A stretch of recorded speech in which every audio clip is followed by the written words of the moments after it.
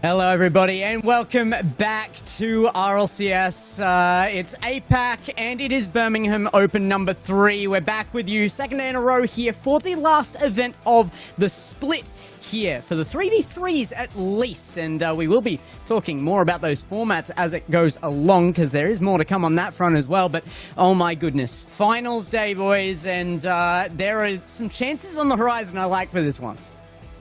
Day 2 is always a fun day. Championship Sundays, the beginning or end of the week, whichever way you like to see it here. Gex, Rhino, it's awesome to be here one more time, 3 times in a row.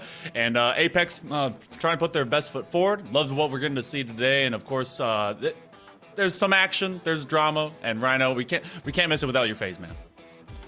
Oh, it's such an amazing time to be a supporter of APAC for sure. The team that we send to Birmingham may already be set, but there is so much left to decide for the rest of the season. We're only halfway through the season, boys. Plenty of time left for these teams to make a statement.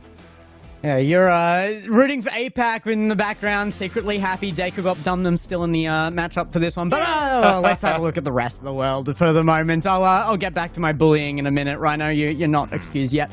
There it is, Birmingham Major upcoming, but also 1v1 Open coming up, and I think we have some news on that front. It will be covered here on the main broadcast. All three of us hoping to. I'm going to have to take leave on day number 1. I have a wedding to go to, unfortunately for you guys, so yeah, sorry about that one, but it's I'll leave you two to expert hands. We've made some good recommendations on who might be able to fill that seat. Well, you know what? Congratulations on your marriage. I'm so excited for you. You're not wrong. Well, no? Oh, my bad. Okay, we'll see how it goes. Well, you know, we're going to be seeing some great 1v1s, but that transfer window is going to be interesting. We got 2 big majors that are happening on either side of it. Birmingham. I actually saw the other day on the First Touch broadcast, there on the main broadcast, they're like, "Oh man, so how much is Birmingham like an upgrade or side grade from everything?" And everyone's like, "Ugh." I feel like someone knows a little bit better, but we'll tell you guys what our weekly schedule is going to be looking like. It's about a copy paste from yesterday. APAC happening now, EU happening later, and South America happening even later than that. But all day, all Rocket League, all the time. Oh, that is what we live for. You wake up, you watch Rocket League. You have lunch, you watch Rocket League. You eat dinner, you watch Rocket League. You need to go to bed. No, there's Rocket League for you to watch. So we've got so much action for you today. Of course, there is also, you have to remember, the early rounds from every other region, every single region available to watch this whole weekend. And I believe that we actually have some of those other regions to have a look at, Gek.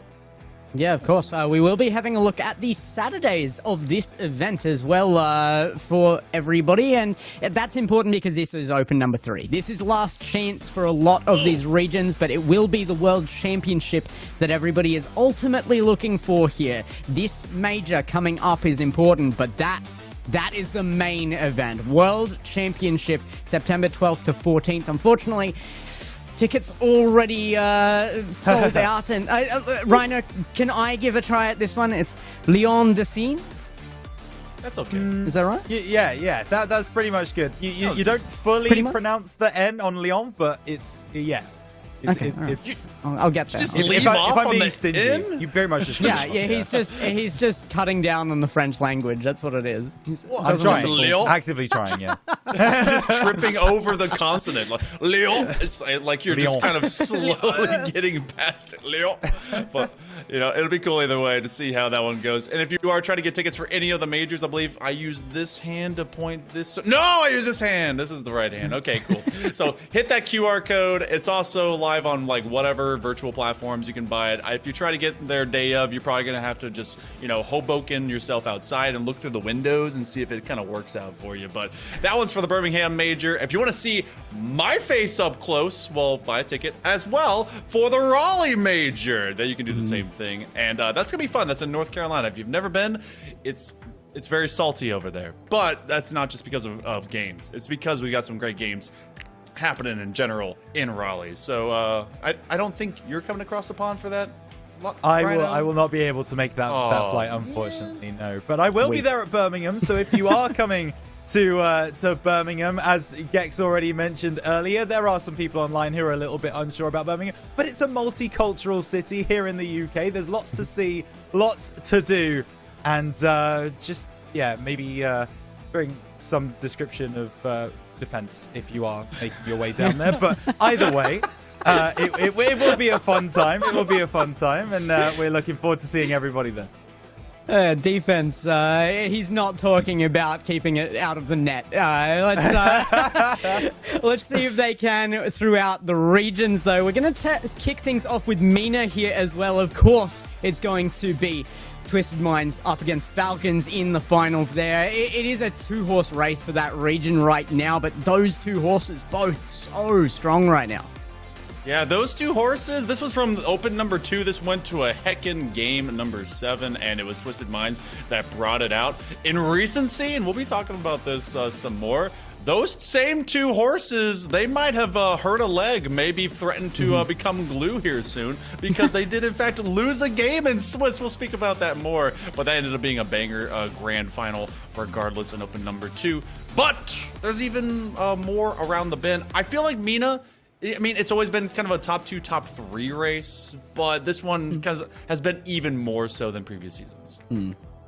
Yeah, I feel like we've been waiting for a while for someone to really challenge Falcons. They were the big team in MENA last season. Twisted Minds have come in, and they have absolutely given them a race. So it's super exciting to see what will happen in MENA next weekend, of course, in their grand finals.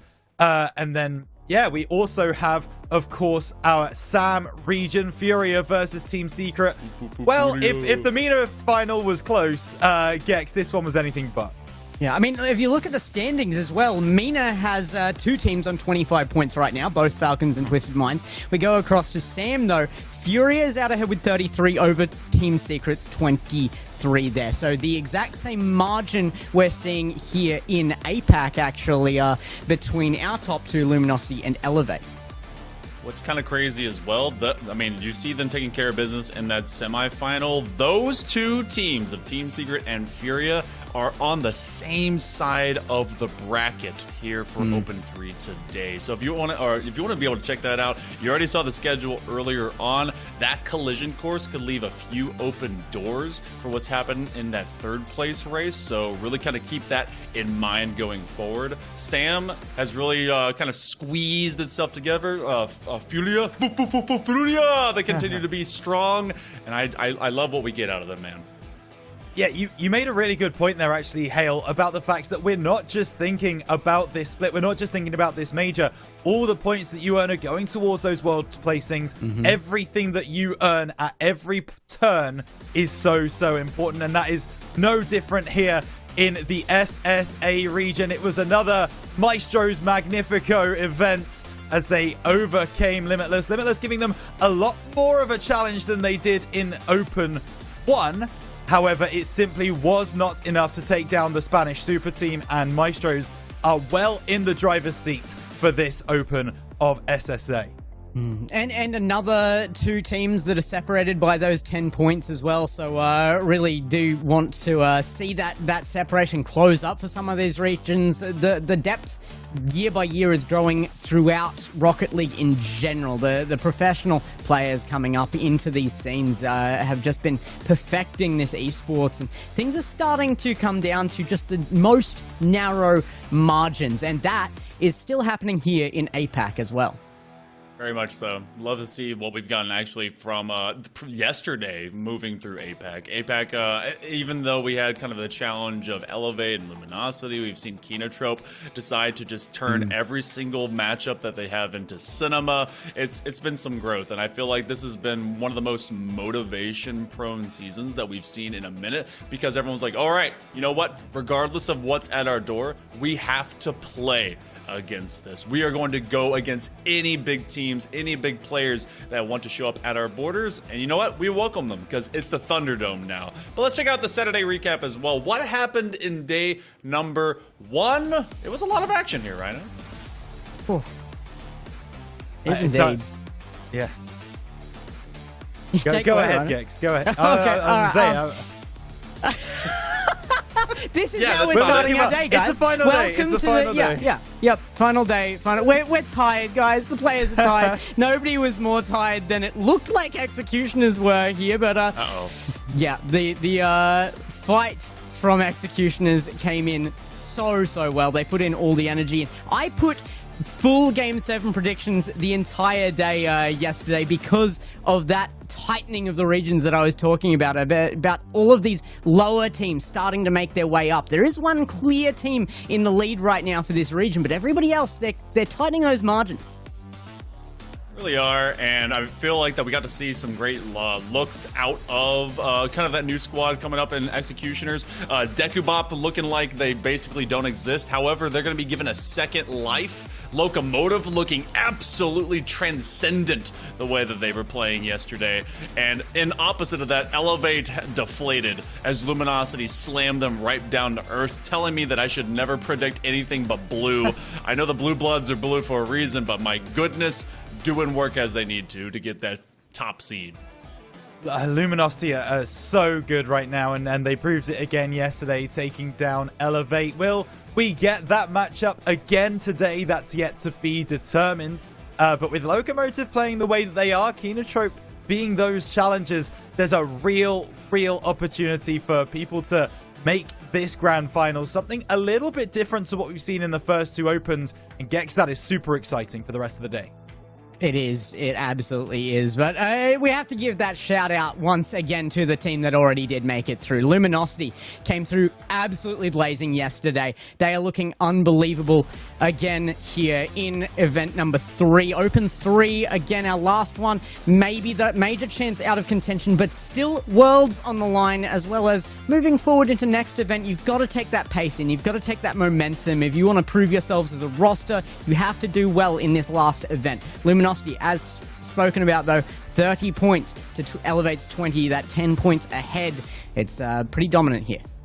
It's massively dominant. You get to see the bracket as it is panned out. And looky here. Look right here. After we saw those lower two bracket plays, as well as a couple 4-0s, this one, an early bit of information. Dekubop will be moving on automatically to face off against Luminosity. What a treat for the Finns. Executioners were excited about it, but Mohamed had to go back to Saudi because he had a flight, so ended up with a bit of a travel miscue in terms of timing. So unfortunately, we don't get to see Executioners, but we do get to see some cash in where everyone is able to land in that money pit. And, you know, everyone's looking for the top, maybe for some extra goodie bags whenever they go to the actual major. Yeah, it's such a shame that we won't be able to see that Executioners versus Dekubop Dundam game. I really thought it was going to be one of the standouts of the day, but you know, travel issues, they happen, and unfortunately we won't get to see it. So Dekubop will be through into that top 4, and they will be playing against Luminosity, as you see. But these are your top 8 teams. We've already dismissed 2. We will determine who your winners of Open 3 are throughout the course of the day.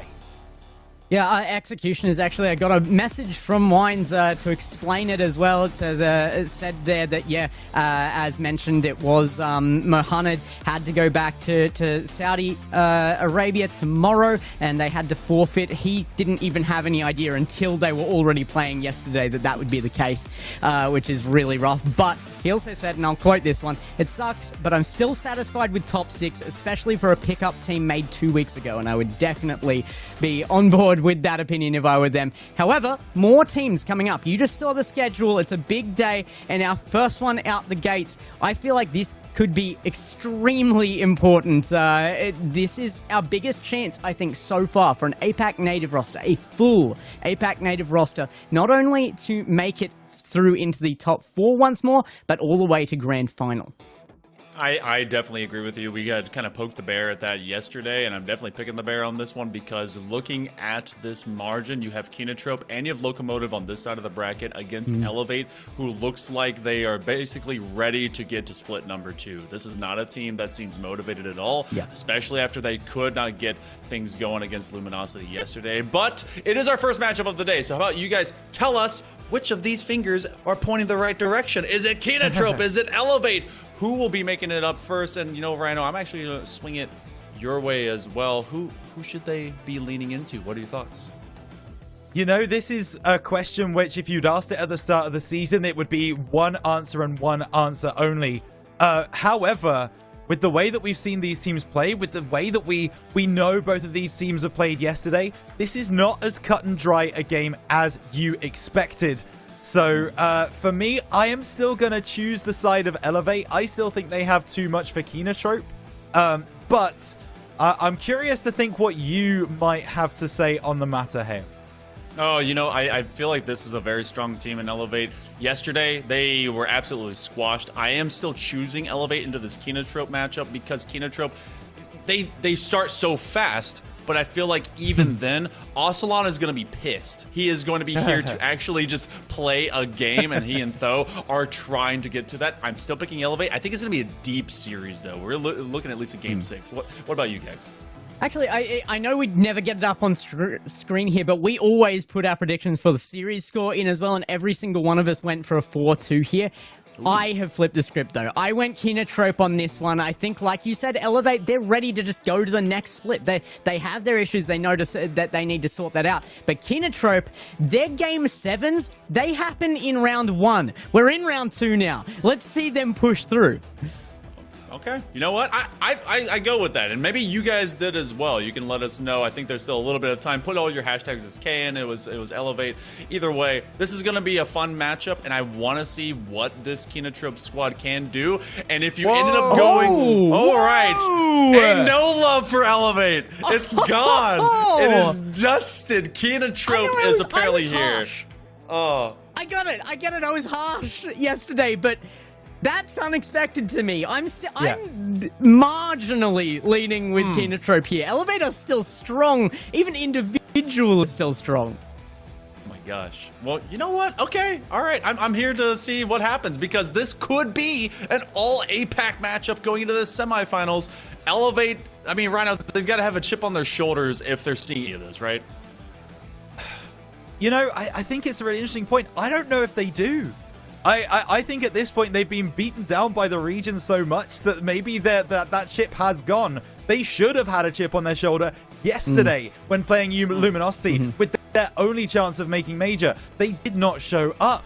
So I think that chip is long gone. I think they ate it. They took it off. They put it in the mouth. I mean, I know we have different ideas of what a chip is, Hale, but at the same time, it's still food at the end of the day. So I don't know about that. They just don't seem to have that passion. I think they are ready for split 2.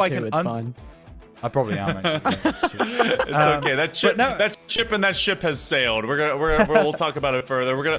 Gex, you get to enjoy the sideline for this. I mean, you're thinking Kinotrope? Do you think it's going to be early, or is it comeback central for us?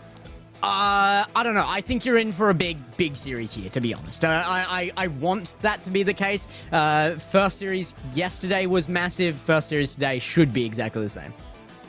Well, you know what? We're going to leave you with that, and we'll see how big it's going to get. Thank you, Gex. We'll be back with you in just a little bit, but it's going to be me and Rhino hanging out for a little bit as we go into this first of fan love for the Kino gang. I am not at all on the outside of that. I just feel like they have to prove they can get that job done a little earlier because they get those first few games. But Elevate, I don't know, the chip and the ship, will it just be there or will it be non-existent? Do they seriously just want to log in, get the match done, and maybe be done with this team and try to reconvene for next split? I think this game is going to tell us a lot about where Elevate's mindset is. I think it's going to tell us a lot about what the work that the coach has done with them. I think it's going to tell us a lot about the mentality of the players, and I think it will be a really interesting challenge if they are not there mentally, if they are not locked in. I mean, you can just go onto X and you can see the tweets made by the Elevate roster yesterday. They weren't happy about the situation that happened with Luminosity, with the tech pause that we saw. They believe they should have had that pause much earlier. They believe that goal should not have stood. And is that cause for a chip? Or once again, is that the point where you kind of just take that on the chin and you feel like you're a bit beaten down by the region? I don't know, Hale, but Kinotrope is gonna poke this bear, and will the bear fight back or will the bear lie down? That's what I'm interested in. This is definitely a Beauty and the Beast. This is definitely a couple teams. One that had such huge expectations, and another team that was feeling like they put that onto themselves. One levied by others, and one that was kind of self-critical. And you can really run that comparison whichever way you want to. We'll bring up those rosters here in a second as well. Kinotrope, there's a lot of love for this team, and I feel like as the Japanese super team, as we kind of dubbed them at the beginning of the season, that they also carry a big torch. They had that big fight against Blue Torch and Open number 2, and I felt like this team is going to be so strong moving into this fight. But there's also still just, I mean, some solid experience that comes through with Elevate. Ocelon looks like he was being bullied yesterday, though even though they had kind of that tech situation, that definitely speaks to me that there's still a competitive spirit there. He's like, you know what, I feel like I got drubbed, and no one goes out explicitly to do that on socials and talk about it unless they feel like they want to be able to compete, unless you're literally just making excuses. And I'm really hoping to not give that kind of flair to this. And Maxu is also maybe on a kind of a tour of showcasing, look, this has been like a 2+1 situation. Pick me up if this roster does not stick together. Yeah, and it is about that shop window as well. Obviously, we've talked about Rostermania coming like right around the corner. A lot of teams are going to be splitting up. There's going to be a lot of movements in those rosters. So there is an element of, I want to show my best look to make sure that I can get picked up by the best team possible for me. There's that selfish kind of drive as well, which is, you know, this is the final day of Open 3. You've got no more opportunities to impress teams as we get into this. But we will take a look at the two teams that will be taken to the field. Furlash, Realize, and Lunatic on the side of Kinotrope, and Tho, Ocelon, and Maxu for Elevate. I mean, if you didn't know that, you've not been around here for a very long time. But Hail, these are two rosters, again, at the start of the season, had a lot of wind behind them, and maybe going into the end of the split, it's more of just a little breeze. I do want to know, I want to be like a fly on the wall in the VOD and War Room kind of reviews between coaches Homie and Trill. Because for Homie, I think he has actually a great situation with Kinotrope. And he's just going to be like, guys, you're doing great things. I know Risk is this phenom, but chill. Like, you should be able to get some of this stuff done. Just go in a game at a time and be able to fight this fight. For Trill, I don't know what the man is going to have to do to get Elevate's head back in the right mode. But we're going game number 1. This is Elimination Central. That's what it's going to be all day long. And Kinotrope trying right out the gate. Big save by Tho. So important for Elevate not to go 1-0 down right there, because again, you talk about a team that have been beaten, battered, bruised. Elevate, if they went 1-0 down off the kickoff, I mean, you just get in your head, oh no, here we go again. Instead, they survive, and it's now them with the attack as this one starts to move inside. Double demo on the back lines. Tho's going to try and prevent this from happening. Nice demo again. Realize looking for the pass back, but Maxi recovers. The creativity of the physicality we're getting right now. They're looking not only for the first, but the second and the third. And that is what we got to get out of the Kinotrope in spades. If they're going to be beating Elevate today, really proving that Japan has a massive value in this proper super team, it's going to be taking the fight to the beast right off the tip of the sword. But Elevate wants to prove that they didn't just move to this region for no reason. They're going to be sitting here for a long time. First minute comes and goes, and we're still dead even at nothing. There's been a lot of opportunities. It's not like this game has not been fast-paced. Ball across the front will be collected by Tho. Takes it forwards. Met by Realize, who gets a nice second touch as well. In fact, Ocelon might be out of position here. He just has to scamper back and make sure that ball is pushed into the corner. Kinotrope still moving forwards, but eventually Tho sends it clear, and those passing plays for Kinotrope just not quite working out as of yet. I mean, the ample aptitude right now is that they're looking for that kind of that corner zone drop and then getting a fantastic bump or demo play immediately thereafter. It's about where that second to third man follow-up has really been. Now they kind of drop this over the arc. They get at least Furlash and Realize to try and go into that connection, but look how Realize ruins Ocelon. They recognized what Luminosity was doing amazingly well yesterday, and it was bullying the Dutch, not letting them get that connection. We're 2 minutes in. We've still got nothing on the board here, Rhino. Yeah, which I'm not sure which team that really favors.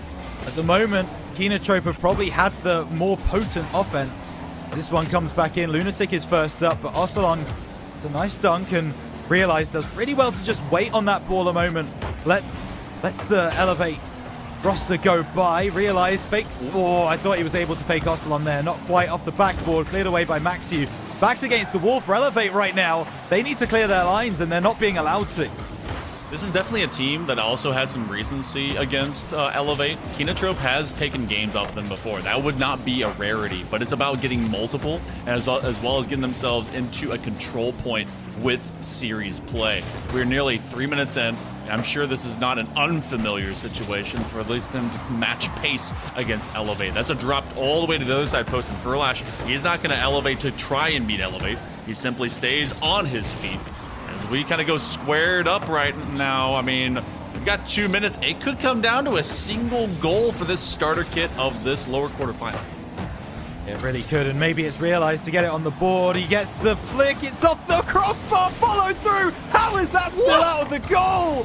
Kinotrope have had 5, 6 good opportunities in this game to take the lead, and they have been denied by a combination of the Elevate defense and the woodwork. So close, and Kinotrope are still fighting to try and get this opener. It's not dropping for them yet, and Hale, they're going to be wondering what more they have to do. Fourth man DLC got paid for it by Elevate, and another one goes screaming at it as they have a bouncer and a half. Lunatic's going to try and take control. Tho will come off from the backboard. That means there's a soft double commit, but Ocelon is looking for some level of space. They cannot get onto Furlash. 1 minute now, and all the offense has existed right now in favor of Kinotrope, chasing it down. Realize can turn. It's just a barn-burning blitz, and Kinotrope finally gets on the board.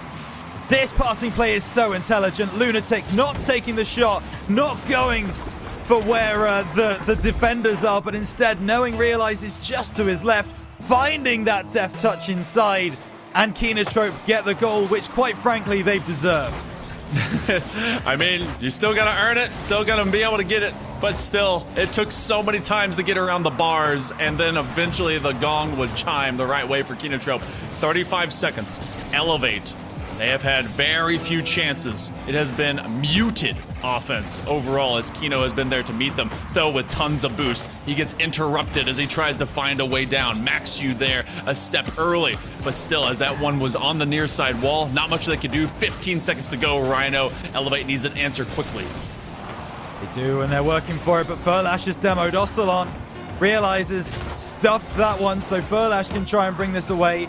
Will drop to Ocelon in the midfield, who back from the dead, and the pass inside is just going to go wide. The ball will drop.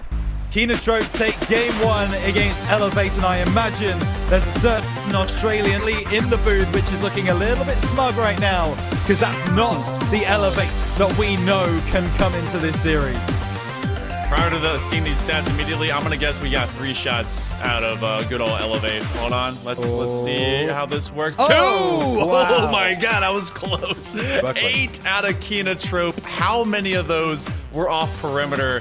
And, I mean, obviously they are forced in those positions because they still have to get through Elevate. We cannot discount that their defense was a minimum present for half of that. But if you take some of those that looked like they were nearly a sure thing, this could have been even worse. It really could. I mean, look at this. Lunatic, just so unlucky. I talk sometimes about a matter of pixels. That one is literally a matter of pixels that one doesn't go over the line. And that is going to be the goal from Realize to make Kinotrope take the victory. And this is what we were concerned about. We were building this game up as a close game because we know Elevate aren't at the races. And to be honest with you, I don't even think they've set off from their house. Oof. Man, they're playing on some kind of Wi-Fi on the train. Maybe just hoping that something will connect eventually. But I mean, again, let's bring it into some kosher mindset. Okay. This is a team in Kinotrope that has been good for 1 game per best of 5 that they have played against Elevate. So is this just the one? Will this be good for multiple? Does Elevate find a balance moment? Game number 2. Let's see what happens on Forbidden Temple. Lunatic is up quickest. off the backboard. Maxu is equal to it, and in Kinotrope, they're not really pressuring. They don't have the boost to do so, as Lunatic, very limited boost, tries to get around the side. Though intercepts, but realizes there first. Now that cut across, Furlash makes the save, and this is more like the offensive elevate that we have come to be accustomed to. This one dropped down, Realize gets the clearance, and Lunatic will try and take it around the corner. Just can't do so, but in the early goings of game number 2, Elevate have had the more aggression. I mean, when you're playing that previous style in game 1 out of Kinotrope, you have to play to perfection, and it's being directly man-to-man.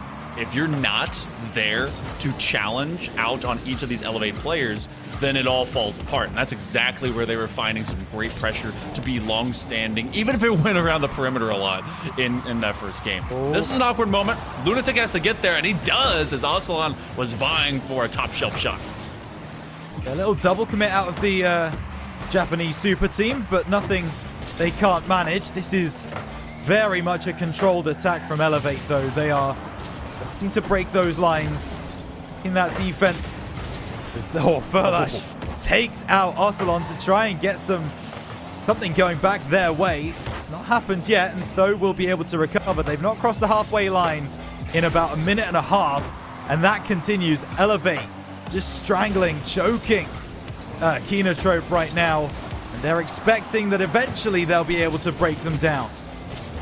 If they're going to do so, they have to take their back corner boosts, and they've been a bit 50-50 on how they sweep through those corners. I feel like there's a mine for that out of Kinotrope. You're going to get another double commit, but Furlash will find a piece of it. And it has been siege warfare at the gates against Kinotrope's half. Elevate went all in on this push-up. That means that there is a moment to counterattack. That's going to go down, and it will go in! Furlash wins a 50 on the goal line. It just takes one for Kino to score. If this was a boxing match, that's a couple of jabs being thrown by Elevate. They keep them at arm's reach, and Kinotrope come right back with a huge haymaker. Furlash into the bottom right-hand corner. Kinotrope, they stay in the fight, they stay in the match, and they actually get a goal, which is so important for them. The equalizer not through from Elevate yet, but this is a much better look than game 1 for the import roster. Furlash with a great stand at the goal line. Whenever they were receiving, having to wait until they saw the whites of the eyes of the Elevate player coming up to get a strike. Kinotrope, it cannot be understated how important it was trying to just find something upfield. And Lunatic has been kind of one of my sole question marks at times, but it really has cleaned up their overall play. Oh, they're not going to be able to catch up to this one, though. Great upfield connection by Aslan to equalize. Yeah, that go-ahead play is really nice. Furlash goes for the challenge, but realizes caught out of position. The pinch through. Aslan is the first one on the scene. There's no boost in the back line, so Elevate on the board. Even if it did take them a game and a half to score, they are now on the score sheet. So maybe that little monkey is indeed off their back, and they can start to settle into this series. That very much makes for a fascinating clash between these two as Kinotrope start to march forwards again. Furlash leaves that one. Lunatic didn't quite get the memo, so Tho's going to be able to come forwards for Elevate. It will be saved at the first time of asking. Maxu off the backboard, and it will be a chance for Ocelon, but he can only send it into the corner. This is now starting to look like another moment of siege, and it's going to be another one that's grabbed up. This time, Tho will come forward. This was all because of the early permeation of that double commit and rotation in the middle of the field. Furlash ends up backwards. They didn't have anyone there off of the initial demo, and then Furlash was literally unable to challenge. Nothing in the tank. Tho takes advantage. Elevate much more in their prime in this game number 2, trying to equalize the series overall, and they've got just a minute and a half to do it. Yeah, they've definitely stabilized. There's no doubt about that. They were maybe a little bit shell-shocked by the way that Kinotrope approached this game in game 1, but now they look a little bit more like themselves. That should scare Kinotrope, because when Elevate are playing at 100% at top level, they are just as good as anybody in the region. Lunatic able to put that one down the side. Furlash just a little slow to it, but this one off the backboard. It's a nice opportunity! Realize snipes that one for the bottom left corner. Kinotrope a level again. Look at Furlash park the bus. He completely screens off Ocelon. It's like, yo, if you're going to pay for this parking ticket, I am the man that you got to give the cash to. And then they slide one through. Realize making great use of his teammates' position and possession. Ocelon trying to take advantage, but the door will be shut one more time. Feels like Kinotrope has left a few gaps. Elevates at least found moments where they can use that. Oh! And a back-flipping save attempt cannot stop the momentum from Tho. The aggression is just unrelenting from Elevate. Tho gets up, not a lot of boost to work with. Realize so close to making that save. Just cannot get across. So Elevate retake the lead. 50 seconds for Kinotrope to have an answer. It won't be off the kickoff, certainly, as this one now. Ocelon fakes it out, but he gets a bump! And Tho sends that one onto the left-hand side of the goal. Elevate starting to run away with game 2. Ocelon set Furlash straight down to the grass. Just Goomba stomp and a half, put him to the tires. And Tho has been the willing progenitor for getting those scores thereafter. So, Elevate looking much better here in game number 2 as they are recognizing game meets game. Oh, can they connect? No, Ocelon will just simply not be disrupted, and neither will Maxu. Heck of a save there. Yeah, now Elevate are starting to feel it. They are starting to get that mental back. This is a confident Elevate, and that is not an Elevate that you want to be playing in this regional. Maxu being quiet for a lot of this game, but he fires that one top right corner, and with 11 seconds left, Elevate have tied the series up 1-1. Good recognition by Ocelon as well. I don't know if he was just completely out of boost or otherwise, that he could not get that ball, but it was going to a second option in Maxu from the floor that was able to blitz it in. Tho has come alive, so has Elevate, and this will be a great way for them to now find a piece going throughout this series. 6-2. This one was over around the 4-2 mark. Extra goals, though, they'll walk out with these. Yeah, this is just confidence building for Elevate. This is just, we know we can score more. We are going to score more. So they are going to do just that. 3 seconds left on the clock. Kinotrope want to end this game as soon as possible, and they're not going to be able to by doing that. They do look for one. No way. No way have I just seen that hail. Slap it up into the crossbar. That's me going into high school and just slapping the top of the double doors as you go into the math hallway. Everyone knows what's up with that. All right, well, you know what?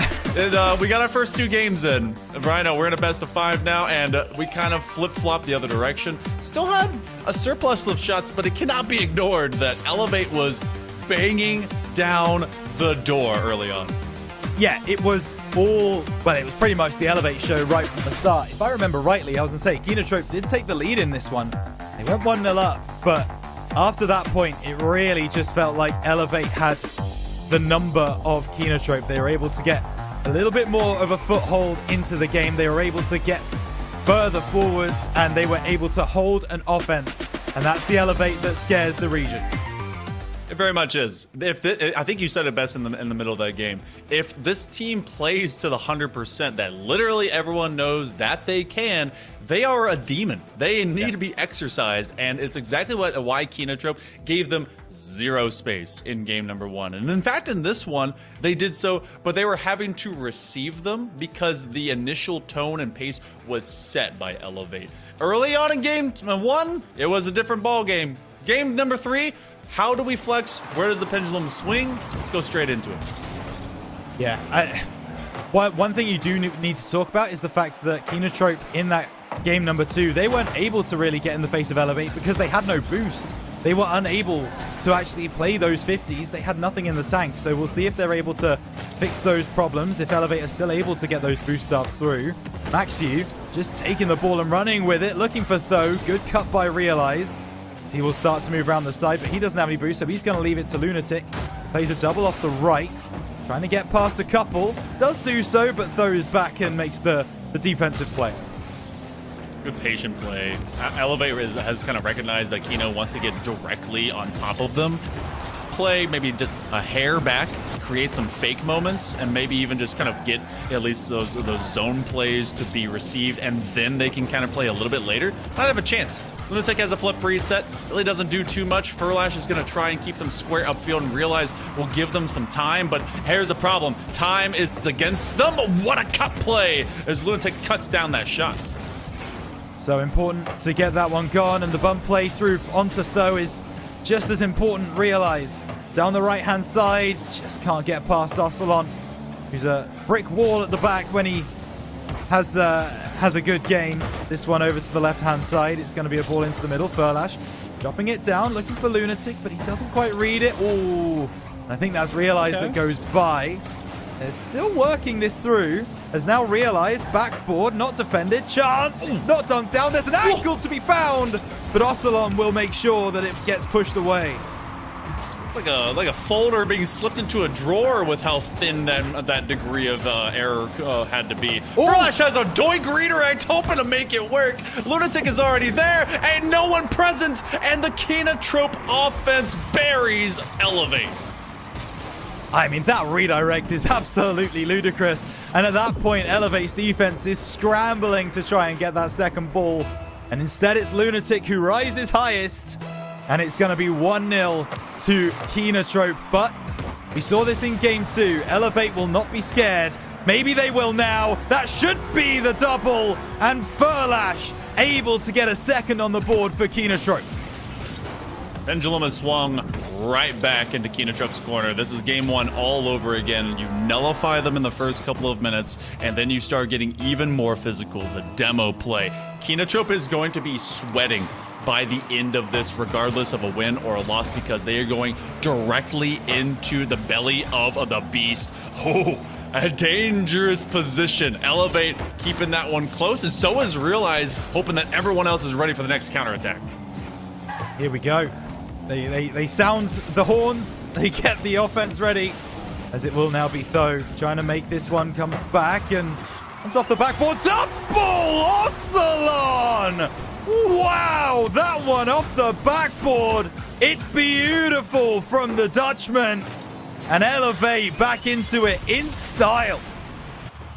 Line Dutchman Ghost Ship shows up to haunt Kinotrope on that back line. That's exactly where you don't want to see him, uncontested from the backboard. Ocelon has done that to too many opponents to not be recognized now, but in the way that they spiritedly get up there in a hurry, it's indefensible at times. Kinotrope, oh, that becomes a miscue, but all 3 players connect in some form or fashion. A little bit of an overt rotation, and Rhino, I feel like this is starting to ramp up for Elevate. Yeah, and this is where Kinotrope can be prone to panicking a little bit. They are obviously 2-1 up, but the opposition team, they've got a goal back, and they are starting to knock on your door. Those communications, they get a little bit more hasty. They get a little bit more confusing. It's a nice touch from Furlash. Lunatic just going to let that one go. Furlash finds the top right corner. And where, oh where was the Elevate defense? Well, that was Tho right there. You know, right over there. Yeah, you know there's 2 other players on that team, right? Yeah, but they were already gone. Tho was over there, like on the... I'm pointing. Come on, camera guy. Follow. He's not gonna do it. We don't pay him enough for it to have to deal with the booth. My bad.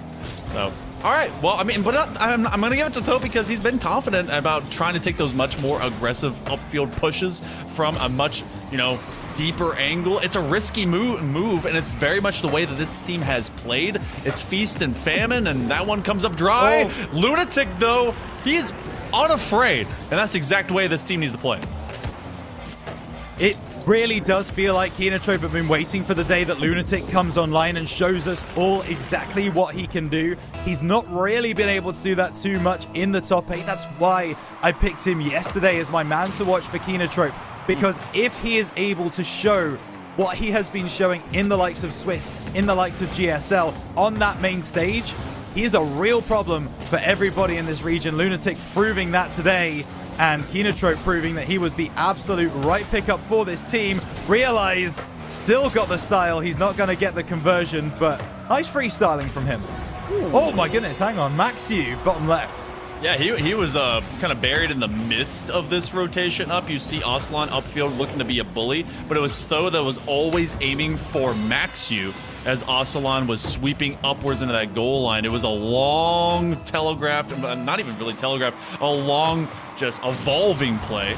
And they have time to maybe get one more of those. But if there's a quick strike offense that ever needed to be faster, it's Elevate through this last minute. Yeah, for sure. But realize he's intercepted that one on that left side. Maxiu clears it away. Tho's going to look for the backwards, not defended by Lunatic. But realize we'll be able to get the clearance. Oh, loses the ball though. Tho going to intercept it. Maxiu reset, getting in each other's way. And maybe that is just the real story here for Elevate. Communication not as locked in. The team not working as one. And Kenotrope, well, they are showing the opposite of that.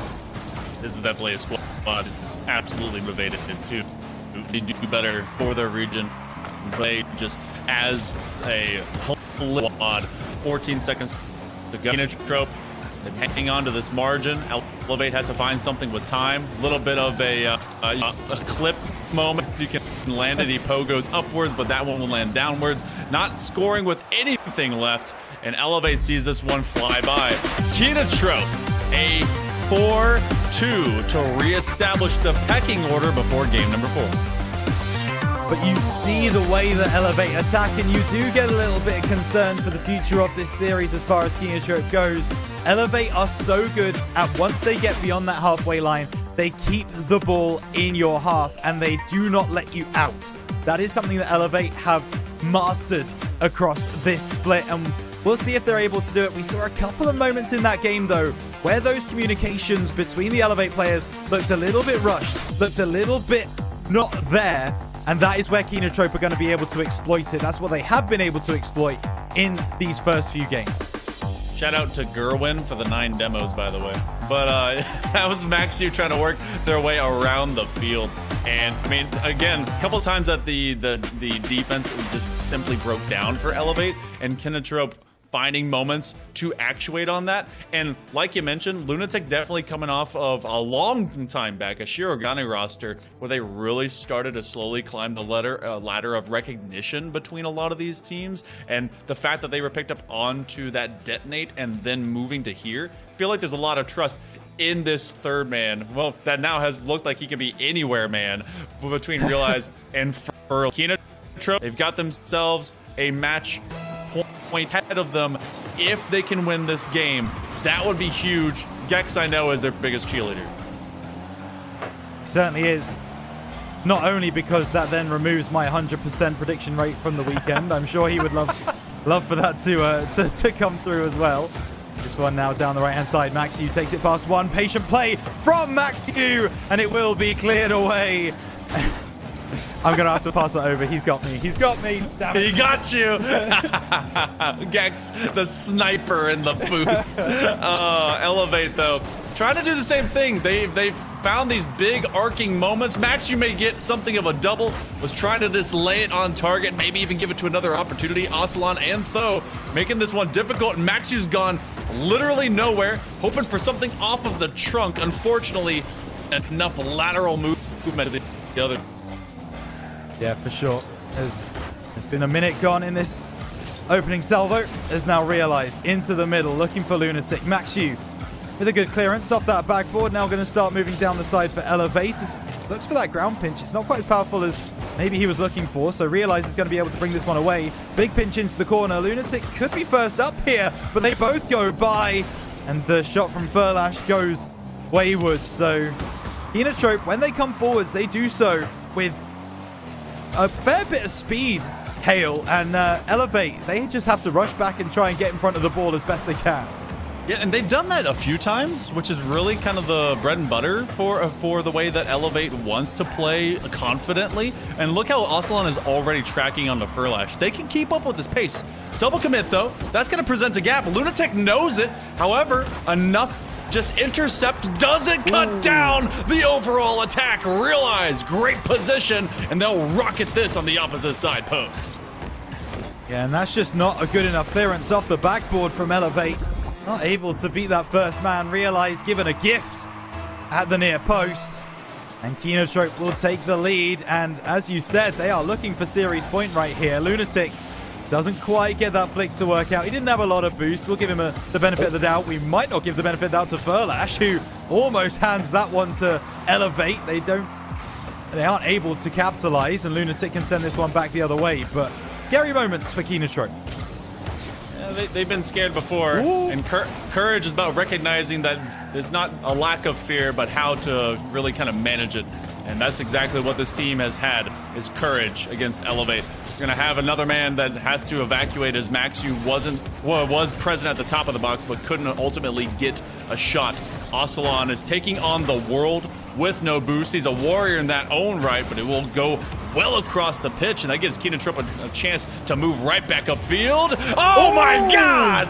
Furlash with speed! That is perfection. Realized with the pass. On the money to Furlash. Into the top left, postage stamp, upper 90, top bins, whatever you want to refer to it as. Keenatrope have found it, and they found a second as well. Not only that, they are the most confident team in this server right now. They're looking hot to trot as they take a 2-0 advantage. Keenatrope is motivated, to say the least. Keenatrope is everything, to say the most, as they have really come up into this top 6 battle, knowing that this has been where they've stopped at least once before.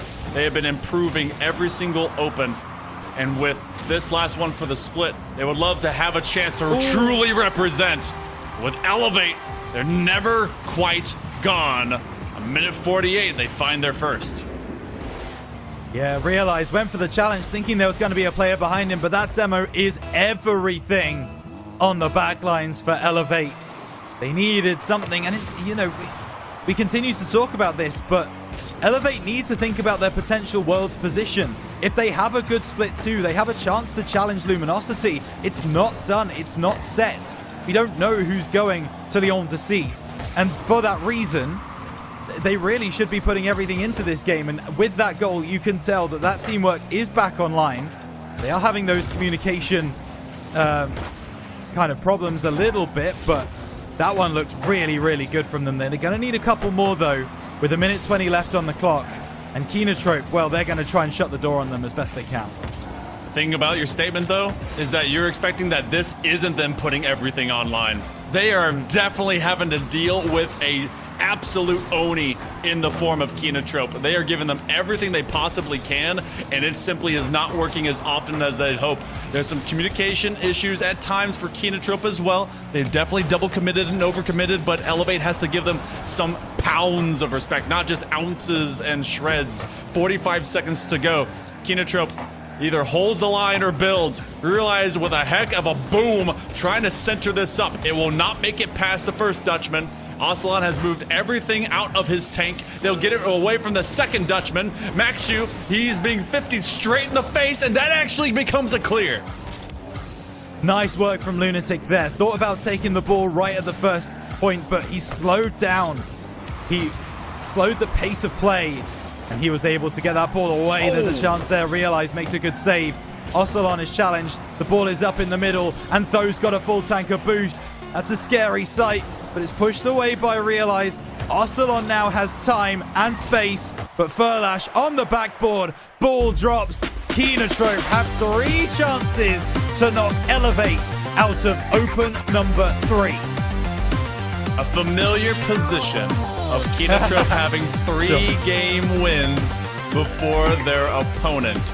Can they simply get it done faster than a game number 7?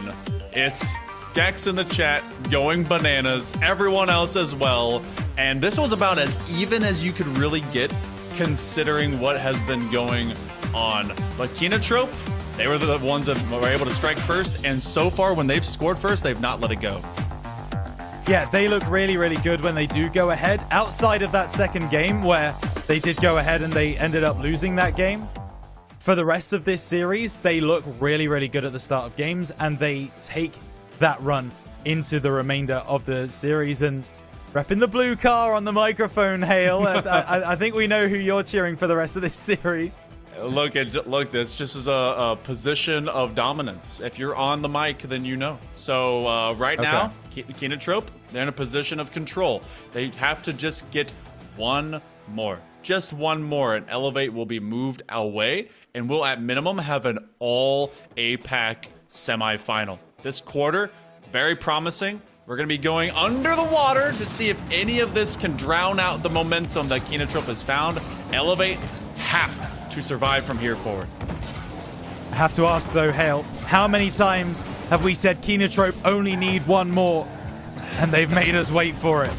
This is a team that don't really know what to do when they get 3 on the board. Maybe Realize does. He takes that shot from very, very deep. Saved by Ocelon. There's now Furlash. Pops this forwards. Maxu intercepting, but only as far as Lunatic goes by. Maybe leaving it for Realize purposefully. He's going to try and play the 50. It drops down. But Elevate are back defensively to make this defensive play stick. Furlash tries to get this one across, but Tho will clear.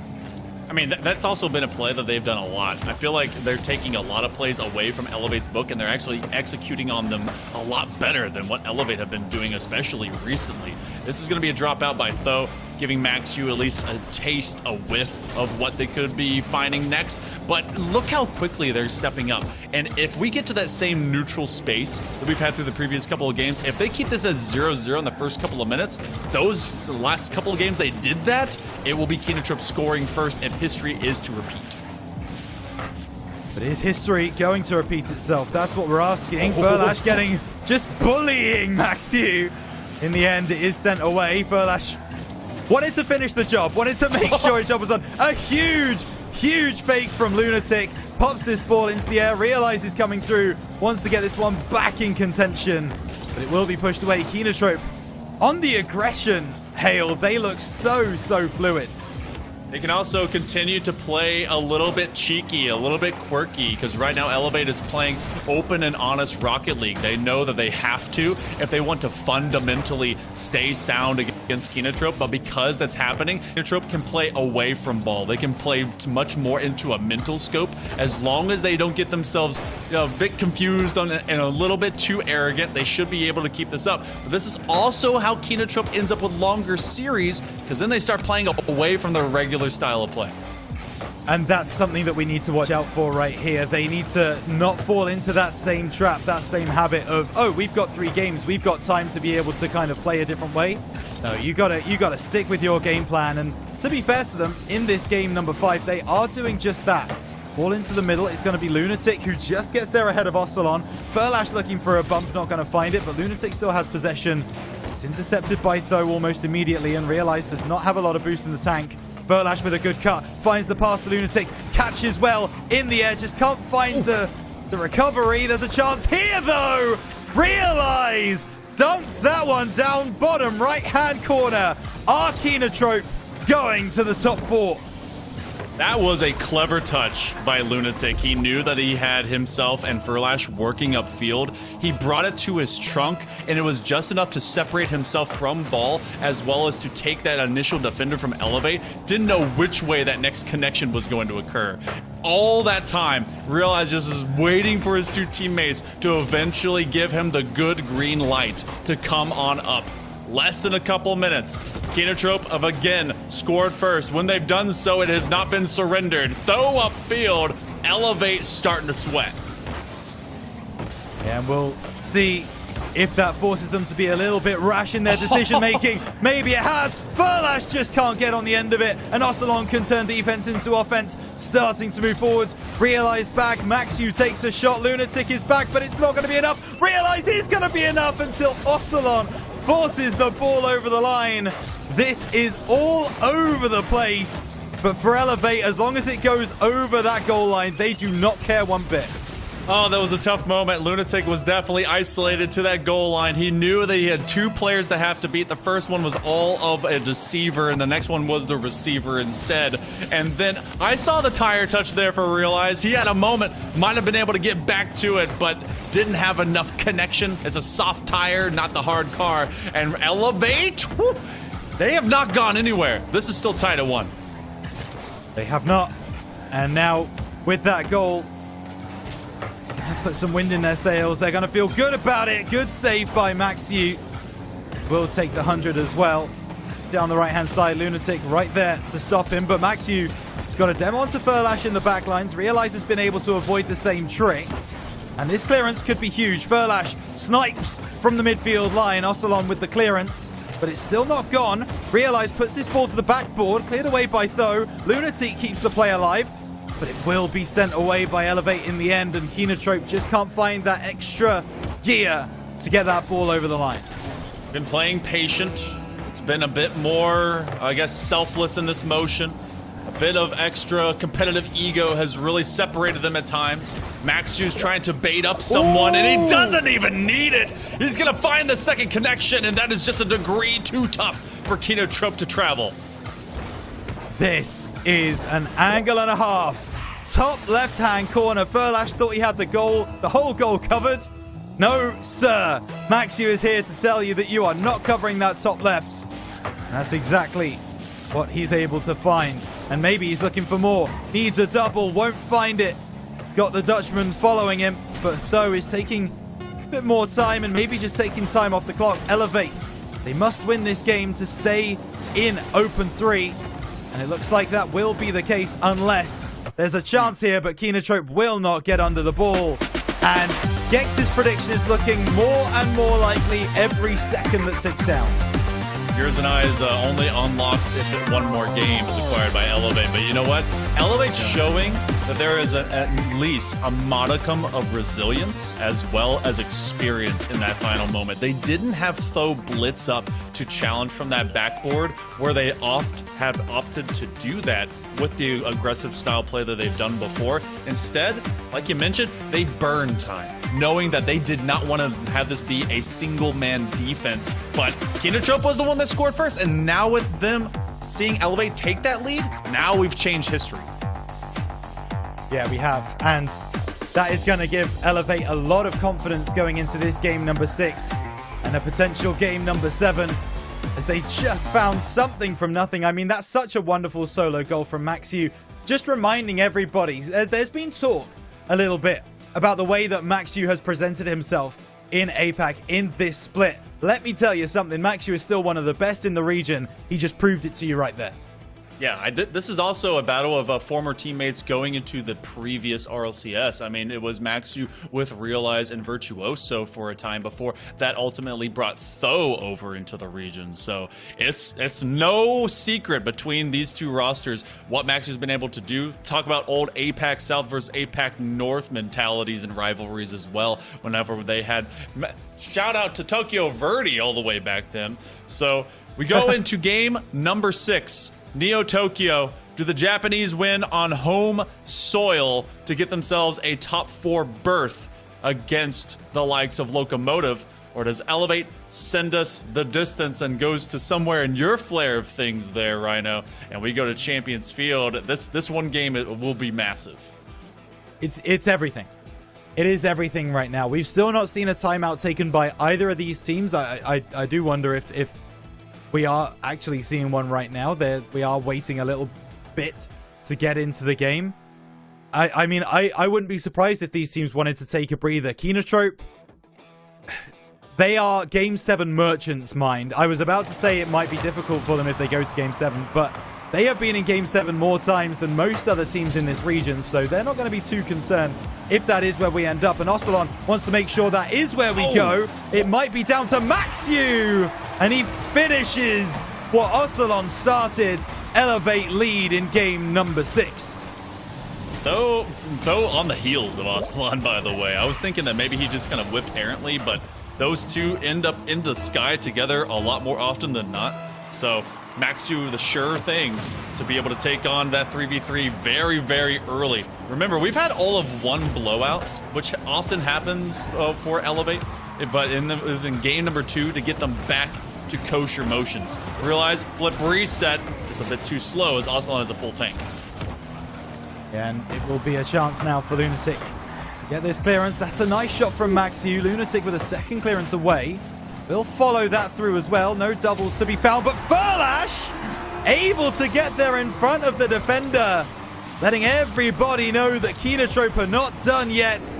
They're fighting for their Aussie fan, and they're making it look good. That was Ocelon expecting the jump a bit sooner. The shot a second, or maybe even a half second just before. But they let it drag past him in his golden or bronzish car.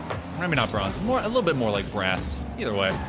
Yeah. First couple of goals happen in the first minute of play. Copper? Is that what? I don't know. It's kind of like a yellowish. Somewhere there. I don't know my materials well enough, but I know Rocket League well enough to see that Ocelon is moving down to the left-hand side. Though, gonna hit this one off the backboard, looking for support. Maxu takes out Lunatic.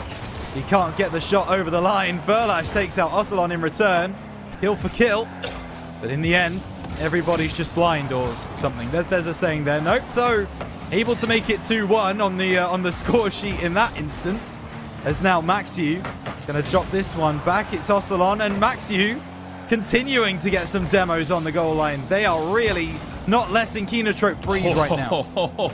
Not at all, but that was also a chance just upfield. They make the swiftest interception right in front of the would-be goal scorer there for Kenotrope. Furlash up and down, realized fist fighting. I did not know that man had a left hook that looked like that. Oh my gosh, chucking a defender and elevate away.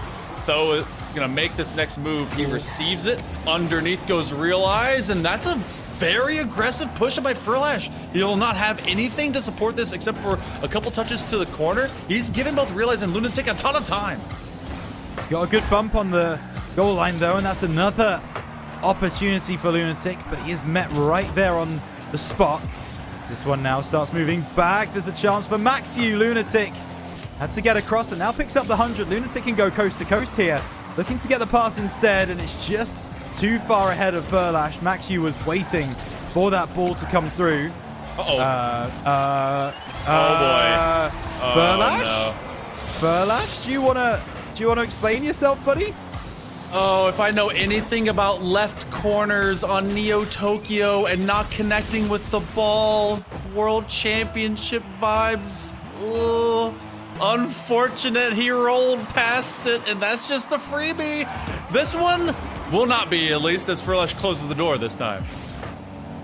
Yeah, as Ocelon puts this one off the backboard, and it is the birthright of Kenotrope. It is the requirement in every series for it to go 7, so this is following the script as this one fades out into the midfield. So, off the backboard, Lunatic, doesn't find it. Furlash with a good challenge. Realize we'll be able to get it away. Those looking for the pass back, though, to Ocelon. I think he got bumped there on the play, still able to make it work. As Realize and Tho go bonnet to bonnet. It's a win by Lunatic. Realize pass inside to Furlash, but Ocelon makes the adjustment beautifully. That is wonderful work from the Dutchman. Ocelon is reading layers upon layers of what is going to happen next. He's already stabilized to get the first touch, goes to the next man when that initial play does not occur. Crisscross applesauce, that'll land on target, and it's just a car length too far for Realize. They make it a 2-goal lead, 85 seconds to go. Neo Tokyo starting to be the crux for Kenotrope. Again, does it matter, Hale? Game 6 Kenotrope is not the same Kenotrope as Game 7 Kenotrope. We know this. We've learned this. All right, we have to consider that this is Kenotrope at about 50% right now. They don't play very well on a Game 6 for whatever reason it happens to be. Elevator taking advantage of it right now. They are 3-1 up. They look like they want to take this series the distance, and that one from Maxu is top shelf and then some, off the crossbar into the goal. And if there was any question marks about Game 7 being on the board, there are not anymore. Maxu's shot percentage on the upper 5% of the crossbar is insane, to be honest. Like, he had it in the previous game, then into this one. Front left, front right, doesn't matter where that top is. If he gets there, he's pretty much gonna get the shot in. So less than a minute to go. Elevate. This is exactly where Kenotrope wants them, apparently. If Game 7 is to be.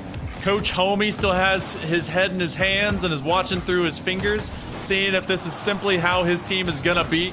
So if this is how they have to do it, Game 7 may be just how it was written in the script.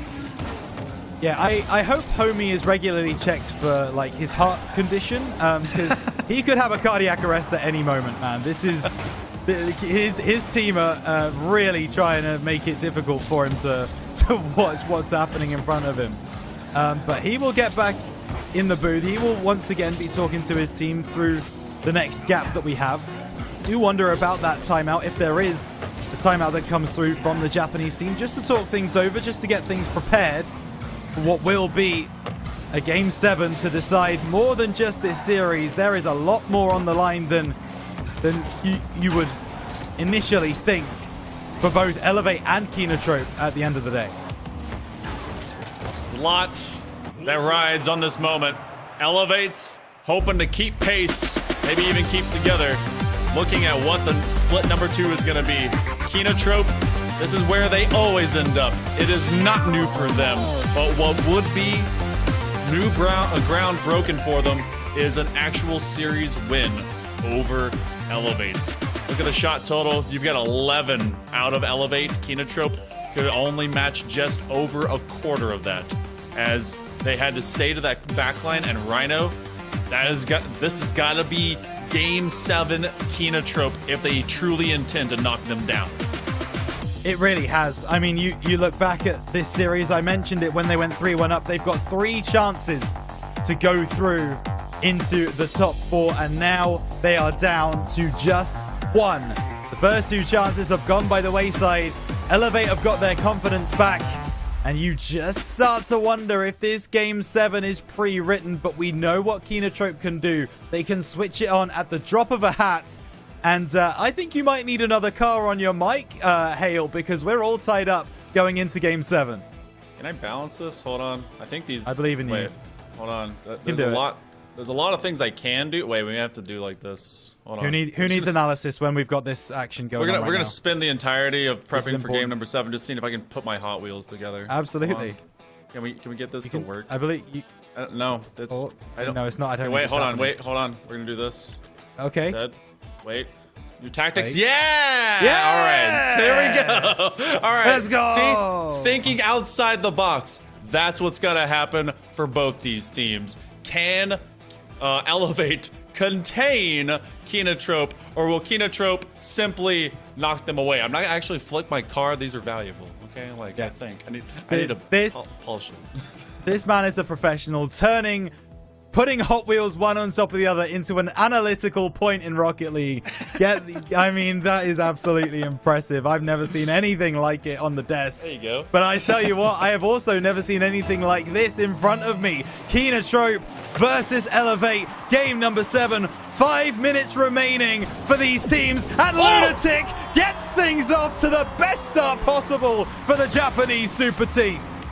One big win. Lunatic pops this one up, gets the slapper onto Maxiu and waves at him as he goes to the back bin. Kinotrope in 4 seconds, establishing the tone early. Oh, and maybe more. Verlash on the right-hand side will leave this one to Realize, who has a lot of boost in the tank, looks to dump this down off the backboard. Lunatic to try and keep it alive, just loses out. Actually, he's able to get the pass across, but Verlash has missed. Realize has gone for a hot dog, and Maxiu scores in an empty net. You know what? Me too. Hungry as all get out. My first breakfast, never enough. Verlash thought he had plenty of room as that one might slide, but Maxiu is going to do them one better. We go into the first 21 seconds, and it's tit for tat, blow for blow, and quick jabs between both these titans. Oh, hang on, Lunatic backboard, no. Though, to push it away, now Ocelon working off the left side, taking that one out, but it's a big win by Verlash, though he's going to have to try and deal with this one. Verlash takes out Ocelon. Verlash will leave this one to Realize, who just can't find room under the bar to slot the ball home. Max, you can bring it away for Elevate. Ocelon moving forwards. Verlash with a big clearance, though, is following in, though, and it's going to be Realize to clear it away. Elevate maintaining possession, maintaining offense, not getting the goal to give them the lead yet. Going to activate a tick rate higher if you're Kinotrope, because right now Elevate has found the touches ahead of them. They've been matching them, getting some demos, However, Ocelon is an absolute thorn. Got to see if they can be pruned from this bush if they ultimately want to find their way through cleanly. Another demo. Oh, a slapper. Another demo as Ocelon and Maxu are cleared outwards. Realize we'll find a connection just as an Elevate player comes screaming in, and Realize we'll get the takeaway from Tho. First minute and a half has been anything but clean, but it's been an absolute fist fight between these two. And this is what we want to see. This is more of what we were seeing in the first few games of the series. Lunatic looking for Realize on the far side. He will get there first, but he will have to go alone if he's going to make anything happen here. It's now Lunatic sending it clear, has Realize up the field. Oh, I think he wanted the pass inside to Furlash. Double commit from Kinotrope. There's a one-on-one now as Maxu starts to move forwards, but Lunatic gets in his way.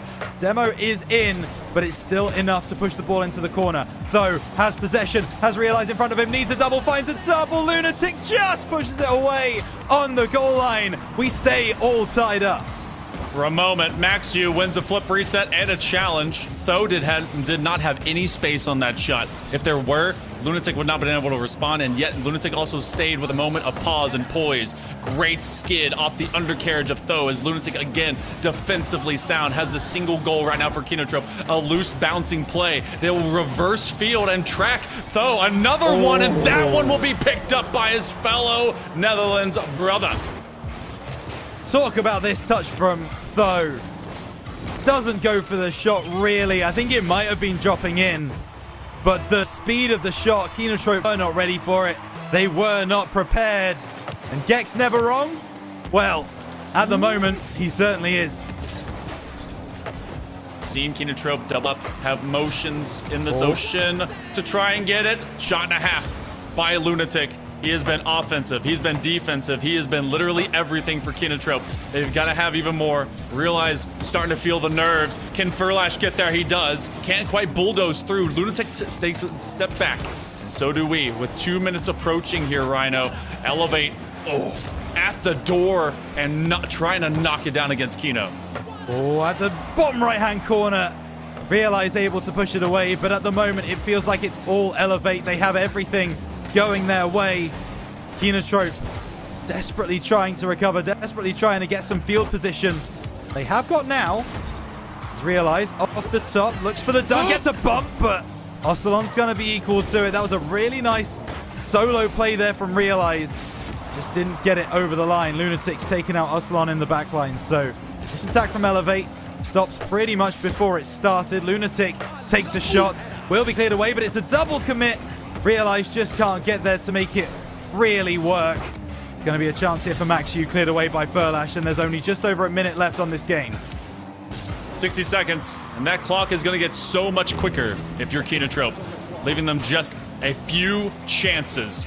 Massive pinch between opponents. It will go all the way back to Elevate's corner, and a lasting shot. They were trying to give it to Realize. Realize hoping to find anything. This corner has been such a curse for him. Unable to get a clean opportunity. Furlash and Tho will clash. A double commit between Kinotrope players. 40 seconds and less now, Rhino. Kinotrope's opportunities and moments are starting to dwindle.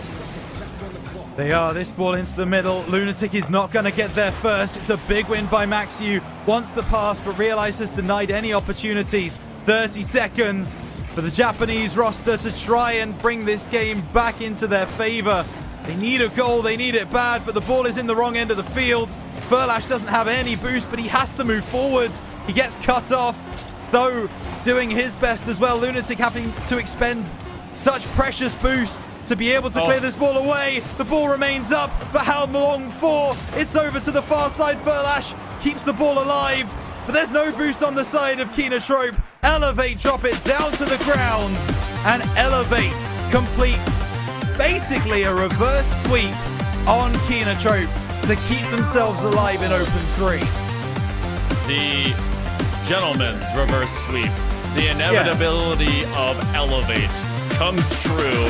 Kinotrope goes down fighting in another tight game number 7, still trying to undo this mountain that they have struggled to climb. In terms of output, both teams are putting it on. Feels like Ocelon was really putting in the work up and down this pitch. A couple of massive assists by Tho, and it was that one moment when Tho was able to make kind of that reversal setup that just dropped the ball into the box and got the call for Aslan and Maxu to commit. That was really that was the winning score that ultimately put them head and shoulders above Kinotrope, but only just. You talk about only just. I mean, over the course of the series, maybe Elevate were the winners based on like goal difference, but at the end of the day, as far as each of these individual games, they felt so close, and Kinotrope had to work so hard to keep this, but this is the play. That's the one right there. Though the deft touch into the middle of the box, Aslan follows through. And although me and you were correct in our predictions, Hale, it doesn't really feel like a true victory. I mean, you know what? Elevate's the only one that's probably going, yeah. Everyone else is like, you know what? Kinotrope cannot wait. And I think us, we can agree. We cannot wait to see what that roster is going to be doing going into split number 2. There's been so much growth for them. Just barely a hair away from having that top 4. Elevates in a moment where they've definitely shown some vulnerability yesterday and have been proven to be straight in the middle mixture of teams in the 2nd through 5th column. They struggle, but still find a moment of kind of self-acquiesce of, all right, we made it through. We are still fighting in some capacity. This regional's still online, but they're gifted with a very wily opponent in the form of Locomotive that is willing to do exactly what Kinotrope was doing and more. In fact, they did 4-0 yesterday, and that's a team that has succeeded in game number 7s. That's going to be a banger into that semifinal here in a moment, Rhino. Oof, I cannot wait for that game. It's going to be absolutely unbelievable. I mean, I was excited for whoever came through this game, right? If we got Kinotrope versus Locomotive, what a game that was going to be. The fact that it's going to be Elevate, I mean, we've been talking amongst ourselves, and I know there's been people talking on social media as well, that this is arguably the best chance for a non-Luminosity versus Elevate grand final that APAC has seen this season. The way that Locomotive are playing, they are so good right now. However, Elevate have just won 3 games on the spin. They might have found something that they felt like they lost yesterday, which is that confidence and that mentality that they are one of the best in the region. If we get Prime Locomotive versus Prime Elevate coming up in that semi-final, oh boy, fireworks are about to explode.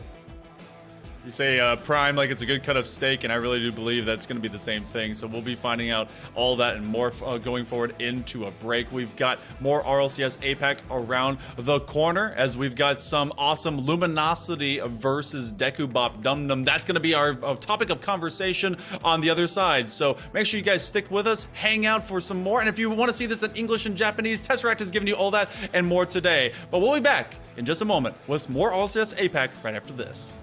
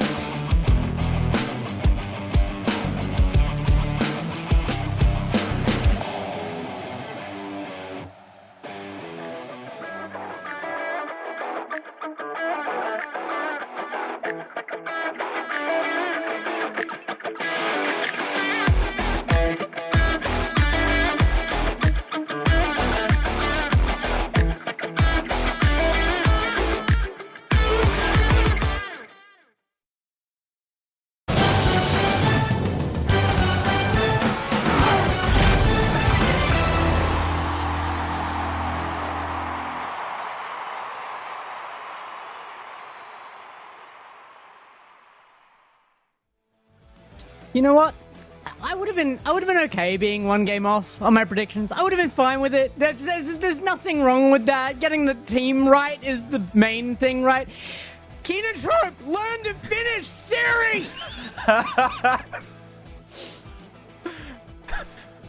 There's a lot of hurt happening in this booth. We're so sorry, but you know what? It was a great series. Look, I had to swallow my pride when Canada beat us in overtime in the U.S. face-off, or the Four Nations face-off. So, unfortunately, Keenan Trope will have to do the same thing here. But we got to see so much growth. That's what mattered, Rhino. We got to see some great growth. Oh my goodness, yeah, we did. By the way, I've never heard Gex yell that loudly ever in my life. So clearly, he is properly hurt. Wasn't ready for that. no, they were not. That's a new peak. As we take a look at the playoffs, we now have our top 4 teams: Locomotive, Elevate, Luminosity, and Dekubop Dumnum. It's starting to look a little bit familiar, Gex. It is indeed. In fact, one side of this in particular is looking quite familiar. That is Locomotive versus Elevate. We have seen this already this weekend. Friday, Locomotive beat Elevate 3-1. So it's interesting to see if they're going to be able to do that again. Elevate are coming off a pretty big win here. They definitely are, and we'll see if that maybe gassed them completely. They're going to have to refuel very swiftly, because that was a long series for them, and they're going to have to take on a team that feels like, you know what, we finally made top 4. LCT is here to play. Dude got some extra reps in at the gym and is ready to smack anyone that says his fit is not good. But before that, we're going to see Luminosity against Dekubop Dumnum, and as we go into this, you guys can tell us as well how you feel about it, because we've got LG! We got DBDN. That's not the TV brand. That's just good old Luminosity Gaming. So, is their eye... Hold on, am I pointing the right way? No, their eye. There you go. On the prize. I feel like Luminosity is expected to do well here, Rhino. I know that you have been literally our representation of any other place in Europe. So, we're going to start with you again. Do the Finns even get one? No. Okay. Same. That was me too. Same. Yeah. I think everyone has the same idea. No, listen. I mean, look. Dekubop Dumnum, we saw them play yesterday against Locomotive, and in moments, in spells, they looked like a really good team. They lost 3 of those 4 games by 1 goal, 2-1. Right? They scored 1 goal in every single game. However, when you are losing 4-0 to Locomotive, who are considered probably 2nd or 3rd best in the region right now, you are not considering about Luminosity, who are that cut above. Well, we might be able to find out how much of a cut above they are later in the day, you know, if we get that game later. But Dekubop Dumnum, I said it yesterday, I'm going to say it again. They need to find something special if they are going to take down this Luminosity roster. And for me personally, I just don't think it's going to happen. I'm sticking with Luminosity. Yeah, that was a long way to say Luminosity's gonna 4-0. I'm gonna say it quickly. Sure was, yeah. These players on Dekabop Dum Dum are gonna be awesome in the 1v1s. Today, it's gonna be a 4-0 for Luminosity. They look like they've been just fantastic on a tear. Gex, we kept you on the sidelines for so long. Is there a snowball's chance? Because I felt like if we had talked about it maybe 2 opens ago, maybe, but probably not today. I think there's a game in this. I think Dekabop have a shot. I'm not 100% sure on this prediction. What I am sure of is that there is going to be a win, a dominant win here from Luminosity still. Even if there's one game in this, I think that minimum it's still going to be a massive win from Luminosity. But I'm excited to see what you guys have to say as well. So let's bring up our predictions and let's see exactly what you guys have said from home as well, because this is going to be an interesting series coming up. However, it's not going to be as even as probably the one you would have seen Dekabop starting with before. 65% to 30. Well, I'm shocked by this, but you know what? I mean, it's still the right side on top. I'm not too surprised. If there's anything that we've seen over the past several opens, is that these teams and their fans roll deep. So the finish, they're like, yeah, this is the only one we got, so we're here. Same thing was true of Senza the other day. So you know what, that kind of matches, and I feel like this blue-white car actually goes for any team out here. So either finish or Luminosity. Yeah. Rhino, we're not gonna have you with us for this one, but I mean, what's words of motivation that I guess you can give to Dekubop to overcome this titan of Luminosity? If it bleeds, you can kill it. And Luminosity have lost some games at times. They lost a game to Dekubop Dum Dum in this very game on Friday. Luminosity won 3-1. So you know you can take a game. You know you can take more games. Just keep doing what you're doing. Work against them and try and cut out what they want to do. Play your game. We'll see what comes through. But yeah, that's probably the best advice you can give to Dekubop right now is play your game, see what happens. Well, Rhino, we are going to have to push this one through as well, so I'm glad for the take. It's going to be interesting. Hale, we're going to have to send Rhino off. Give him a wave. Give him a wave quickly. See if you can get the right side of your camera. Hey, he got it. He looked the right direction. I'm very well trained on this. Okay, look, I may miss like the pointer. Retriever. Yeah. You guys didn't hear the monkey noises I made in the prelude, but yeah, no, our producer did. I know which way my co-casters are. You're over here, and you're over there. So that's yeah. I feel like we're also. I feel like we also need to speak to the fact that we mentioned earlier, Executioners, they had to forfeit because they had a player that was traveling back to another country. So I had thought that Executioners were going to be here, to be honest. I feel like a lot of teams, after seeing what happened yesterday, that was going to be the truth. But Deku, they've been given a second life, and that has to be something to speak about. Like, you know what?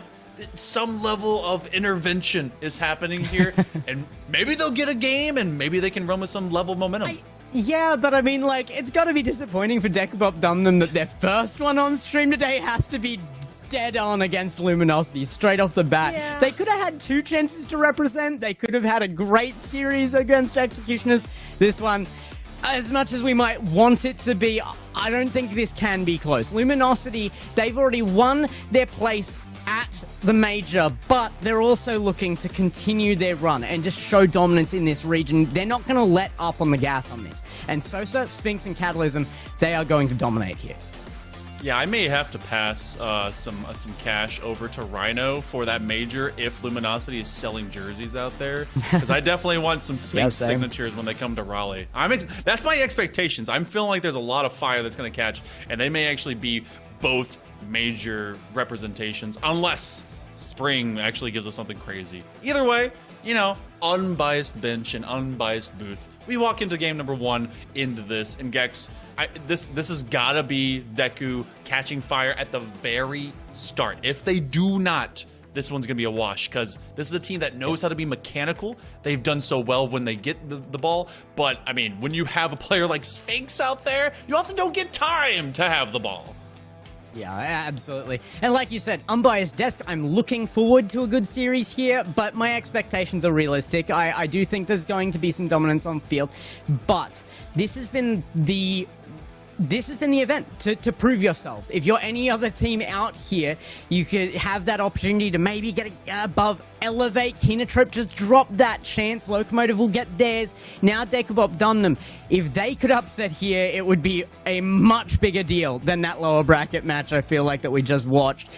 This one would be the real maker for something special if Dekubop can step up. So let's get them on field and see what they can do to fight off not gods, they do bleed, but giants.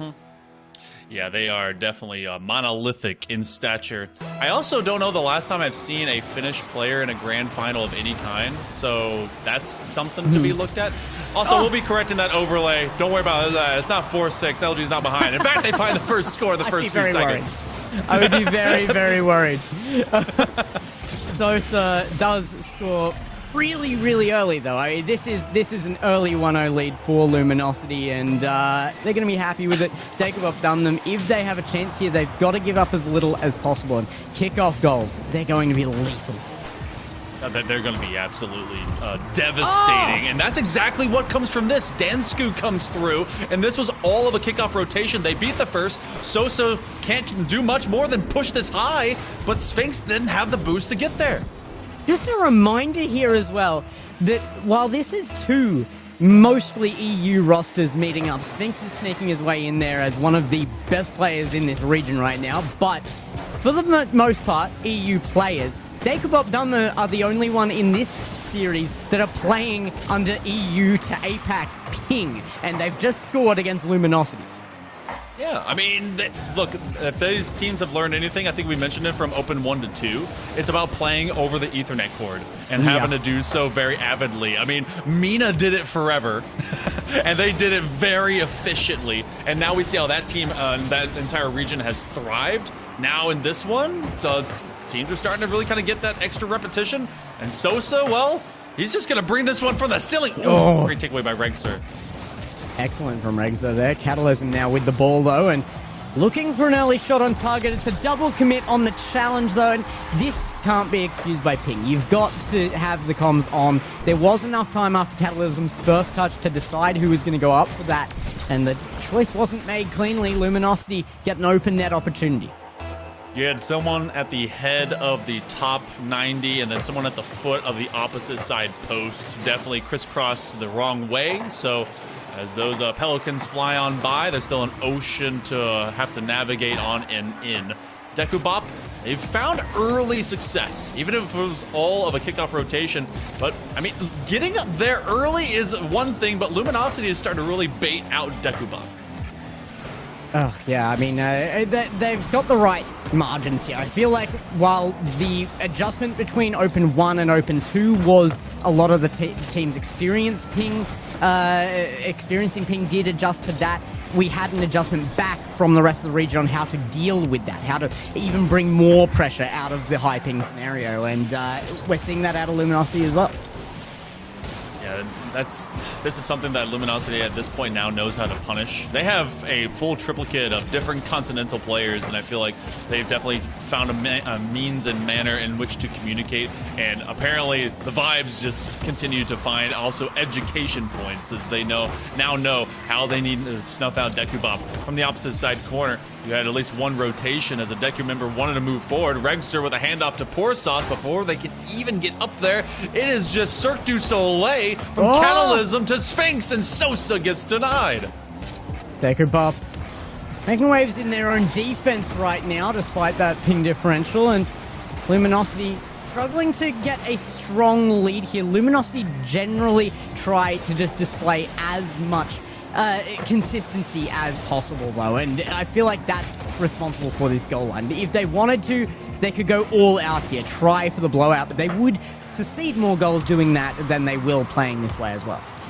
Yeah, they'd rather play, well, because this is a dominance style team. They want to absolutely ruin you mentally and mechanically, but they also know how to play it with a game in control. Some kind of sweeping motion that I've seen out of Dekubop, not even just from their goal line, even from that midline, felt like players just don't want to give up on a touch that they have, and that's just over the top level for Sosa. Can't quite get it through. It feels like they're kind of being a little bit selfish in the way they want to contain some of these possessions. That's way downfield now. A boomer from Luminosity gives away possession, but for how long? Regza, another one back up the other end. I was expecting a more subtle touch, especially coming out of the last series where we saw so much short play from player to player out from that Japanese roster. I really am kind of waiting to see that crop up again. I love that playstyle in this current meta. Yeah, they've been all over, just into each other. And then, I mean, Elevate, I feel like we're seeing kind of a diet European version of what they brought to the table. A lot of outside rotational space. Sphinx, heck of a catch off the initial flip reset. And it's all 2-1, all of a minute remaining. Luminosity has played this close to the vest, and giving credit to Deku, even with some of their miscues, they've limited the damage for a time. I mean, look, I may have screamed the loudest I've ever done so on RLCS desk earlier, but this is keeping me quiet. I like it. Dekubop are keeping this close enough for me to be nervous about this. Luminosity, certainly not out and dominant right now. However, they do have control of the game, and they're continuing to keep that control. It has been the word of game number 1, but can it be removed from them? Dekubop in dying seconds here with chances. Sphinx is going to try and aim for some level of control. Great dribbling, and at minimum, this is going to have Dekubop getting demolished from behind. The riddle getting solved and then getting slapped as Dansku gives a trade. 5 seconds to go. Dekubop with one extra moment and probably one of the loudest Nors I've ever heard in the booth so far as we get a 2-1 game 1 out of Luminosity. That was more of a flaw, if I'm honest. Luminosity, if I'm honest, scraping by the skin of their teeth there was some good chances at the end there. And I gotta say, without the ping difference, you might have seen a different outcome on that one. That final pass, though, I think it was Porces who was looking to receive it.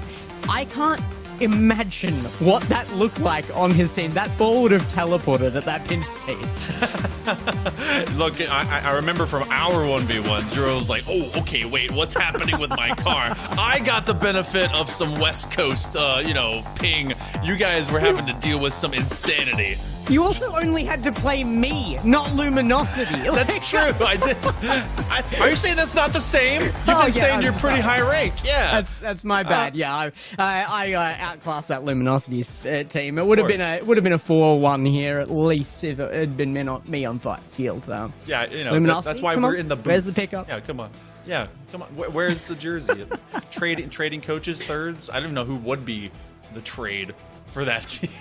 Either way, we go to game number 2. Now, we've seen Luminosity play with their food before. I don't know what that eye of the beast is supposed to be, if it's a cat, if it's a bird, if it's something, but they then break out in game number 2 after measuring their target and their opponent. So we might be in for something of a burial at sea if Dekubop is not ready. Well, we're going into game 2. I predicted a game win here for Dekubop Dumnum, and game number 1 nearly brought them that one stat. They still have chances. They are looking fairly solid, fairly consistent, and that is something to be shouted out for. And they could be in for more than just consistency, possibly a game win upcoming if they can keep it up. It will be either that big Nor or it's going to be a yeah, mate. I like that it's almost pronounced from your optic afterwards as like LA Noir. Stop.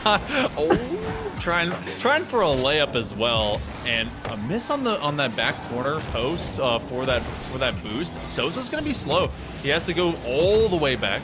Sphinx will be able to contain from this mid level, and that will give us an early goal out of Dekubop. And not just an early goal, a fantastic one at that. This pass lining up, short range passes with lags, so tough to make, especially when you have to put them on target like that. Narrow angle found, and Dekubop Dumnum, they lead in game 2. Okay. You know what? You had said that there was a bit of concern, a bit of silence to be had, and this is the team. Regardless of what you believe, playing inside, outside of the Ethernet boundary, definitely could see themselves playing up and into the LG way, but sometimes you also just have to snipe one on target. Sphinx catching just enough over Porsos. Yeah, that's certainly the shot you want back into this, just sorting out the lead situation very, very quickly. However, Jacob Donnum won't be happy that they've been given that back so quickly.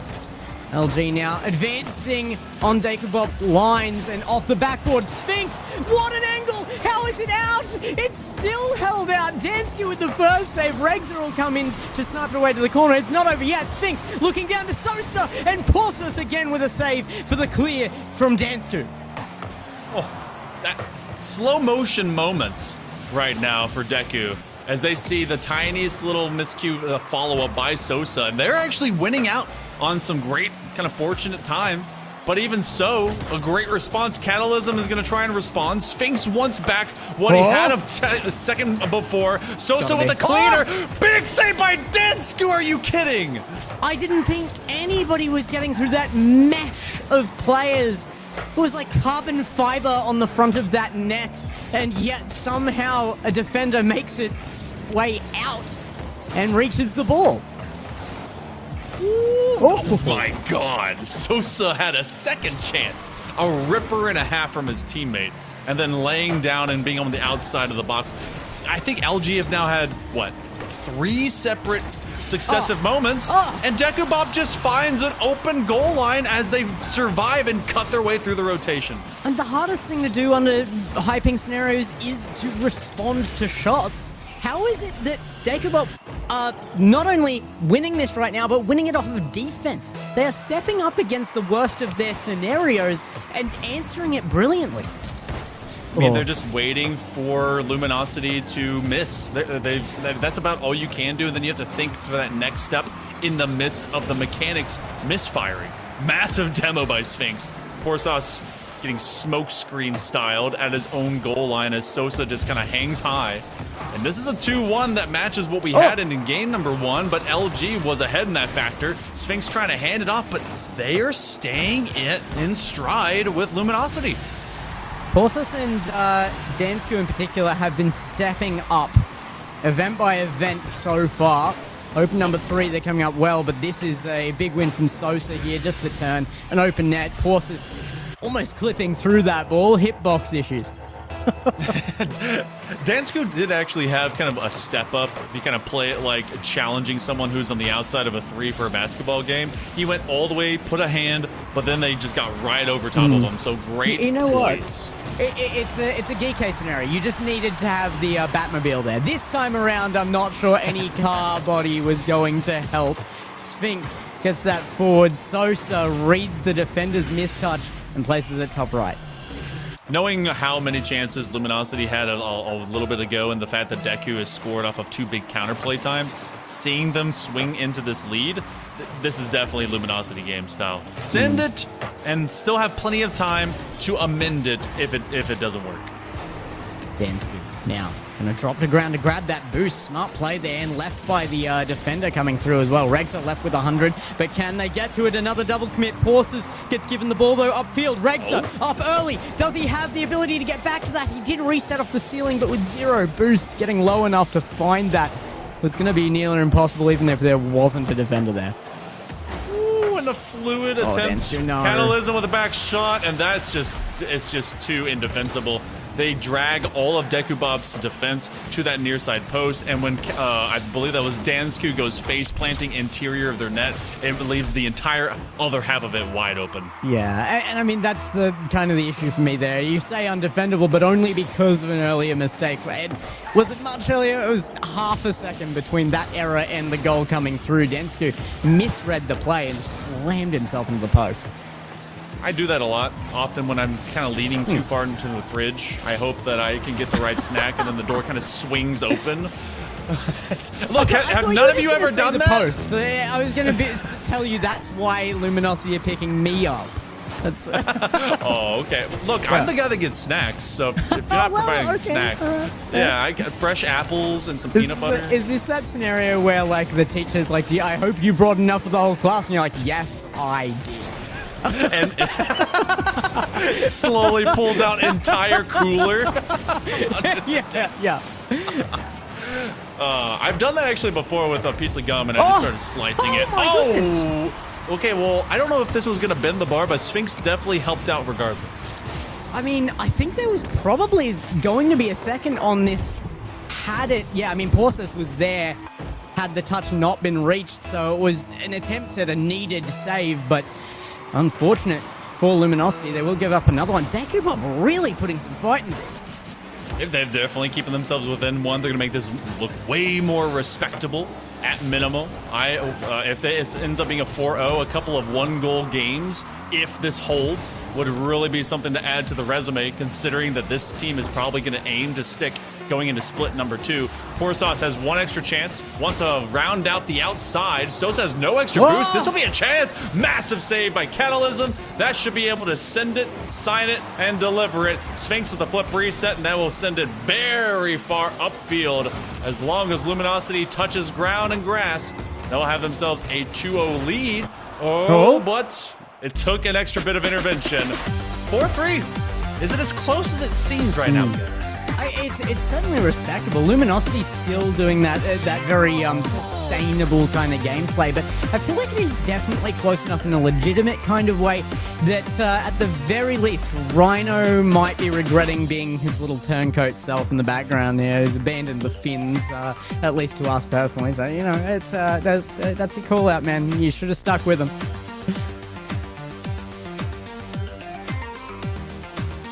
Back in we go, though, as it's going to be interesting to see if Dekubop Dumnum can keep up that kind of effort against Luminosity and bring it forward. It's not just a matter of this being enough. It certainly isn't. There's 2 games down now. Dekubop, if they're going to meet my prediction, at least need 1 game out of this.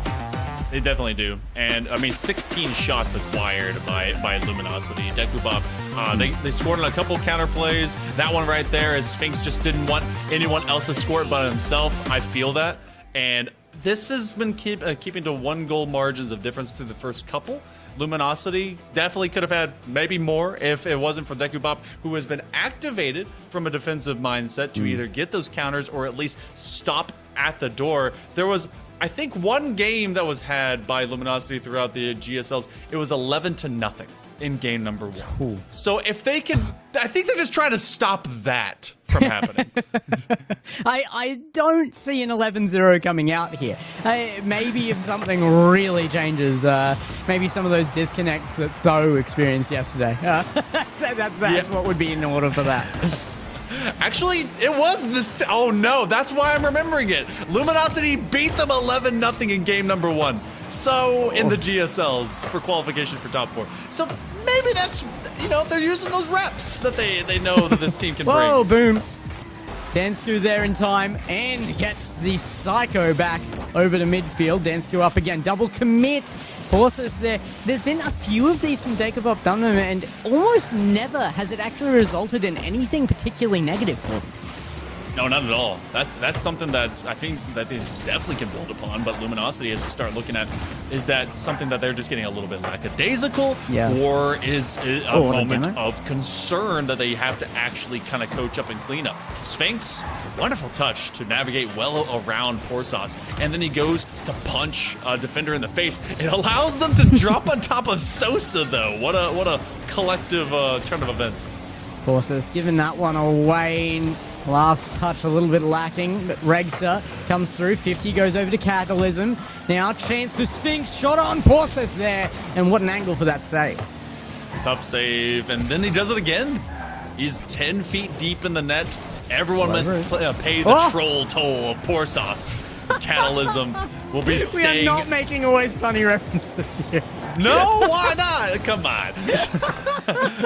Oh, there's going to be... Can I offer you an egg in these trying times? It's Regsa in behind it, putting it forward. Dekubop might need the egg right now in the form of it not being a 0 on their scoreboard.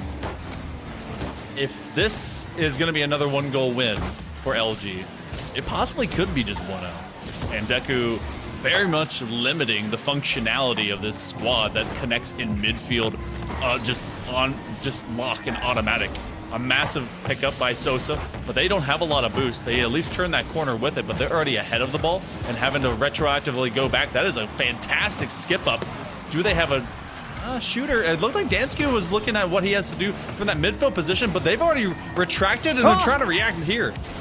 You know what? I mean, maybe it's time for Ryan Reynolds and McElhenney to pick up a Rocket League team. That's the next one. Dansku behind it. Mobile style. Yeah. I wonder. Actually, I think probably Danny DeVito looks like a few Rocket League players out there. He looks like the egg. He's the guy that drives the Scarab for real. Exactly. Oh, Sphinx. Sphinx is going to hammer one home. 1-0 here for Luminosity, but it's taken them more than half a game to find it. They're still struggling to get a dominant lead here, at least in games. The series is starting to get away from Dekubop, though. Deku actually has been replicating, to a degree, what Kina Trope had thrown up against Elevate. And I feel like that, to a degree, is a great concept. They've gotten a game off of this team before, and that was, in fact, in the top 4 GSL position when they were in that, on Friday. So they can play this team close. However, you obviously can see that it takes a little bit of extra effort to get through them. They're going to get that massive demo. Forsos will be there a step sooner. Can they get this double tap? It's for a teammate instead. It's going to hang loose, and they will get this tie.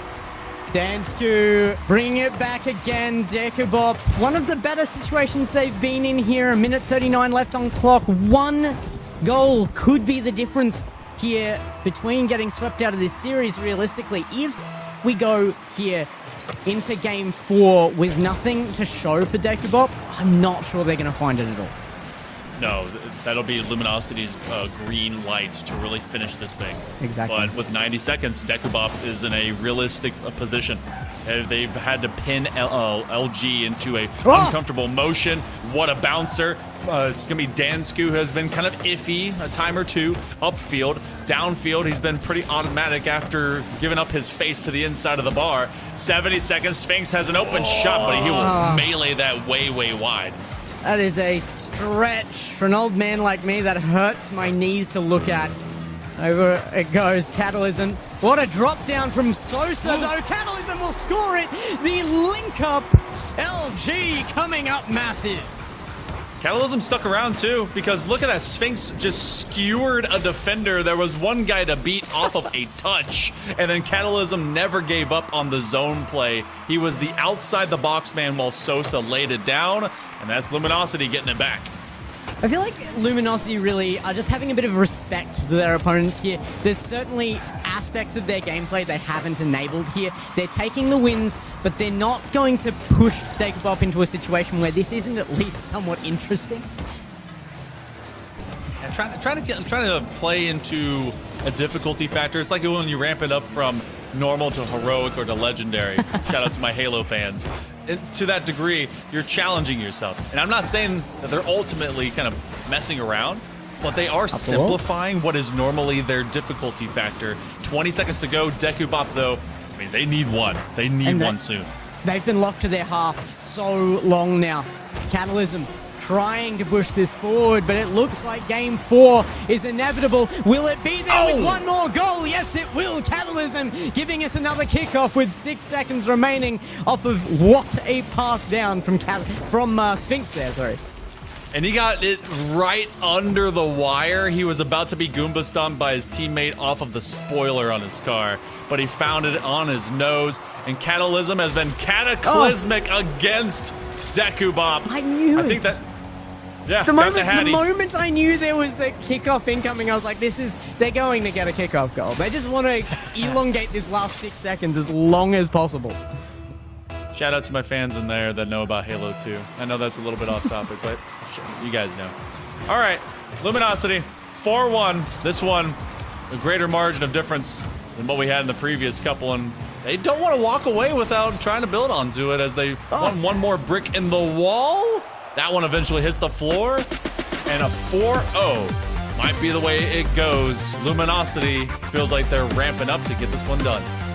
Yeah, it's going to take that heroic effort now if there is going to be any sign of life out from Jacob Domnum. It seems like Luminosity, they've just got the confidence here. They're playing with the ball, they're playing with the possession. It's definitely a good look for them. I would hope that this last game, they actually do send it into this, because they have to be warmed up for their next series, which will be the grand final. Yeah, that's exactly kind of what they're pacing themselves with as well. They know that there is the possible makings, depending on what this other semifinal is going to be, that they might have a different opponent. They've got the number of Elevate, and if it's going to be the same, well, then they're simply fighting for cash and for next split.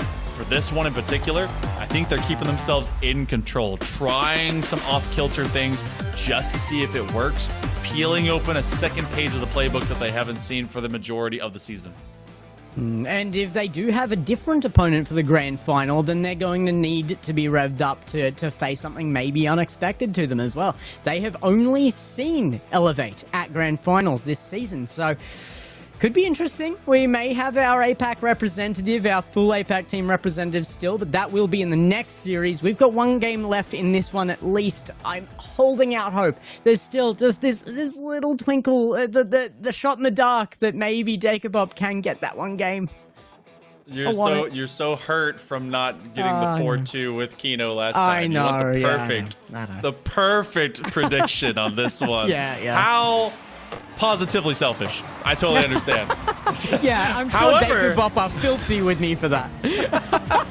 They can't believe you've done this. I can't either. Oh boy, yep. Sosa bringing it hot and heavy as Catalysm. I mean, we cannot deny that Catalysm has been instrumental with the last couple of games. And the reason I want to see, though, that the entirety of Luminosity steps up is because of the implications, Hale. You've got to see that they come through and they bring it all the way into grand final with as much pressure as possible, with enough fear factor into whoever they face there. And that looks like the kind of shot I'm waiting for. Why is it that we always get Sosa clips on Utopia Coliseum? Dude loves the backboard and crossbar on this map, I swear. It's the lighting. It just makes him look even better. You reckon he's out for a photo shoot right now? Yeah, he's just getting selfies in the car. He texts and drives. No one can tell me otherwise. Don't text and drive, kids. Oh my goodness, what a pass. Sosa again, though, I mean, he's just unwilling to stop scoring. Luminosity, if anybody has been putting those shots in the net, it's Sosa. Look, they stopped the 11-0 in the first game, but no one ever said there wasn't an extra chance to have that happen. We don't think for that. Look, they've had 3. We're on pace for, let's see, the fastest math in the West. I think that's like, with the 5 minutes, you get 6. That's a lot. 30 goals, so you can get the 11. Yeah, it's possible. I don't want to see that. Oh, Dansku left underneath. What a save by Regza over the top. Dakubop Dumnum at least trying to cut down on that ratio. Oh my gosh. Trying to see if they can just escape. Okay. Undercut. Gonna come up in your Twitter feed. They are. It's all right. Look, I love Finnish people. They're so cool. I have no idea how to spell any of their not words. Rhino, though. Not anymore. Not anymore. Rhino, our local UK, Finnish, French representation. Dropping the ball. He knows French. He knows all French. Fluent speaker. Yeah, the entire time. I mean, he knows not to say the N. Just, yeah. He goes, Leon. Just, yeah, when you choke the last syllable, that's when you know you're truly multinational. Catalysm with control. Still chances. Luminosity have been firing and firing and firing, but that 11 goal line, that's what Dakubop are fighting against right now. Forget the one-game win. They just don't want to give you that. I fear no man, but he scares me. 11-0 game around the corner. Oh, here it comes. There's Sosa. He's got his 4th. All 11 for Sosa? Yeah, I mean, at this point, the thing that scares them should be that man, and that man should be Sosa. He's just... Yeah, he won't stop. This is brutal. It's brutality on field. I mean, what Sphinx has been making them look good. Same with Catalysm. Definitely a team that knows if they're like, all right, we can definitely give one man double-digit scores, and he's gonna find a fifth. Okay, we were a little jokey before. This is slow. It's halfway to reality. Catastrophe. I think this is a that's kill. a massive one. This is a Killtrocity, right? Something Overkill. Yeah, I'm going to the book. Hold on. I'll be back. He's looking it up. He's got his stats. Oh my goodness. We're looking at the wrong game stats here though. The game 4 is the stats that are important. 5-0 from Luminosity. Will be holding with stats. Sphinx is gonna pick one up off. Is this I'm not gonna. I won't call it an own goal. I just refuse. Just a little touch here. Look, when you challenge at the goal line, you force the defense to make a run, and they also did not want him to get the Killtrocity, by the way. So that was the 6th one in a row. So Sphinx will get credit. Densko out from the backboard. And it comes again from Regsa now. You've got to see at least one from Dekubov, at least for the Brazil. Oh, God. Also, it was a Killtacular for the 5th. Oh my goodness. okay. Punched out for a savior medal out of Regser. If you can get anything of stats, find it in the way of defense. 6-0 right now, and Luminosity looks like they've absolutely just kind of shut the book on all plays, and it's all forehead and slamming this thing as hard as they can. Big flip reset again by Sphinx. Look, you don't need brain when you're just reacting this way. Oh, what a beat. Sosa on the back line, though. Good pickup here, and the bumps coming out as well. There's absolutely no quarter being given. Dekubov might not need it, though. Oh, can't get the pass down. It is left for Regsa. Sphinx with the save. Pass back. Again, it's over the last man for Dekubov, though. They will not be able to hold their offense. Brother has made more flips than they've made shots. Poor Sauce, see if they can get onto this one. That is Catalysm. Drop in. Sosa trying to get any chance to it, and that actually gets denied. Oh, but up and away we go. The Seesaw of Torment. That'll be through! 7-0 for Luminosity. 71 seconds to go. Yeah, Sphinx has joined the party here. Sosa has motivated Sphinx into going off as well here. This is looking very, very rough as a final game for Dekubov, but it is looking very good for Luminosity. It very much is. If this is a team that wanted to suddenly structure themselves away from close games and making sure that they are ready for a 3rd grand final appearance and maybe even a 3rd win to really stamp their nameplate on the APAC region going into the major, it would be here. 7-0. Don't think they're going to make room for memes. In fact, I think they just want to post a shutout. What a save! How does Regsa pick that up? I'm sure he was just looking for the ball read, but halfway along sees that redirect was coming, was going to be an absolutely insane goal. But Luminosity, they continue to hold their 7-0. Do we see the own goal? Please, somebody in the region still respect the 7-1 enough. No! Catalysm! Robbing me at my moment. Well, now that we're here, look, Brazil, look, you and I aren't made for tans. We're made for getting sunburns, okay? Now that we have to get to double digits, and once you cross this threshold, you're committed. I had to beg production to help with the camera before we went live. I looked like I had been there. The sun was... you say I'm in Australia? Just pointing that out. Yeah, well, look. The only one here not really built for any sunlight at all would be Rhino. He's drying up when there's not rain for a day. Luminosity are not drying up though. 8-0. There is an absolute deluge from Luminosity of goals, that is. What a win for the series. Not a tear to be shed from that giant blue eye. It's Luminosity. They simply walk their way with maybe a wink towards Dekubop Dumnum. They'll see them into split number 2, but that will be the Finns' final showcase here. Top 4, not a bad way to be, even though it was off of a freebie ticket from not having to face Executioners. I can't wait to see that in the future. The Luminosity, wow. Yeah, that's about as much as you can get with 16 shots again. And I think they're primed and ready for whomever's facing them in the grand finals. At the very least, Sosa is. I didn't count, but somebody can you go back and just tell me exactly how many goals across the series Sosa got? Because that's got to be that's going to be somewhere near a record for this region, surely. No, what am I talking about? Season 1 was a blowout. That's unfair. No one knew what Rocket League was then. Come on. LCT did apparently. That's true. I mean, but yeah, he gets his chance next up. That's very much true, and that'll be possibly, or I know it will be rendering us at minimum the opponent for Luminosity. A third grand final in a row, possibly a third win in a row, and now it just comes down to one last semifinal. Gex got to feel good about at least the possibility of a big APAC representative going into it. So, I mean, what can Luminosity, okay, as self-criticism, what do they intend to do with themselves to continue to improve regardless of how well they're doing now?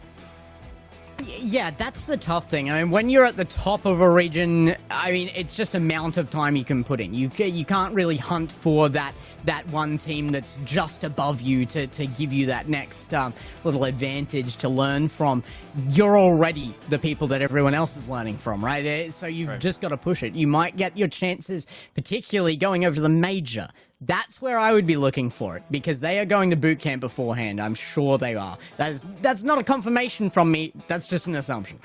Yeah, I mean, they've got, what, exactly 1 month from this weekend before that major is occurring. So you got to think at least a couple weeks, something might be happening for Luminosity to get some of those scrims going. This is still a grand final around the corner for them, and they want to get the job done here. That's definitely a focus moment, I would have to believe, for their coach. Be like, yo, Mektos is telling them all, just continue to do your work. You're absolutely having a great time. Keep that mental aptitude up there and continue to create in the way that we know you can. That's why you're on this roster, and that's why they have been so prolific across this region. Yeah, absolutely. Plus, and this is something I want to shout out to everybody else in this region. Even if you're not the top team, and probably especially if you're not the top team, get on content. We want to see your cams back on here. We want to see your faces. We want to see the personalities behind APAC. That's what I want to leave you guys with. So, look, let's go straight to that next one. Hell, I really want to see what can be brought out there. Like you said, last chance for a full APAC representative in a grand final for this split. So let's send it on, and we're going to welcome back our co-cast to the desk right after this break. We'll see you after that.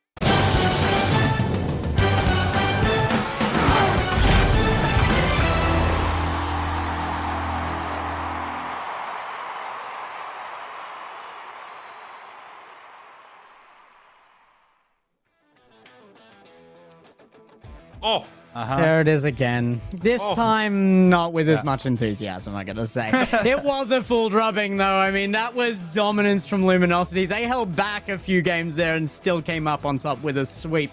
Rhino, you got to watch that one from the sidelines, and was there a tear in your eye for the Finns, or have you truly left them in the dark? The last chance that the Finnish had to stick their flag into APAC and say this is our region, and we went out with a whimper. It was upsetting. It was sad.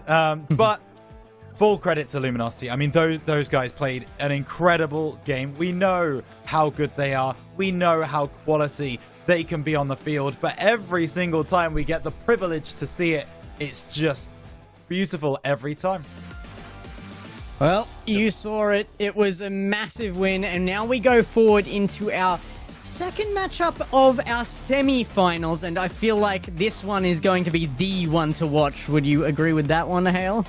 I would have to very much agree. The previous one of Elevate, we thought that this would possibly be a trip at the door. It nearly was. Required a Game 7, a last-ditch effort to really make it happen. Locomotive, though, confidence is here. Croato has really shown up. Balleries has been balling. And LCT was not to be denied. He showed absolute excitement on making top 4 through uppers. I hope they've been taking all that extra time to really examine what they've got to do to get the job done. And I mean, this is their time. 3 Rats, Locomotive, whatever you want to call them. This is a squad that has been able to make top 4 before, but they want that grand final berth. Yeah, absolutely they do. And if you want to let us know who you think is going to win this game, you can find those hashtags down below. Hashtag LKMV for Locomotive, hashtag ELV for Elevate. Who do you think is going to take this victory? It's arguable that this is the hardest one to predict of the day. And Gex, we're weirdly, the desk... We might have some similar ideas. We'll see. But you know, you take us away first. Actually, no. Let's see right now. Production, do you have that ready? Bring up our productions right now, and then I want your explanations, because I know this one is going one way and one way only, and this is probably a shock to everybody. Locomotive, they've done it once this weekend already. I can't put the doubt on them. I think that they are the step up from Kinnetrop. I think they were since last event, and I don't think Elevate have what it takes to conquer that. If I'm truly to use my props to full effect, this is the evil villain that is Elevate. Oh my the goodness. Gigantic mountain that could. But this is the little train choo-choo, trying to run their way in. And they're ready to try and take on Elevate. I truly believe this is the one moment. However, they need to take stock in the fact that Elevate did get over themselves and over the hump, that was probably the finest version of Kinotrope we've ever seen. If they do not come to full effect, and knowing that in game 1, then this one might be Elevate trying to push this to another grand final. The prop master over here. I like, thought he was going to bring out the... yeah, I thought he was just going to bring out I collect the a lot of tape things. again. Look, when you have adult money, you buy things you want, okay? Well, there you go. I mean, wow, the chat somewhat agree with us. 63% in favor of Locomotive, 37% in favor of Elevate.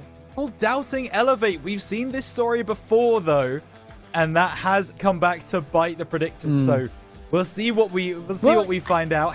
You haven't even explained yours yet. To be fair, don't bring it out and don't bring out the chat without your explanation first. Is my point. You're all on okay. them. Sorry. Yeah, I went the wrong way around. I should have given my explanation and then told chat that they were wrong. Yeah, you're right. Okay.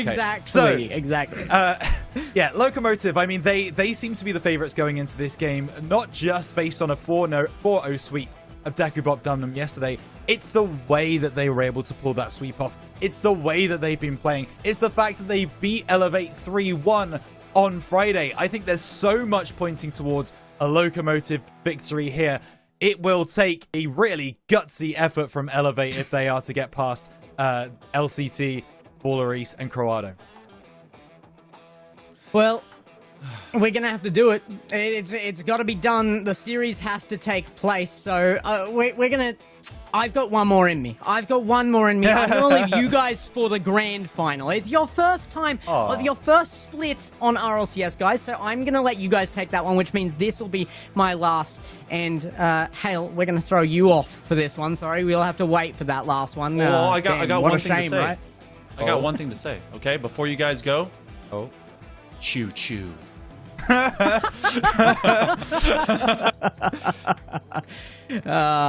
Well, let's hope they choose us, as Locomotive does have to represent well into this. There we go, already in the game. No time for us. It's all about gameplay. Locomotive says no time to sleep either. It's all on for the first goal right off the bat. 6 seconds gone in the game, and Elevate on the back foot already. Locomotive take the first goal. Yeah, that is a very, very lightning quick start from the side of Locomotive. Maxu tries to get this one into the middle. Ocelon follows through. Yeah, clearance here by Croado. Doesn't get all of it, so the right-hand side. That's a much better clearance by Croado, and they can build an attack. All right, given.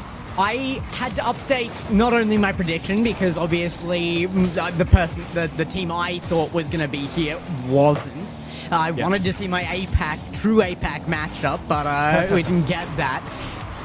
It is Locomotive, but I did give this a game 7. I think that the reason I did that, despite my 4-2 prediction in the last one, is simply because Elevate won that last one and it gives them more. I think they're going to play better here than they did in the last series, but I still think Locomotive can overcome it.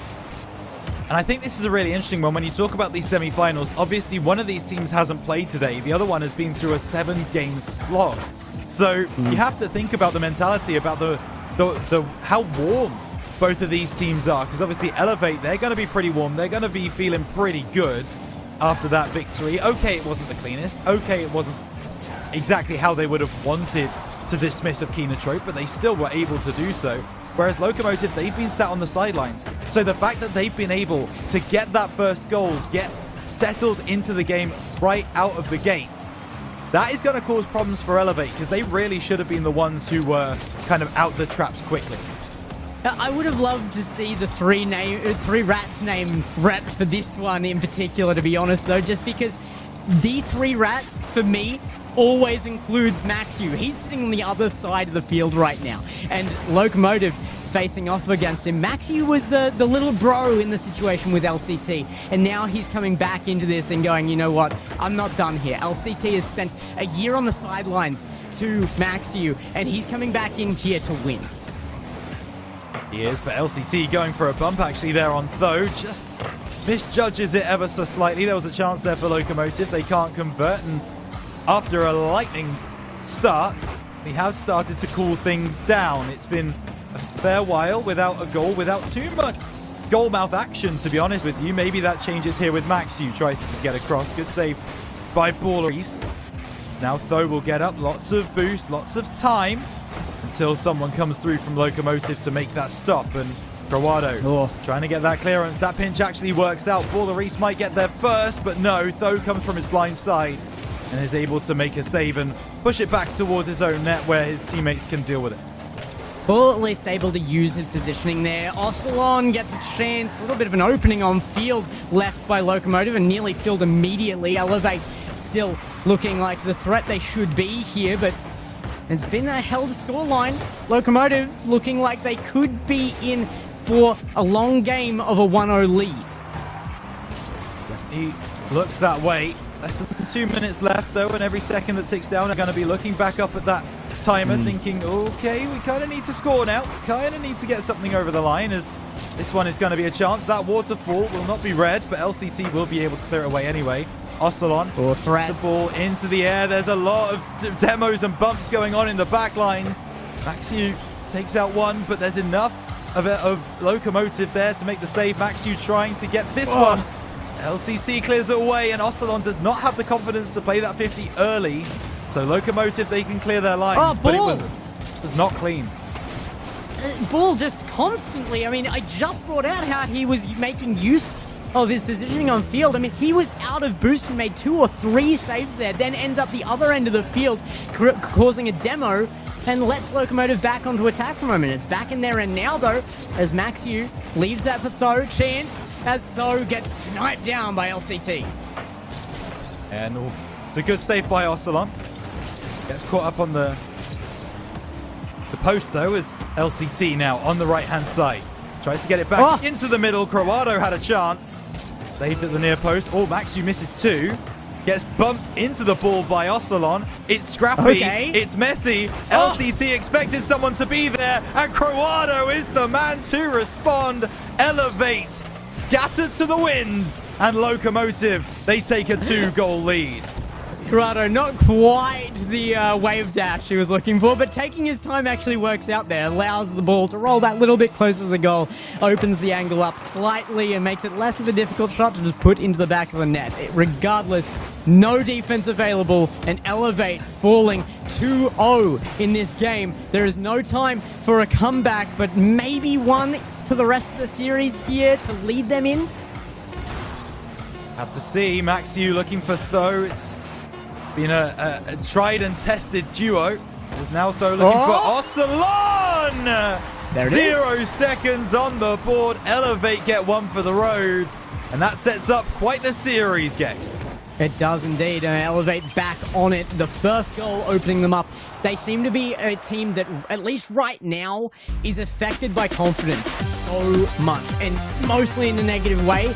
But that's only because it's been on the downside of a lot this weekend. Right now, they have the chance to look upward. That last goal can lead them into game 2 well. But Locomotive, they've got to be happy that there's a shutout there in game 1. Realistically, they were allowed to let something through on the line after 0 seconds, so they're not going to be worried about that. And I think that's where what sets up a great game 2 is when both teams feel like they have the momentum going into it. Elevate, they've got that goal. They're going to feel, their confidence build. They're going to feel that mentality grow. But at the same time, you have to remember that, Locomotive, they were 2-0 up right until 0 seconds on the board. So they're going to feel like they're the better team as well. It makes for a fascinating contest. It's a lot different to the one that we have just seen on stream. But Locomotive, they have the advantage after game 1, but there is so much further to go.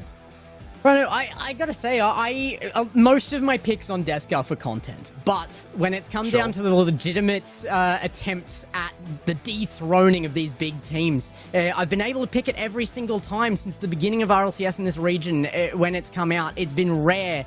There's always been those dominant teams, and it's been very rare that they've been able to take down. That last prediction I made against Elevate, very legitimate prediction there. It didn't come through. My question is this one even a prediction for an upset at all? I feel like Locomotive are the team that might not even be underdogs in this. I totally understand that question, and I remember talking about it on the desk in between games earlier, right? I consider Locomotive, with the way they're playing right now, the second best in the region. I consider them a level above Elevate as it is. I need to be proved wrong by this Elevate roster, and as it stands, I have not been. LCT with the breakaway, looking for the quick flick, and it's a good save by Ocelon. It's just the connections being made by Locomotive that are bringing them that little level above Elevate for me right now. Certainly in game one, that proved to be the case. And so much of that came out of Baller Reese, just being an enabling player here. Wow, speaking of Baller Reese, that's a wild shot from the midfield. It will be saved, and he'll get a demo for his troubles. He'll say, hey, if you're not going to let me score, you can have a demo there. Hang on, Max, you reset, leaves it for Ocelon. And I think that hit marker goal explosion is exactly right for this snipe from Ocelon.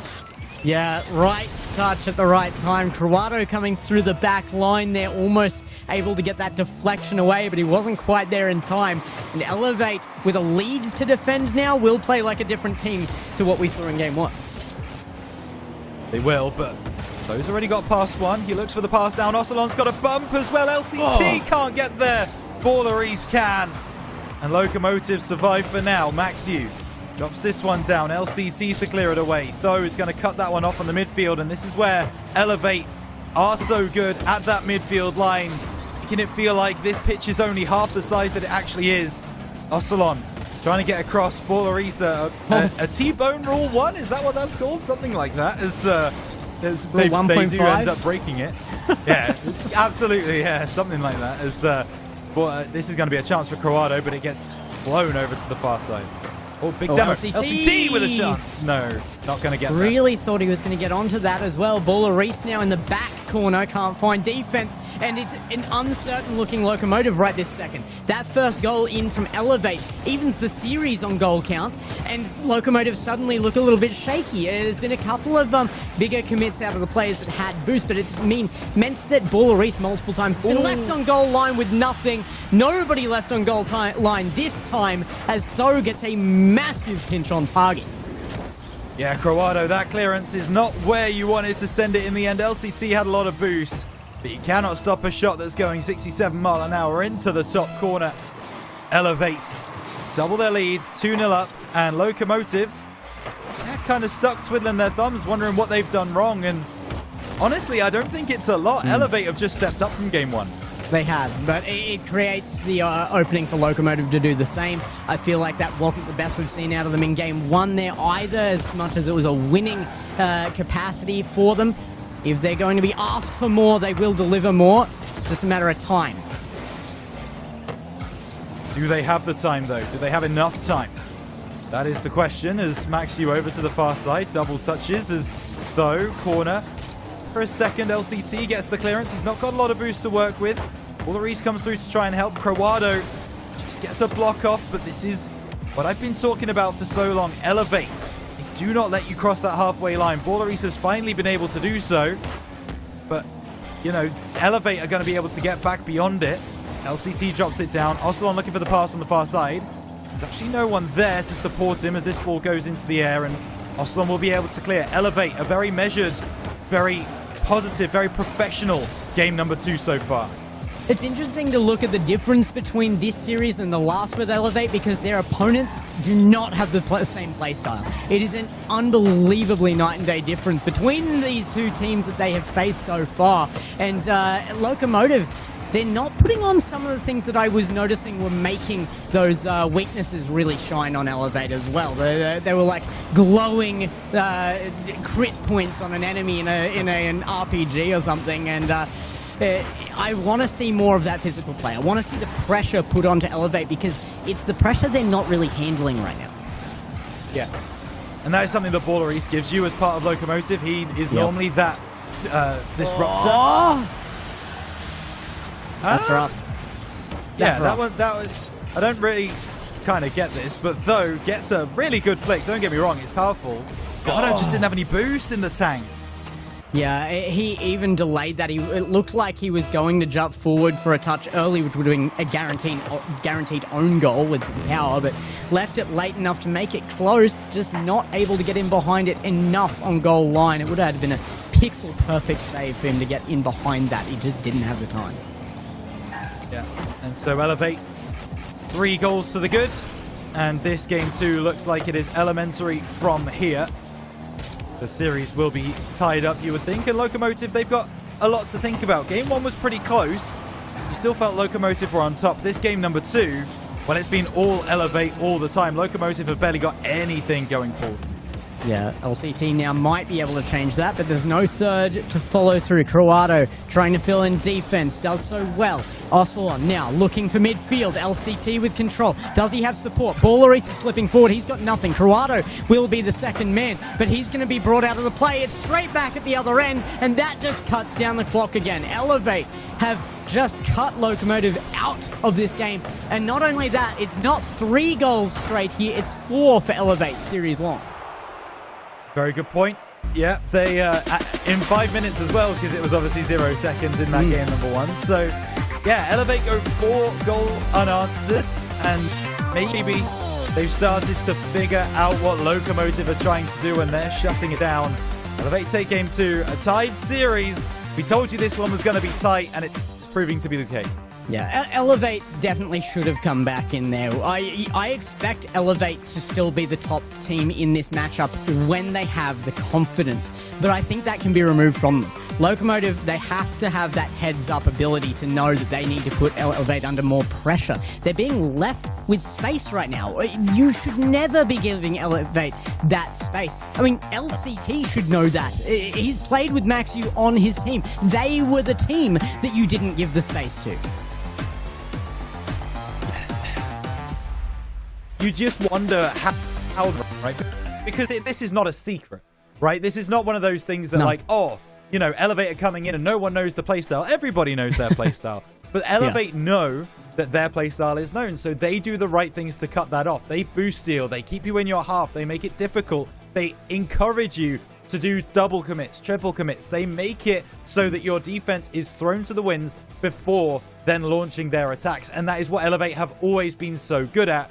It's just whether Locomotive are going to be able to deal with it and turn it around on them. And that's what the top teams in any region have to be able to do. That you're always going to have predictable play styles. It is inevitable out of any top team that you are going to be known. You're a quantity unto yourself. What the best teams have to do is make that irrelevant. You have to play that play style so well, give no quarter to your opponents, and that's what Elevate did in game number 2. Can they keep it up, though? Ballaris now to put that pressure on. That's the challenge I want to see. Shot from Croato, blocked by Ocelot. Still in Locomotive's hands. Gonna beat 1. LCT looking to center, but it's away to Ocelot, and the transition downfield. Already better from Locomotive. Already starting to get in the face of Elevate. That's what we want to see as LCT. Oh, just sends that one right to where Tho is jumping. So now this one coming off the backboard. Ballaris going to try and take this one away. Once again, cut at the midfield. Need a second challenge. And now LCT realizes he's the last man. He has to make this defensive play. And does. But that's what happens when Locomotive try and get out of their half. They get met with more challenges, more Elevate players, and eventually they have to work back towards their own goal. But Croato, that is a huge dunk. It's not over. They might have an attack on here. Ballaris with a challenge. Maxu just forcing it through the attacking line, though, and trying to get something going for Elevate. It's not going to be allowed straight off the bat. Another beat by Ballaris, but no shot inevitable here by any means. Tho now with control and a long dribble out of corner to try and set something up on the other side. More good spacing, though, from Elevate. Tho going to drop this one down. It's a good clearance from Locomotive, but there's always a second attack. Ballaris is going to be able to shut it down. He does pick up the boost, but he gets demoed for his troubles. That's 2 off the field for Locomotive. Tho moving forwards, gets the reset, cleared away by Croato. Second man is there, off the backboard, and Ballaris gets that clearance. So Locomotive deal with the double demo and the angle. Oh! We talked about the challenges. We talked about the 50s. Ballaris finds the perfect one there. Yeah, I mean, though it's not a great offering for that challenge. Front right corner of the car was always vulnerable there, but you've got to give credit where it's due. Just getting out in front of that was a tough ask, and Locomotive, they make the pinch count. That 50 was inevitable once you found the positioning. And actually they might get another chance here. Oh my LCT goodness. Oh. It's another pause called. We had issues from Tho last time with the connection. If you check Twitter, you will see Tho going backwards up a wall, disconnected completely. So Elevate, certainly, if they're having issues, will be calling for pauses. Well, we've got a song for this. It's happened again. It's happened again. Pause in an Elevate game. It's happened again. I don't really understand what's happened, but we will get news. You're not old enough to be singing that song, I swear. I'm unclear. Hey, as an Englishman, football is in our genes, all right? So everyone sings it at all time. But yeah, I mean, there was a real chance there on the counter-attack for Locomotive to get that goal. We've paused before the ball's gone over the line now, so clearly the RLCS admins have... Well, they've learned maybe what their lessons from yesterday, and we'll see what resolution we can get. But Gex, it's been a really good start from Locomotive. Elevate have tried to play that same way, but they've been shut down early. And that last shot probably would have ended up in a goal scenario there with issues, so they've called it well enough to prevent even the need for a goal reset here. However, it does mean that the last one will count. We're well into gameplay, too far for that to be redacted here, I would at least hope, as long as there haven't been any serious delays on response for admins. But this is definitely still winnable territory from this blue side. Elevate are hoping to get as much out of this as possible. I don't feel like realistically here anybody has enough confidence right this second into this to be, especially because of that first goal, to be up on who has the ball rolling. So hopefully for both sides that pause doesn't take too much away from the gameplay. Yeah, we did have news that it was a player that disconnected. We don't know which player, but all we know is that someone was disconnected from the game. So they are now back in. And Locomotive are looking to continue where they left off. Big challenge by Croado, keeping the ball in the corner. Now looking to cause problems for Ocelon. A bump will do that, but the clearance coming through from Maxiu is very nice, and the pinch from Ocelon is also good. Elevate just a split second quicker to the ball than Locomotive for the moment. As this ball gets sent middle, the LCT just about gets something on it. There's another challenge there from Ocelon, but Croado sends it away. Ocelon has been just a brick wall, and you expect that in defense right in front of your goal line. That's very, very scary. And right now they should be scared. Shot on by Maxiu will secure the goal line back into an even state again, and Elevate. They've got their chance back. I think that might be a misplay by Croado a little bit. I know he got across as quick as he could, but he looked very low to me. I'd have challenged high at that point, tried to get over the ball, and at least make sure that if it is low, you know you've got two players behind you to make that save. Either way, Elevate, we know what they do. They just knock on the door as much as possible, and eventually they do get their just rewards. Though, be intercepted by Balleries, once again challenging early. That's what he does. Maxiu taking that one off the backboard. Chance for Ocelon to find Tho. Backboard again, and LCT can clear. Thought Tho might actually find an angle there. Most of the right-hand side of the net fairly open for a shot. Ocelon now with that control again. A beat on Balleries in from Tho as well. It would have been a near impossible margin, and it's made it too difficult to sneak that one through. Might be able to do it a second time around, but denied on the post. Maxiu takes it high. It's an onslaught from Elevate again. Locomotive may have taken a hit from that timeout, actually. Yeah, it's just put them on ice a little bit, hasn't it? They look a little bit cold. As now it's Balleries getting a nice redirect, cleared away by Ocelon, but it will be collected by LCT. Water falls down. Not sure whether he was going for the ball or a bump there, but either way, he missed both. As Tho sends this one long. That's what it looks like to me. Here we go, right-hand side. Looking for LCT, tries the chip shot. Maxiu with a save. Max trying to lead that out. It's side wall. Read by Croato. Keeps it in the orange half. But a demo there from Maxiu. For Maxiu. Slows Ballerice down. Has to reset to his own side, but with plenty of control. Yeah, but he loses that control to Maxiu. Croato plays it across, but Elevate are so quick to get up in that midfield. And now there's a one final chance maybe for Locomotive to try and get this game to not go to OT. Will be cleared away by Ocelon. Maxiu looking for a double. Back wall defended by Ballerice. He's not going to put it on the floor though. He will now. An OT for game 3. You can tell the nerves are high for Locomotive here as well, because LCT would normally be pre-jumping that pass. It's one of the things LCT are, I still think he's known for in the region. He has been from day dot, that he will always be up, pre-jumping the passes. The mech is heavy there, but so is the reads. That means he is capable of these shots. He knows what can be delivered to him. That should have been a goal! Croato misses the opportunity. Don't know whether he thought there was a second man there and he wanted to kind of disrupt the defense by playing it off the backboard. But either way, it's not worked out for them. Sometimes you just got to take those shots on goal and see what happens. Unfortunately, Croato can't find his range. And now it's going to be Ballerice with a chance. Just kisses the ceiling, looking to play it forwards. Once the 50, Ocelon plays it over to the sidewall. That's his savior medal as well. No! And Ocelon's going to go down the other end. And it's an early challenge from Locomotive, but it's from the third man. Elevate have won game 3. LCT challenging from no man's land. He was already beat. Whether he heads back or not there, he is done. Elevate cooking Locomotive with that last shot and coming up by 1 in this series.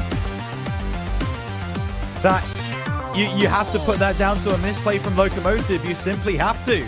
I mean, they Elevate turns defense into offense and it looked really good for them, but Locomotive had the positioning to at least slow down that offense. They had the time to play a little bit slower and they decided not to. So I mean, Locomotive, yeah, they end up losing. Elevate take the win and they also take the series lead 2-1.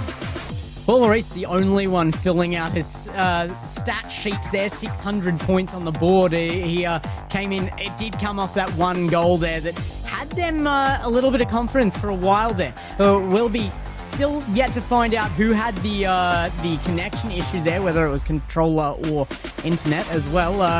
But Elevate certainly came back swinging after that little time back out, and Locomotive, something happened there. Yeah, so something definitely happened there. We can only speculate, right? We're not in the VC. We don't know how those conversations were going. But whether LCT wasn't told that he was third man, whether he thought he had a rotation following behind him, whether he somehow thought he had the beat on Ocelon, I don't know. But whatever it happened to be, it has cost them that overtime. It has cost them that game. And now Elevate are halfway there to getting into the grand final once again.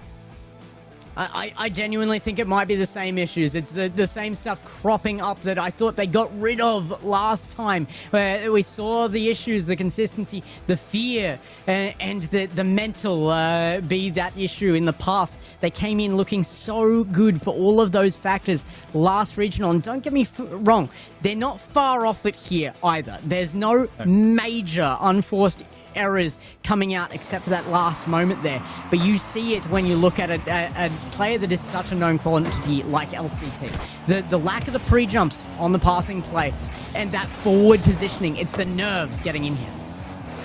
As this one now starts to come through, LCT, a lot of boost, but he still works on the backboard and he still gets a good 50. It is the LCT we know and love, being able to make those kinds of plays, but Ballerice does not get up as the first man. LCT gets past one, gets past the second, but Tho recovers well. And Croato will now try and slow this attack. Tho, not to be deterred. LCT, a big challenge, and Ballerice gets the clear.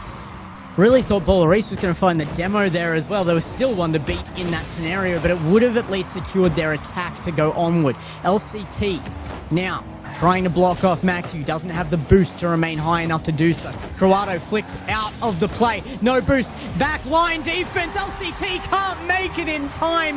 Look at the harass from Elevate they are putting on the pressure. This This is what they do. They beat 1 on the sidewall, they beat 2 on the sidewall, and as long as LCT is getting bullied in the back lines, there is nothing he can do about that one. Elevate, quicker, speedier, able to get in front of the Locomotive players. And the more they're able to do that, the more comfortable they are going to feel. Just wonder if they are chomping at the bit to be able to get another chance at Luminosity before this split ends. LCT's last team was known for beating the teams they should and never being able to conquer those other ones. They didn't even make the slight upsets. But this season, they've come in and they looked more capable of doing that, of holding their nerve against big teams. And Elevate is that big team. They've got to hold their nerve. Ballerice gets one through. It's going to be a goal here. LCT will be the recipient as well. And I think that's super important. He needed this booster. That's what can happen when you break that Elevate press, when you get past that front line, when you get past the midfield. It really can be as easy as get a touch on the ball into an empty net, and that's what Locomotive find there. As soon as you are able to get in the face of Elevate, make it difficult for them, make them miss 1 or 2, then you've really got a chance of attacking. And Locomotive find that out firsthand, and they get the goal that is really fair credit to them, because after that first goal went in from Elevate, they looked like they were on the back foot a little bit. Oswan, bang downfield will not facilitate more attack. LCT returns it though, rather than opting for control, and it's just turned into boomer ball for the moment. Back and forth it goes. Maxiu finally stomping it into control, and it's into Tho immediately. Elevate just take control. The minute we turn to Tho's POV, that was a goal every day of the week. LCT out of the play, Croado out of the play, Ballerice bumps over to the left-hand side, and Elevate take one of the easier goals they will score, but don't get it twisted. There was a lot of coordination needed for that play, and they pull it off perfectly. Oh, Croado goes well past that as well. Poor challenge there, leaves an opening. Ballerice avoids the demo from Maxiu as Ocelon puts it across the net. Now Croado, control again, but it's just that midfield defense holding up from Elevate. Yeah, and we'll see if Locomotive can stop this early defense. LCT, and there was a heart-in-mouth moment there. Yeah. This one now moves across. What a Ballerice able to send it over to the far side. Once again, it comes back center. Croado gets the clearance. LCT able to get something else on it, and Tho knows he's third man. Oh, Ballerice! A whisker away from getting the equalizer, but he's found one now. That's LCT at the angle for 2-2. Ballerice missed that by an unbelievably narrow margin, and it would have been a goal away, but it comes across. LCT identifies the opening. Everybody taking that little breath of fresh air from Elevate off of the first shot being missed, weren't there in net for the second. Absolutely not, but there's a chance for Elevate to immediately strike back. Ball floats harmlessly beyond the goal line. Ballerice, not a lot of boost, but enough to send it long, and now he picks up the 100. He's going to get in the face again. Gets a demo. All on that right-hand side. Croado second best to that ball, though, and that's what the problem is. Good control from LCT. Ball into the middle. Ballerice! 3 on the board for Locomotive, and they take the lead in Game 4. Such a crucial one here as well. If you give Elevate this game, they run away with it. They've got too much confidence to lose 3, but they could lose 1 at a time. And this, if it can remain in Locomotive's hands, will definitely put question to Elevate. That could upset them once more. Good. Maxiu for the pass back. That one off the backboard again. Jumping for joy, a Locomotive. They need to actually be able to find contact onto the ball. Ballerice is able to do that, cleared away by Croado. Now it's a boost game. Where can they find the boost on the field? LCT has enough to boom that one up onto the ceiling. Will not get there before Tho. Tho starts moving forward. Get the reset there as well. Ballerice sends it into the corner. Ball middle, but there's no one waiting other than Croado, who gets that clearance. 1 minute remaining for Elevate to try and get back into Game 4. Still such a defensive game here from Locomotive, though, and it's not good enough. Elevate coming through to even it up again, and it's Maxiu where it matters. as Crawado got under it. I mean, it's great play from Tho, isn't it, to make that opportunity, play it off the backboard. Maxiu flies through from midfield. It's the finish. And now, well, it's anyone's game. LCT wants to make it theirs. It's the flick forwards. Zossalon sees two players in front of him. Crawado decides not to challenge. Ballaris is not there, and Crawado eventually does return. Get the play. Ballaris off the sidewall, gets bumped off the play, but Maxiu, he got a touch there as well. 30 seconds. Locomotive and Elevate could be going to yet another overtime. Oh, LCT has remembered that he is Maxiu's equal here and is playing like it once more. The confidence there to go for the Mac plays when he gets the opportunity. The problem is that opportunity has been far and few between. As Elevate taken away from them once more. Can they get a shot on target? Ballaris will turn, but overtime found. And Locomotive versus Elevate in Game 4. The winner of this could be the linchpin in the series. Now, does the previous OT get in Locomotive's head? It was their own mistake that cost them last time. They're going to be a little bit too cautious, a little bit too passive, not wanting to do that again. There is another mistake. It's not capitalized on. Crawado will be, well, he will have his blushes spared as Elevate start to build. Tho into the midfield, going to look for the bump. Maxiu misses, and it's just a comedy of errors in this Game 4 OT. I hope Locomotive was scared by that moment, though I sure was watching. He'd never want a game to go away in overtime in that fashion. Ballaris to challenge. Big win on that as well. Ossalon's going to get free control. It's a shot from Maxiu down to Ossalon. What a team play from Elevate. They deserve this win. Yeah, I don't think anyone from Locomotive knew anything about Maxiu being on that backboard. They had no idea he was camped up there. And that pass down is picture perfect. Right in front of the net. Ossalon could do nothing but score and Elevate. They have 3 chances to have another date with Luminosity in the grand finals. I'm so happy that I can be happy for Elevate here as well. Yesterday I was harsh. I know I was harsh to Elevate, but it's because my expectations are high for this team, and they have been absolutely dropping the ball on that. Right now they're stepping back up. Elevate, they've got a smile on my face. And I think they do for a lot of people. I mean, this is the Elevate that we were expecting to see, as you said. You know, we have such high expectations because we know they can play this way. It was great work from Locomotive to get back into this game as often as they did. 3-3 the scoreline ended. These two teams going back and forth. Locomotive, they just need to have that belief that they can get that lead and hold onto it. They've not won a game since game number 1. They need to change that soon. Otherwise, their open 3 is done and dusted. Yeah, I mean, it's happiness that the game is being played well and as expected and up to its standard by these players. But it's a little bit of sadness from me that I wanted the easy course for the APAC native team here. I wanted to see them in the grand final, and there is some big doubt on that right now. This could be the last one, in fact, if Locomotive can't get it together against what is proving to be the powerhouse selves out from Elevate. Here we go then. LCT does get there first, but he's blocked off Crawado. Not a lot of boost. I don't think that clearance is where he wanted it. Maxiu back to Tho. Crawado will be able to clear this one down the left-hand side. So, chance for Locomotive to clear their lines, but they're not challenging on the midfield. That does not bode very well for this game. The beautiful passing play between Tho and Maxiu. Everybody take a seat. Take a number and watch and learn as Elevate teach you how to score a goal in Rocket League. Bip bop bam, it is Elevate straight on it, a 1-0 lead off of a passing play. It's so good to see the team is functional. They are respecting each other. They are playing as one right now.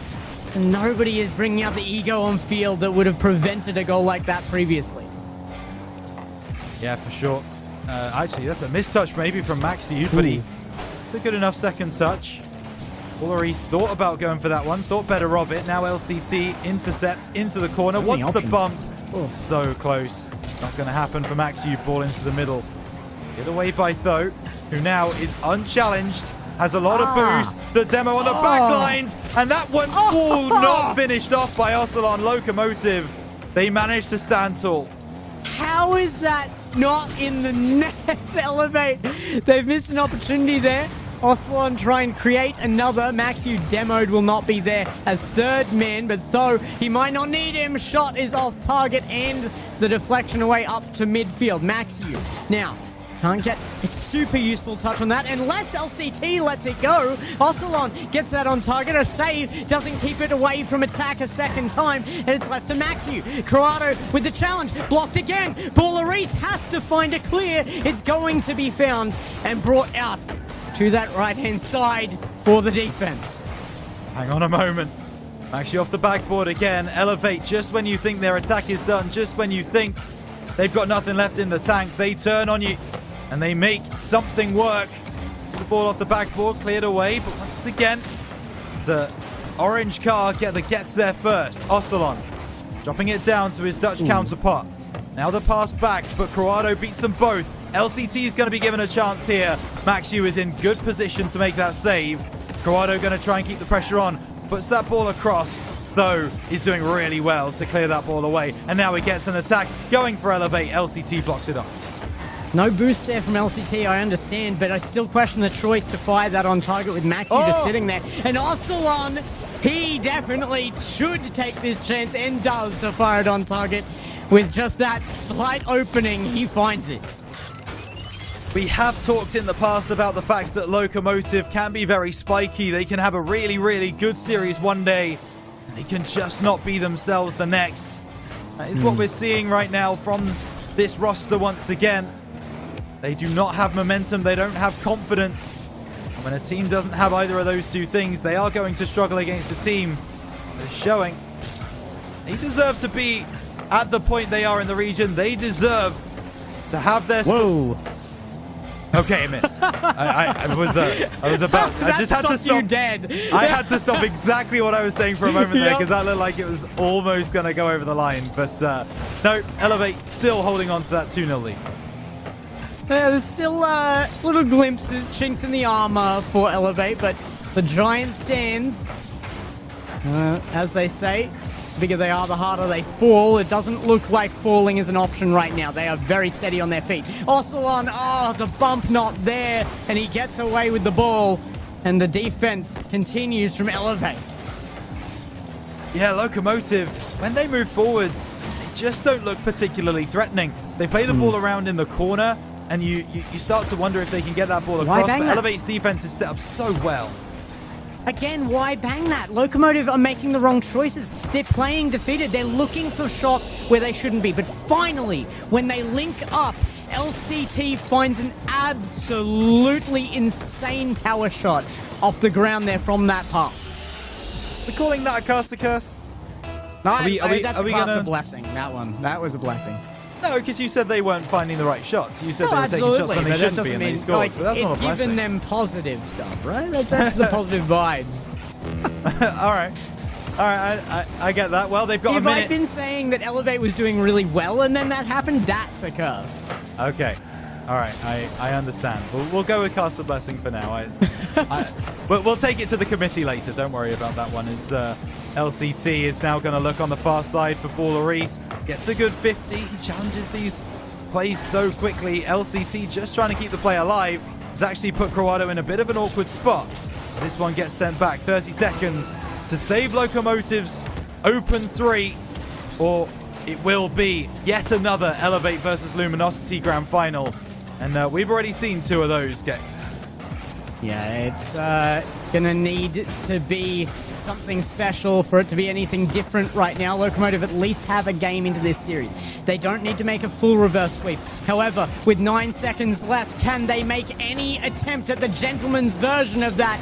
It's not looking likely. The possession in Elevate's hand. They will be sending themselves to the grand final unless this transition pays off. Corrado in the corner, picks it up, goes high. Baller left to his devices, and the 50 goes long. LCT, one more opportunity. It's gone wrong. LCT sends it to ground himself.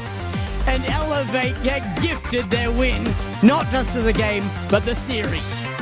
when that breakaway started, I said hold on because I saw a 3v1 opportunity breaking upfield. It looked like there was a real chance that Locomotive were going to be able to turn it around. Sadly, they were not. And Elevate, well, they made pretty hard work of it in the quarterfinals. It was a little bit easier in the semis, and we'll see how they're able to get on in the grand finals. But that is your roster set. That's it. Elevate versus Luminosity for a third time. I wish I was sat here telling you that it was going to be a tiebreaker, but to be honest with you, Gex, it may just be for pride. Yeah, absolutely. Locomotive, though, in this one, they came in. They looked so good off the bat, but halfway through that series, they just forgot to put the pressure on anymore. Elevate, they have been suffering under pressure, but this is very scary for the grand final as well. This gives Elevate their chance back into the grand final because they're not under as much pressure. They're not that losing team currently. They've just come from 2 series back to back. One was close. The second one, they've come through looking like themselves once more. And you've got to think that Luminosity, they may not even be ready for that. This isn't the team they faced last time. Isn't it? I have a little bit of a different opinion on that, to be honest, Gex. I think if Luminosity get off to a quick start, I do not see a world where Elevate are going to be able to get back into it. I do not see a world where if Elevate lose game 1, like, it doesn't matter what the scoreline was, they are going to get inside their own heads. Like, it depends how long that attitude lasts, right? Yes, yeah, exactly. Yeah, that confidence, that mentality, that has to stay for an elongated period of time in the series. But when you are going against a team that has consistently had your number across the split, it is going to be so difficult for them to maintain that thought. I hope they're able to. I hope they are able to give us an entertaining grand final. But I have serious reservations about whether they will be able to do that, even with that performance against Locomotive.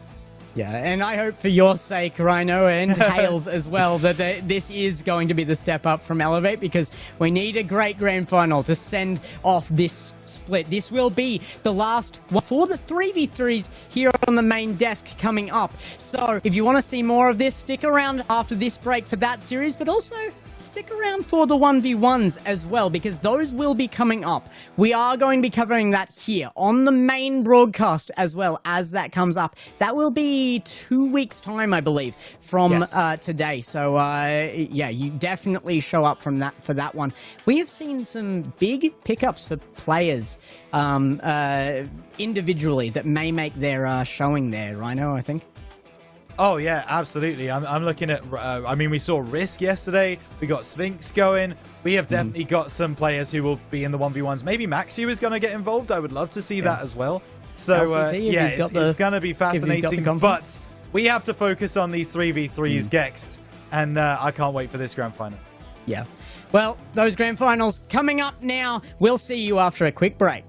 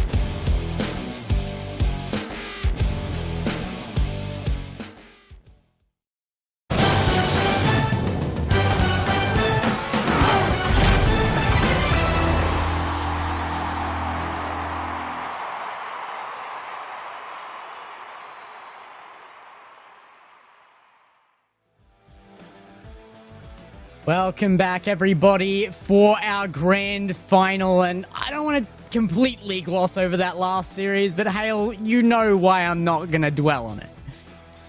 I knew exactly what I was doing, though. That guy right there has been pitching 100% predictions all weekend. The seed of doubt I planted yesterday, whenever I was like, Elevate's got the possibility of losing. Who's to doubt Elevate getting to a grand final? I got him to go with us, and I tore down his 100%. Ha! That was exactly what it was. It was all a plan by Hale and I. Yes. Yeah, must have been. Had to ruin Rhino somehow. Sorry, man. Somehow we took it with prediction. 6 correct in a row. And then get Locomotive not showing up to ruin my bracket. Furious. Furious. Sounds like a passing score regardless. You did a good job. Look. Yeah, he's passing. You did a good job. Yeah, I mean, you know, I'll be on 7 out of 8 by the time this game is over. So you know, we're doing okay. I think that's a solid percentage. It's fine. Yeah. Yeah. No. You passed, but you still look good. That's the perfect grade. Look, what I will say was a C- was Locomotive there, unfortunately. That was not what we were expecting from them.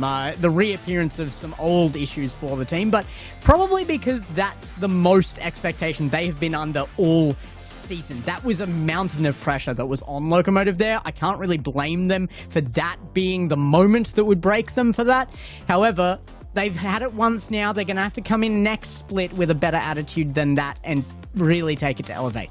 But they get to go through with the right attitude now. Up against Luminosity in our grand final for the Birmingham Open number 3. This is the last broadcast for our 3v3s.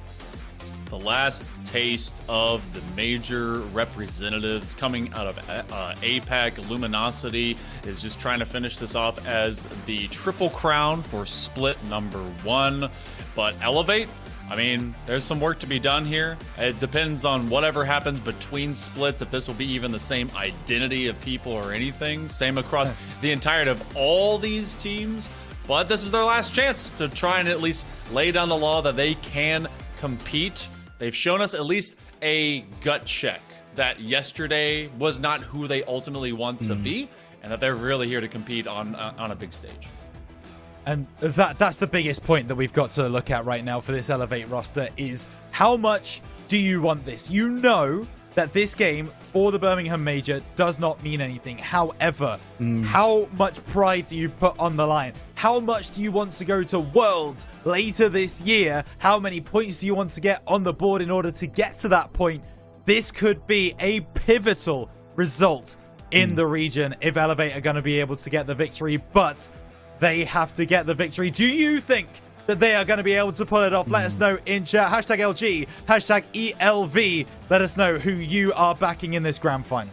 Yeah, put your votes in chat, because this is the last chance you will actually get to do so for a while. It'll be a little while till we're back for the main events. That 1v1, as a reminder, will be coming up, but we've got to make our predictions as well. And for me, the question is, while you're right on everything you just said, does Elevate know it? Are they under the pressure, or do they realize that this doesn't mean that much? They don't get anything out of this win. They're not expected of too much right now, or is all they can think about is we keep losing to this team? Are they coming up too big? Right now, I think Elevate might fall to that, but I think they've got enough of a good attitude coming out of that last match to win a game at the beginning of this. I'm giving it 4-1 to Luminosity, with that first game going in Elevate's favor.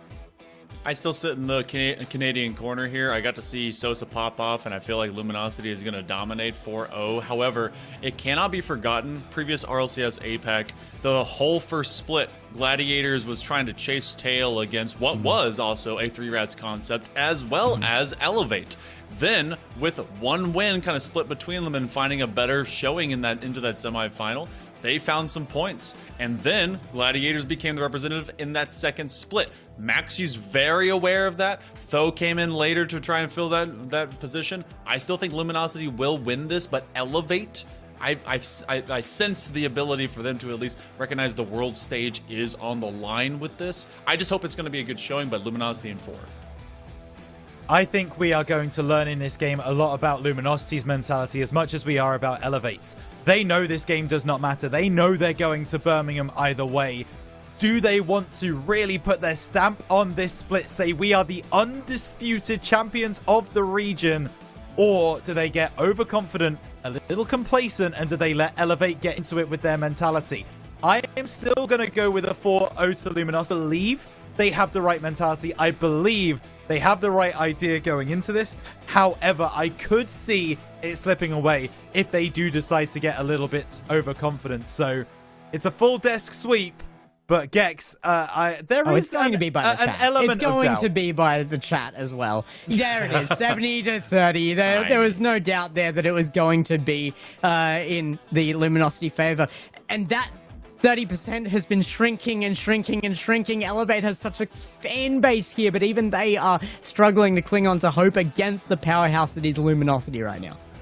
It's a tough way to be. You're hanging on to the side of the mountain, and that mountain has become all of a cliffside, but Luminosity has been a torrential wave that is now standing well above that cliff. And if they continue to beat them down, they're going to weather them out completely. It is a major in front of them. Got to get the job done here, and we're going to get the job done without you, Gex. I appreciate you being with us on all desk long. Final thoughts before we go, just me and Rhino into the old grand final? Smash it. Have a good time. That's all I can say. It is a special thing to be here on the RLCS desk. It has been a very, very special thing for me to be here once more as well after losing it for a year. But there it is. It could be a special thing for you guys as well. Get down to the Birmingham Major. Still tickets available with that QR code. And, of course, there will be the Raleigh Major coming up as well. I'm sure you will be seeing that QR code come up down there in just a moment. There it is. Appearing now, Raleigh! There it is. And you might get to meet our two co-casters here. They are going to be waiting to sign your jerseys or whatever you might have for them, I'm sure. But no, guys, I want you guys to just have as much fun with this as possible. This could be a blowout. This could be a Game 7 massive series. I hope for your sake it's going to be as close as possible, but regardless, I want to see our representation going to the Birmingham Major. Absolutely smash it here, and the best chances on display. If you're at the majors, make sure to look for the red beard. Otherwise, Gex, we'll be seeing you in just a little bit to be able to sign off for everything here. But for right now, it's going to be myself and Rhino that will be guiding you guys into the grand finals. Rhino, I need to know, have you practiced signing your name for jerseys? Have you tried that yet? I have done a few little fake signatures, like nothing, you know, I've not done any preparation, so... Yeah, I mean, hey, we've got a month. We got plenty of time to get, you know, to get in the booth, to spend a whole weekend just with a pad of paper on my right-hand side doing some signatures, because I'm sure there are so many people out there who will want to come over and say hello and get that signature. But all jokes aside, the people whose signatures you really want are these players on the field. Elevate versus Luminosity, some incredible talent. Luminosity will be there at Birmingham. But will they get there with the wind at their sails? That's the question we want to ask, and that's the question that will be answered in this next series. I think that it was discussed best when we were in the green room right before all of this. Elevate might be running into game number 1 with the most pace because they've played recently. Luminosity, it feels like, you know, they can play low and slow when they need to assure a game, and then they ramp it up. So it depends on how the beginning of the series really does escalate or just completely deflate into the rest of it. Sosa, Sphinx, Catalysm, Coach Mektos is going to keep them in the right mental. Though Ocelon and Maxu, Trill has got his workout out for him, but he's gotten this team through 2. It's the third one that matters the most right now through this last Open. It's their last chance. It's their last chance for Split 1 to make a point, to make a statement that Elevate are still to be considered as one of the best in this region. They've made it to second place twice already, but they want that first place trophy. They want to get to the top of the mountain, probably intended, as we start to get things underway. And Luminosity, they want to prove that they are the number 1 without a shadow of a doubt. It is the immovable force versus the object that has the other word in front of it that I've Did you say the immovable force or the unstoppable? Yeah, that's right. The unstoppable force versus the immovable object. One day I will make that reference and I will actually know it in my head. But for now, we're just going to go with that. But look, this is where it is, right? I mean, Luminosity, they have shown time and time again they are the kings of APAC. Can Elevate unseat them? That's what we're going to find out. Ocelon has shown up today after being bullied all yesterday by Luminosity. Though in combination with them, they've found some fantastic looks. Maxu understands the work necessary, disruption, and being there. Finding the second option and not just these individual outputs. The problem is that they have to win from the midfield. Several teams, at least the last 2, with Kinotrope and as well as Locomotive, they've gotten in their face about it. Locomotive seemed to be much more of a stepping stone than what Kinotrope was earlier. We know Kinotrope has some woes about finishing some series, so Elevate took what they could and survived through the last 2. Luminosity, nothing has been in doubt. This team continues to escalate and execute. With game number 1 right around the corner, you're possibly up for the final 4 games, unless we go further, of the entire split. Remember, 1v1s will be in a couple weeks, so if you feel like you want to get off your team and hang out by yourself in a bracket, make sure to register before tomorrow. Either way, Luminosity in blue and good old Elevate in orange in our last match of the open season for split number 1. Here we go. Ocelon off the backboard, and there's a chance here for Tho, saved away by Catalysm. Maxu is next up, but Sphinx makes a fantastic save. And I just had to go away and do some research. I just had to get it straight in my head. Luminosity have lost 2 series across this split, not across, you know, this particular opens. Maxu is going to get the opener after a miss in the corner, but Luminosity have lost 2 series in this entire split in APAC, and they were both to this Elevate roster. So that should set the scene for you. Elevate was the first one to draw blood from the Luminosity stone. Since then, it became a much harder form of granite. But taking for granted what was that moment, Sosa had gone flying by and Maxu assured a freebie goal. So Elevate, they do get themselves a bit hotter on the rock.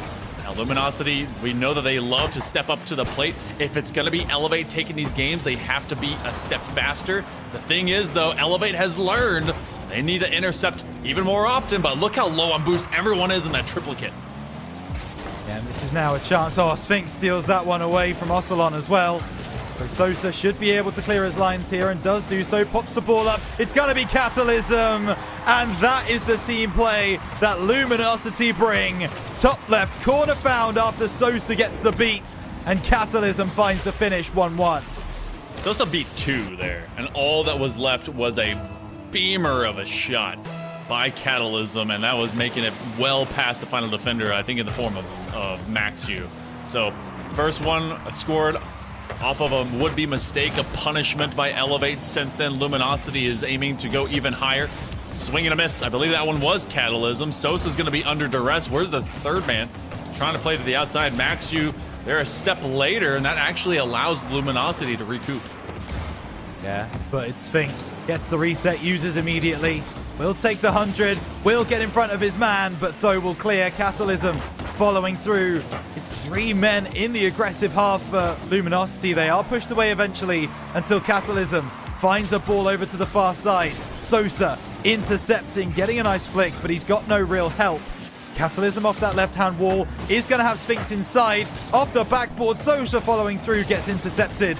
And it will be a chance for Elevate to turn defense into offense. Though, drops it down and just misses, hits the post. Another chance goes begging for Maxiu. He makes such great fine finesse touches with his tires. So many times you see just a threat dropping into the stripes out of Tho.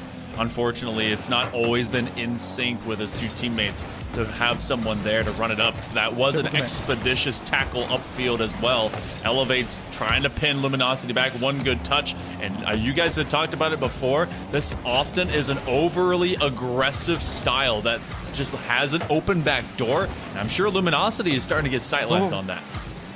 A little bit scary there. As that was Maxiu who came flying through. Now be able to send this one forwards. Ocelon takes the ball, tries to get it middle. Sosa with the clearance. Though has to recover. He drops that one down right to Luminosity. The pinch is in, it's off the post. And Sphinx can't follow through first. Catalysm tries to keep the play alive. Sphinx has got a demo onto Tho. There's a bump on back lines, but Sosa won't get there. And now it's a 1v1. Maxiu versus Sphinx. Sphinx wins out this round. You may see even more of that 1v1 into later 1v1s, later in separate competitions. Maxiu and Sphinx seen each other on the pitch too many times now to count, and Maxiu's been trying to keep up pace, can't quite get that flick off in the moment that he needed to. Ocelon aims to do it a step faster as he gets a wave dash, but cutting it short is Sphinx. The key thing about that guy is he continues to disrupt play, and even if it's just to kind of kick you back, saying, all right, do that, but now you have to do it again in front of me, challenging anyone. Catalysm with the catch, and Elevate again. They're squeezing Luminosity. Squeezing is a really good word here. They've got them penned back, but that's a nice pass over to the fast side. Salon not to get there first, so now it's Catalysm dropping this down. Double commit coming through from Elevate. There's a gap on the back line, top right corner, Tho is up to be able to make the save. And the clearance is in, but that pass into Sphinx could be everything. Maxiu goes by, it's just ahead of the APAC native. And then Elevate will be able to come back forwards. Hang on a moment. Catalysm intercepts in the midfield. Backboard, not defended. Sosa gets the goal to give Luminosity the lead in game number 1. This is tough for Tho. He went sidewall thinking that this one might drop out wide. It ends up going well to the top of the box. Sosa knew it just so much more quickly than he. So he takes that shot. No one present on the goal. And now Elevate is in a pickle as Luminosity has at least defined this riddle. And they've got the solution all to themselves. A monopoly on it. Less than a half minute remaining, Rhino. Elevate needed this first game to really give themselves some confidence for the rest of the series. And this is basically the exact thing that Gex's prediction of one game to Elevate was centered around. Was them getting game number 1, having the hotter hands, being more ready for this play. Ocelon will be able to keep it out, but he needs to turn defense into offense very quickly. Keeps the ball in the air. Sphinx is up first, drops the ball down. Luminosity remain perfect and get game 1. Gorgeous. Luminosity neutralized the momentum that Elevate had found in the previous quarter and semifinal matches to match them and beat them. Just one moment of separation there, Rhino. It was Tho that was on that right side wall after it was coming out from a very high-pitched turn from that backboard, and Sosa with that read does it with pace. But we've got to give it to both these teams. This one was knotted up for a long time, and you can see that there was actually much more offense coming out of Elevate. Well, yeah, much more. 9-6, so they got 3 more shots, and they were able to keep Luminosity really back in their own half. But at the same time, when Luminosity's defense is as strong as it is, when they are putting their bodies on the line, when their communication is as locked in as it is, there is not a lot you can do. Whether you're Elevate, whether you're anybody else, Luminosity, they keep you out of their net. They turn defense into offense, and they catch you on the break. That's what Luminosity did so perfectly in game 1. That's what they will do so perfectly for the rest of this season, this series, because we know how good they are. I mean, I don't think you were wrong before the correction. This season in its entirety, they're probably going to continue to play exactly like that into split number 2. And I could not see major ways for this team to continue to improve. You'd have to go to kind of superpowers and a top 16 on a World's Fair to really start looking at what will make Luminosity even better. But we're also talking about an isolated moment here with the current kings of APAC. They draw first blood. They're able to make this rock bleed a little bit more as we go into game number 2. We're at Forbidden Temple, and Ocelon and the gang, they need to find an early strike again. They do. They are going to look to try, but the 50 comes through from Sphinx nicely, and it's going to be a clearance away by Sosa. Though, up in the air. Will now be still Elevate with the ball. Ocelon wins a good 50 on that side wall, but Catalysm, the rock-on defense, as he has been so far this season, he has been able to make that stop, and it's a little malfunction at the junction over there on the far side for both sides, but Luminosity will eventually be able to clear the ball away. Yeah, you have both Ocelon and Tho up in each other's grill, and that's the problem with a very tight rotation like that. If you're going to go that way, you have to hit it off the top wall. What a save out of Sphinx! Dude sees that one getting catapulted into the top shelf, and he just exists there. Tho, though, unchallenged as a second effort out of Elevate will give them the lead. Huge hit from Tho. He sees the positioning of the Luminosity players, and he licks his lips. Sees they are out of position big time, and he just goes over the top. Floats like a butterfly and stings like a bee. Elevate. They take the lead. But we've seen this before. They need more than that to prevent Luminosity from getting back into it. It looked a little bit like there was a lot of trust by Catalysm for Sphinx to be the first man up. But like you said, the positioning had him very wide, so there wasn't a chance. And by the time they recognized that, this wasn't going to happen. 100 seconds now in the game number 2. Elevate. That time around, it was a much purer goal because they were activating from a mistake last time. Big bumps coming through. I believe Maxu is up there trying to weaponize Tho. Sosa playing for a backside 50, but the first couple minutes are about to elapse.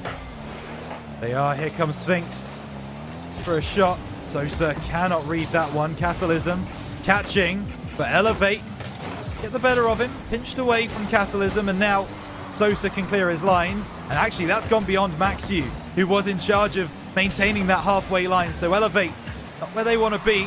Sphinx, up in the air. You know he's comfortable up there, pancakes it down, and Tho just about able to get in front of that ball, which was going into the back of the net. This one, the slightest bit dangerous, but Sphinx just is everywhere. Again, I keep talking about how he is all over this pitch. Gonna try and drop down as well. Sosa hoping to lob it above Maxu, and Catalysm will be here in time. But he just slow rolled right in front of the would-be defender to just be in front of them, and that would have been, what, maybe the thrice? I don't know what goes above that word for, succession into 4 and more, but still, just continues to make it difficult to be a defender on this other half, but still, it's Elevate with a 1-0 lead. Luminosity playing this close. They are. Ocelon with that clearance as well. Elevate. It's what I've been saying all day with Elevate. They cut off the pitch. They make it so difficult for you to escape your half. They make you work for every yard up the field that you get. It's like watching an NFL game as this one pops in. Sphinx drops it down, or maybe college football. I know there's a few more fans of that here over in America these days. As we drop that down into the corner. Will be cleared away by Tho. Sosa up very well, trying to keep possession, but there's a double commit from Elevate. It won't matter. That's going to find its home. Double commit, triple commit. Elevate make it look good. 2-0. I was actually concerned as to why there was this gap. Catalysm cut that curl from the box, and I mean, they must again have seen Sphinx to that other side corner and thought they would be there right behind. They vacated and already went to the wall for a counterplay.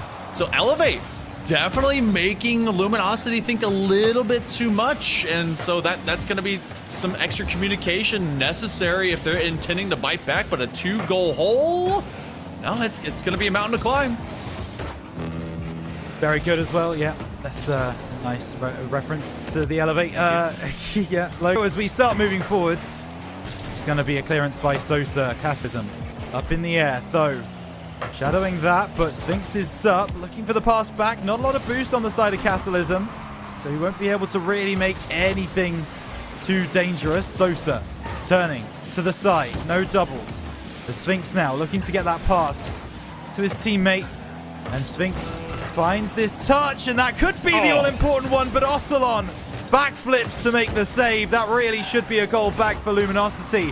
Fantastic defensive play from Elevate. Ocelon just hot on the rock. They're going to have another chance here. Look how Sphinx just manifests in real time. That's another big demo, though, by Tho. Catalysm has been bullied. He's definitely going to try and shake this one through, get into game number 3.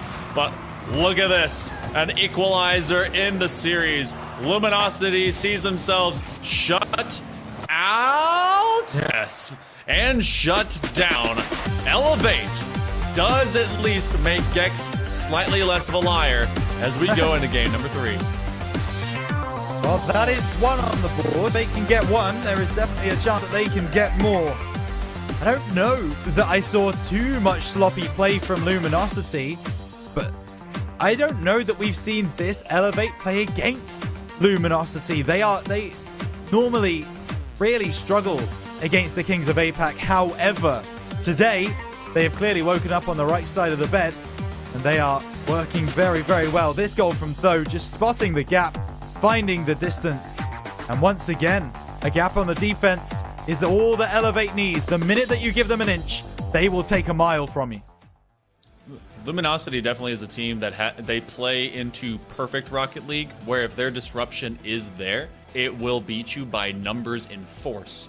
Now, the problem is that this time around, I believe Elevate has actually been at least coached well and recognized that that is how they're going to be played. They have obviously seen them 3 grand finals in a row now. So seeing them now struggle a bit, this has become Elevate in the moment. Now, Luminosity, they start to really ramp up post game 2 into 3 and 4. At minimum, we're going to have 5 because of that 1 game drop. So how much further can Elevate take this? Does Luminosity begin with a barn burner style offensive to begin things? Let's see what game 3 looks like. Catalysm with a free look, and if there was ever a player that needs to hit, it's now. But that's a great save to start. Great work from Elevate to cover that one off. It looks like a surefire kickoff goal for Luminosity to kick things off in game 3. Has not been the case. And instead, we get into regular play. So that pass down to Sphinx. Gets past one, but there's another 2 players waiting there on defense. Catalysm plays that across, and it will be Sphinx playing the 50. Starting to move across. Sosa, backboard, not the touch he was looking for. And Elevate, they clear their lines for the moment. Brawl of a moment, an intensive moment here for Luminosity, as Maxu trying to kind of clip between them. Tho and Ocelon not exactly prepared as they're going to retreat to their corners. Sphinx always rotating that backside perimeter. What a save! What in the world? Sosa had a direct line shot, but that was pinched off, and then a demo will keep this one from being a stout counterattack. But that is a wonder how they got that out of the hands of Sosa. Yeah, absolutely unbelievable as this one now starts to move forwards. A nice passing play from G. It's not enough. That pass down from Tho to Maxu. Doesn't get in front of his man. Double commit from Elevate. The back door is open, but there's no one that can walk through it just yet from the side of Luminosity. Sosa will look to try and get across. Looks for the 50. Can't do it. Sphinx plays well on that right wall. Now gets in front of his man, but it flies across the face of goal. And this is more like the Luminosity dominance we are used to. Doesn't feel like it's completely in a dominating state, though. Maybe I'm just being a bit kind of sideways because we haven't seen a goal. They definitely are starting to limit Elevate's overall ability. But look at the chance ball. Tho goes up, a single challenge in midfield, and the gap is present as neither Sosa nor Catalysm were there in a proper position on the back line. Just once again, a gap in defense. Luminosity, they're so aggressive thinking, they're so forward thinking, but they leave their defense completely. And Elevate, all it takes is one challenge in the midfield, and all of a sudden, they're in the lead. So game number 3 does start to go the way of Elevate. They're looking to double their lead here, cleared away by Sosa. Luminosity, well, They're going to be starting to consider exactly what's going wrong for them because, well, I can tell you what's going wrong. Their defense isn't good enough today. That's a huge demo, though. Oh, Sphinx. Wow. Right in the midfield. Right on this turn. Look at the kill by Sphinx. As soon as he deleted the back linesman, it was over. What a find, too, because it's been around that position and back to the head of the box defensively for Luminosity, like you mentioned, and what we've seen has been the crux of the situation that's allowed Elevate to really play close. And it's because they have such confidence and such trust in their teammates to make these touches just immediately, just automatically. And that hasn't been a sure thing in this series as of yet. Sphinx challenges beyond Ocelon, and Elevate sees the war machine begin to rev up for Luminosity. Yeah, here it comes going forward. Great interception by Sphinx. He's got an extra touch. It's off the backboard, and there's a second man there, but the ball across. Oh, Sosa. So close to making contact. Just not able to, as that one flashes across him. So 1-1, just under 2 minutes remaining.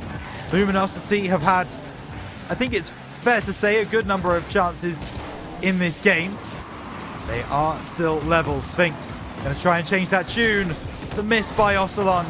There's a man there to cover, and Ocelon will be given another chance to clear this one away, and he will.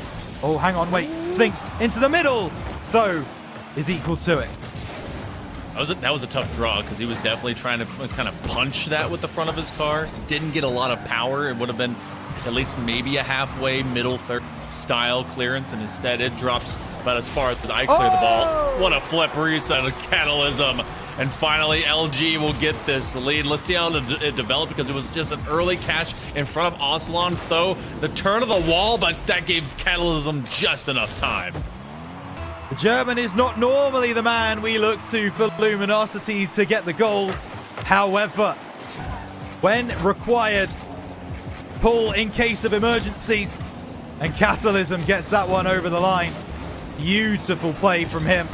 This one now into the corner. Cleared away by Elevate on the back foot with a minute remaining.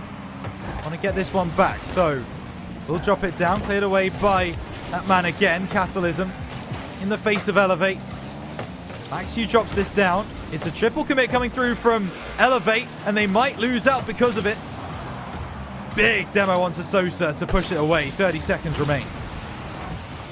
And they run through the explosions here. Can they make it through the Mad Max movie? Ocelon been fairly tested, and there's not a lot of boost to really support, though, in the run-up.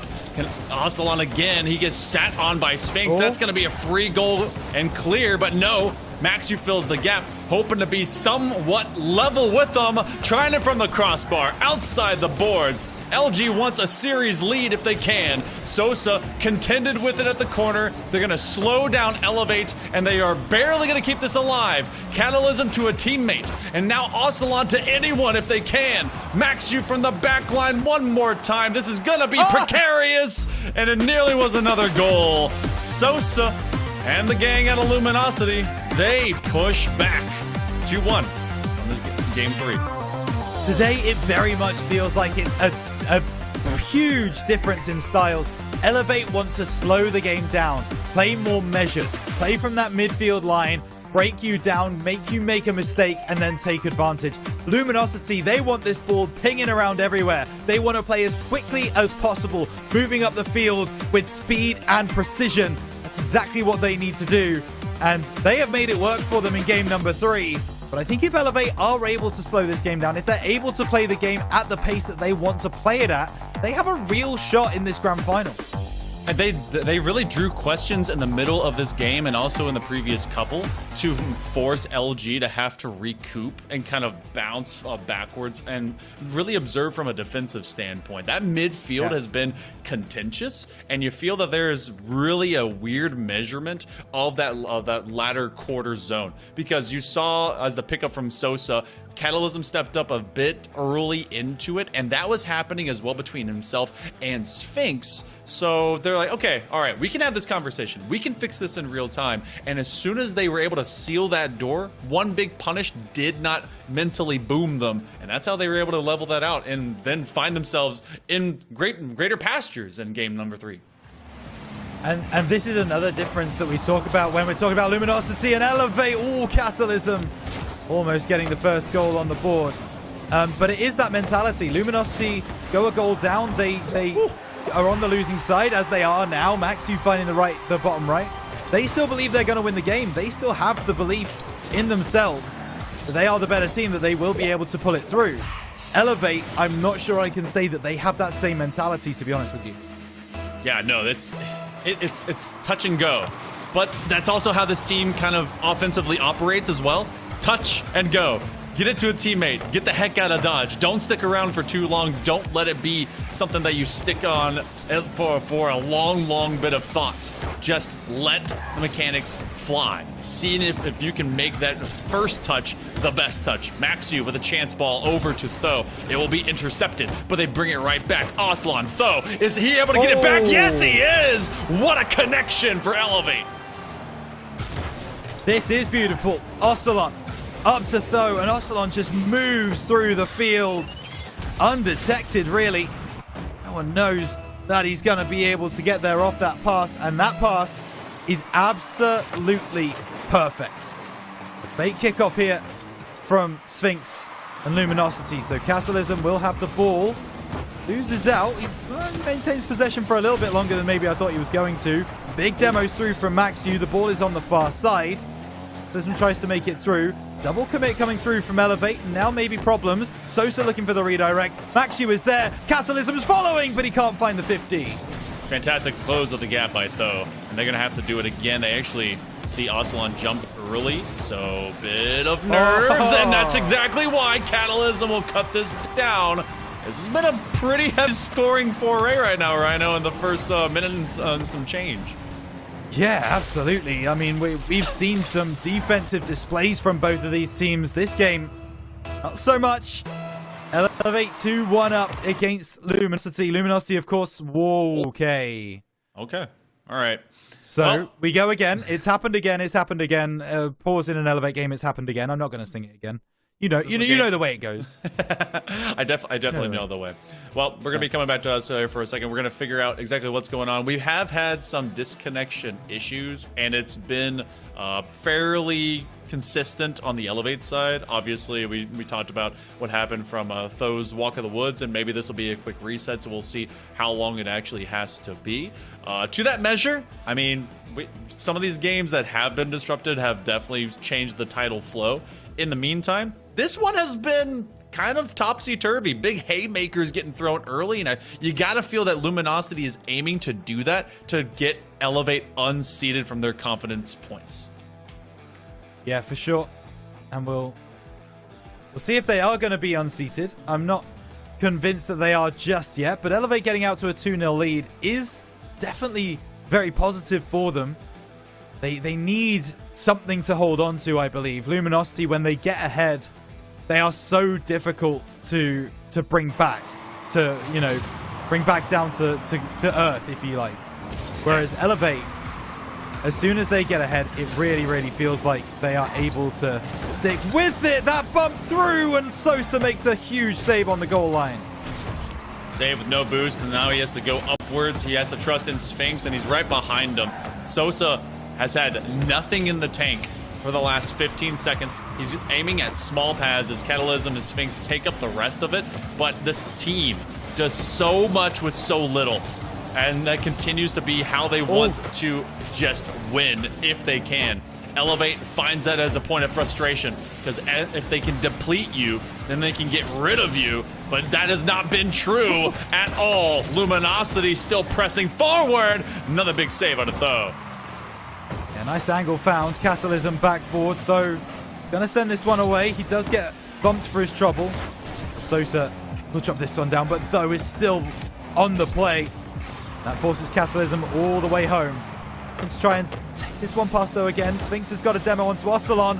Sosa so nearly did not get that 50. That would have caused big problems for Luminosity. Instead, they move forwards. The ball drops down, cleared away by Max Yu. Sphinx.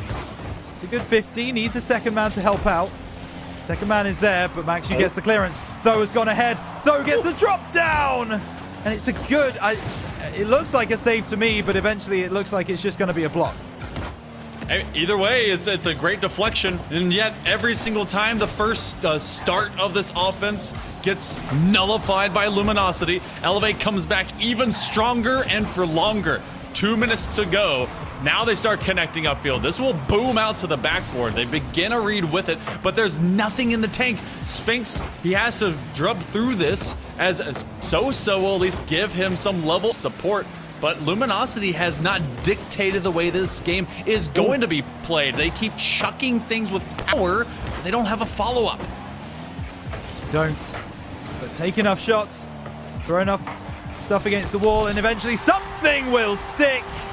And Sphinx finds that ingredient as he hits the bottom left-hand corner. Enough shots, a double commit from Elevate is enough to give Luminosity a way back into the game.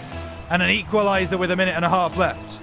Tho had to be thinking that someone was coming a lot higher whenever he was rotating in from that other side post, because he went for a squishy save to get himself to the ceiling of the net instead of just simply turning at post. He would have been easily able to get it from behind, and instead he thought that this was Luminosity gearing upwards vertically. Sphinx is going to slow down. Ocelon is buried, but Tho now crisscrosses the right way. And he gets some applesauce for his troubles. There's this one. Over onto the far side, it's Catalysm trying to keep the pressure up for the side of Luminosity. So that's a mistouch in the midfield. Sphinx try and make the most of it. Gets the reset, takes it early, looking for the bump play, maybe looking for the pass. Sosa goes by. Catalysm did not take the shot at the first time of asking. He might now. He's got time. It's cleared away. And 45 seconds left on the clock. Sphinx, another reset, but it's cleared away by Elevate. Elevate has basically nothing, and Luminosity is geared up. They've got tons of boost. They've gone back to the fuel, and they continue to steal what Elevate cannot afford to deal with. You basically have 10 or 12 between these two. They're allowed to traverse into the midfield, and that's probably the only boon they have. It has cleared that backline a little bit. Tho taking a deflection, and then they take it past Sphinx, who was looking for the kill shot. Overtime is looming, and LG has been booming. Elevate, can they survive extra time? Oh, Sosa, he overruns it, leaves it for Sphinx, but it hits the floor before he gets a chance. It was a nicely calculated play from Luminosity. They just didn't quite get that touch. Maybe Sosa will, but Tho equal to it on the back lines. So now it's going to be Sphinx. Gets the pass across. Sosa was there, but so was Ocelon, who's now going to be able to get the clearance. Catalysm stuffs it. Ball in the midfield. It's now Sphinx on the left-hand side. Plays a 50. That looks like a Rule 1 to me. Which of you broke it? I want to know now. It didn't hold for that long. It's fine. You got to hold hands and you make eye contact for a little bit longer before it matters. 30-plus seconds into game number 4. Overtime. And Elevate trying to just take this Luminosity pressure and turn it into a gentle wind. Sosa will get boost, he'll get ball, he's going to hand it to Catalysm. Catalysm turn into dust, echoes, and memories. That's going to come from ceiling. Ocelon is the lone man on the totem pole. Tho with the backline shot! We've got more games in it, people! This is Elevate's drawn level. Game 6 locked in. That is minimum. And Tho finds the bottom left-hand corner after a messy Luminosity defense. And Elevate, wow. Showing teeth, showing that they've got something maybe a lot of us thought that they had. And Luminosity, well, maybe they're on the beach already, Hale. It might very well be. Just, this is a team that feels like they kind of were already where they were supposed to be.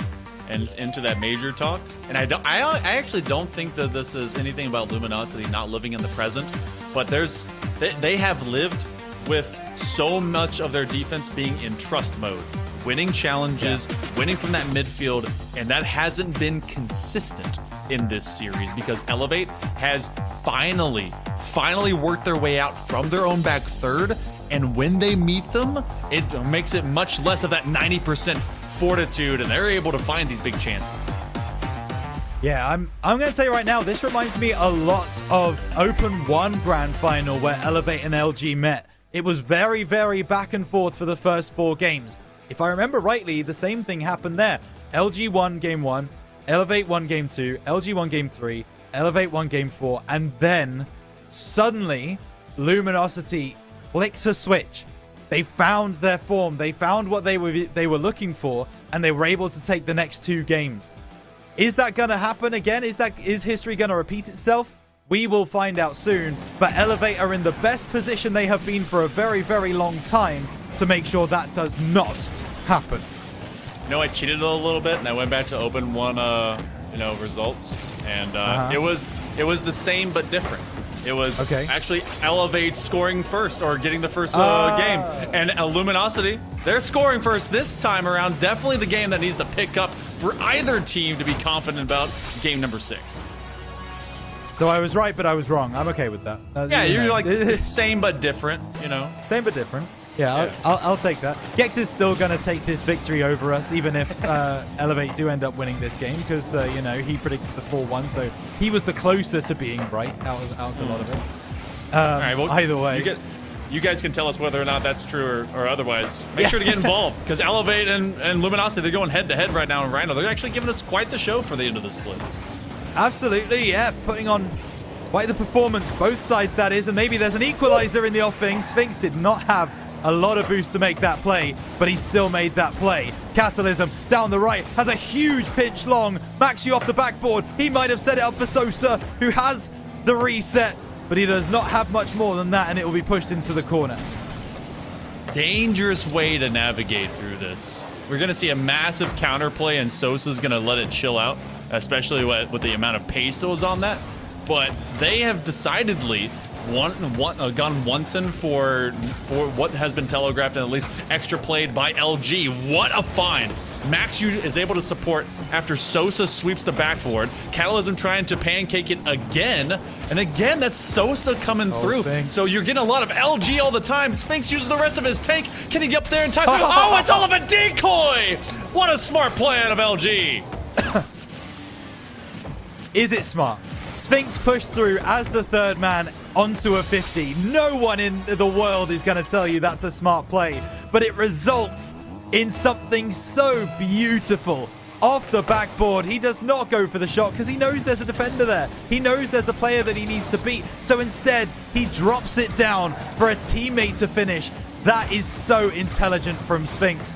Knows how to play that ball beautifully and gets it over the line. LG 2-0 up. Elevate have it all to do in Game 5. Bazillion IQ if I've ever seen it, especially in Rocket League terms. Brainless to just all ball all the time. Luminosity has really turned on the gamer switch. That's a big beat. Sphinx bodies Aslan in midair to allow this to just be a booming clear. But Sosa gets it much the same.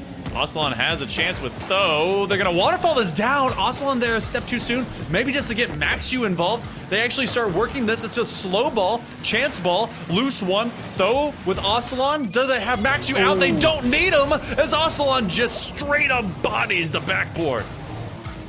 You know from those first few challenges that Luminosity simply do not have the boost to contend with you. Look at them, all of their tanks completely empty. So Elevate know, as long as they get the ball towards the goal, there's a real chance that it will go in. That's exactly what it does. Elevate, they half the deficit as Aslan tries to make it completely disappear. Bottom left-hand corner, call him the magician. There was ever a person. This guy was completely snuffed out yesterday when they faced against Luminosity. And he took that good old Michael Jordan.jpg personally. So 2-2, a second beyond midway. Elevate, opening up, showing up. And Luminosity has been put on notice that this is not going to go down easy. Absolutely. 2-0 up Luminosity. You think they're running away with it. They've not shown many signs this season of letting a lead like that slip. It's this Elevate side. It's the quality that they've been showing. They have made it work. They are back level pegging as this one goes to the far side. Sosa will have time, but he does not have as much time as he wants as he gets bumped out the way. Throw up to the sidewall. Catalysm backboard. Ocelon to clear, and actually Tho's gone forwards here. Tho will get the first touch. Can he find the second? No, Sosa's going to be there. It was such a great adjustment, though, by Tho. They were having themselves an outside angle, and it was working very, very well. Unfortunately for them, we never get to see the manifestation of what was great work. That's going to be topside corner. Tho gets there sooner. Sosa was already backboard. Doesn't really matter, though. Minute and a half. Catalysm actually ends up with a wonderful pass upfield. Sosa trying to get the other angle as well. And just trying to do one better than Elevate, but Elevate has met them. Absolutely. Catalysm plays it middle. Cleared away by Ocelon, and the speed that Elevate are showing is going to concern a lot of LG, not just players, but fans as well, I would think. Seems to be getting to those balls just that split second quicker. There's now Ocelon to the far side. Sphinx meets them there. Catalysm turns on the play. And Ocelon's still in the corner. Will eventually get the clearance, but only as far as Sphinx. Know how intelligent he can be in the air, but he just doesn't catch up to that ball in time. Sosa still gets to play forwards, but it'll be Ocelon to bring it clear for Elevate. Sosa forcing Tho to chase him by the tail, and he just led him by the nose thereafter. He gets one over the top. Axu, very calm, a lot of poise right now. Both teams, they need this game to get to match point. For Luminosity, it'd be regular tenses. For Elevate, it would be new ground broken, and they brought very, very sharpened shovels. Tho, sweep to get that corner. Max, or rather Ocelon, will take a big body to it. That's how he has been forcing his way through. Tho again, they're hyper rotating that front side post. Maxu is going to be just on the edge of the corner. Do they go for one last offensive chance? Wow. Yes, they do. Aerial, 0 second. Ocelon to Maxu. They'll be challenged by Sphinx. No extra options. That's going to stay up. Tho from the corner. Maxu with a 0 second chance. We're still alive. Sosa wants this to drop to the ground, and that's where it will lie. I was so surprised that Elevate were going to be able to try and keep that up. I did not expect that they would want to keep that ball alive. This one now over to the left-hand side, intercepted by Ocelon. He will be able to move it forward. Sosa starts to move forwards. He's trying to get the better of Tho. It's moved over to that far side this time. Sphinx gets demoed, but he gets the ball forwards, and Elevate can build again. First half minute. If you're Elevate, you can't let Luminosity dictate control. Maxu will play this slow. And this has got to be that sense of calm. The experience must be here for both teams, especially for Elevate, knowing what they've left behind in 2 previous grand finals. An embarrassment in day number 1 of this third open. Isolating them. Oh no!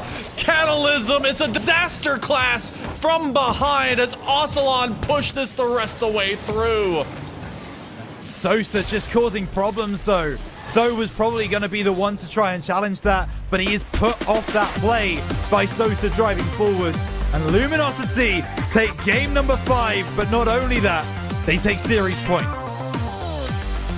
Magic moment for Elevate turned into travesty as Luminosity continues to do Luminosity things. This type of team makes it difficult to have a standard idea of how to rock up field. And look at the shot output differential, 4 to just, or rather 9 to just 4. They had few chances, they were efficient, but that last one really had to hurt there, Rhino. Yeah, for sure. As you know, Elevate had worked so hard, they fought really, really hardly to get back into this game. Ocelon with a double, and this one is absolutely gorgeous. Driven low into the bottom left-hand corner. You really feel like Elevate were kind of playing like this was theirs to lose, and then they just weren't able to see it over the line. An OT goal from Luminosity. That is really going to cause problems for the Elevate mental. They're going to have to come into this game 6 with the belief that they can still win, and trust me, they can. They are playing this Luminosity roster so close today, and it's making for a wonderful spectacle. Can we take it all the way? Can we take it the distance? Can we get to a game 7? We've seen Neo Tokyo not be kind, but we've also seen it let us go forward into deeper series. That has to be the truth if Elevate wants to move forward. And for all intents and purposes, I mean, Elevate can say they beat themselves. But that copium only lasts for so long. Luminosity is still going to bring the fire. They're going to bring the rain. They're going to try and make it painful. Though with the redirect, they got at least a clear. Now be Ocelon trying to get this pass through, though not able to really make that one stick. Sphinx into the air. Sosa will take over.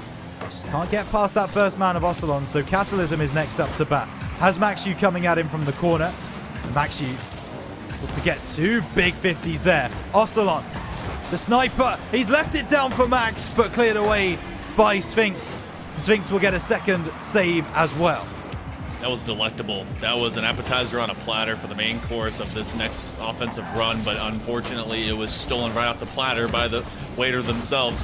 1 minute here into Neo Tokyo, and game number 6 is currently delivering. Elevate hasn't dropped down further, and Luminosity finds themselves at least kind of beating at the door without it completely cracking on. Elevate just trying to play small ball, looking what they can do to go both out into open drop zones of where Luminosity wants to take these shots. Now they got to play this coy. Oh, there's no one here. What a beatdown to open the gap. I want you to watch this corner right here. There's a bump play on that sidewall. There it is. Ocelon put off his recovery rotation, and that is enough for Catalysm to finish into an empty net. Luminosity, they're already the kings of APAC. They're already going to Birmingham. Can they do so with a flourish? 3.5 minutes to hold on or extend, and they will be your Open 3 champions. Crossbar out. Defensive Elevate finding themselves presenting massive gaps, and as soon as they go out to midfield, desperate for a single drop to drink, they then catch a counterplay, and Luminosity cheers themselves on to continue just pushing this melee forward. Sphinx taking on 2. Catalysm hoping that corner boost will spawn. He's going to have nothing, and still the threat of him there forces Elevate to drop back. Sphinx hoping to get away, and he gets it off of his own net just long enough that the throw challenge will scream outward to middle third. And this is now Catalysm. It's beaten on that corner. Sosa sends clear, but only as far as Ocelon. Has a reset, drops it down. Maxu moving forwards, and he gets a second touch too, and there's no one back for Luminosity, just in case that one was met by Max. And that is fantastic work from the APAC native to set up though and give Elevate the equalizer. Maxu is so clever about the way he takes on some of these moments. Those near side walls have been where he operates the best. Just when you think that you know what that next touch is gonna be, he completely subverts expectations and has to meet some higher expectations right now as Elevate is under pressure. Cooked out a double commit between 2. Tho will get the save between himself and Ocelon. Ocelon will rotate all the way back, and Sphinx is going to have a full tank, a very dangerous position. And look how he actually comes a bit slower there, Rhino, knowing he cannot completely show his hand until the last second. Yeah, and this is the concern that both of these teams have now. We've seen Luminosity play against Elevate where they feel like they are the much better team, where they feel like they are absolutely battering them on any given day. Today is not that day. Today they see them as equals. Today they know they are in a fight right the way down to the wire. So they are very, very much having to play things a little slower, a little more measured, a little more calculated. And that might actually be doing them a disservice.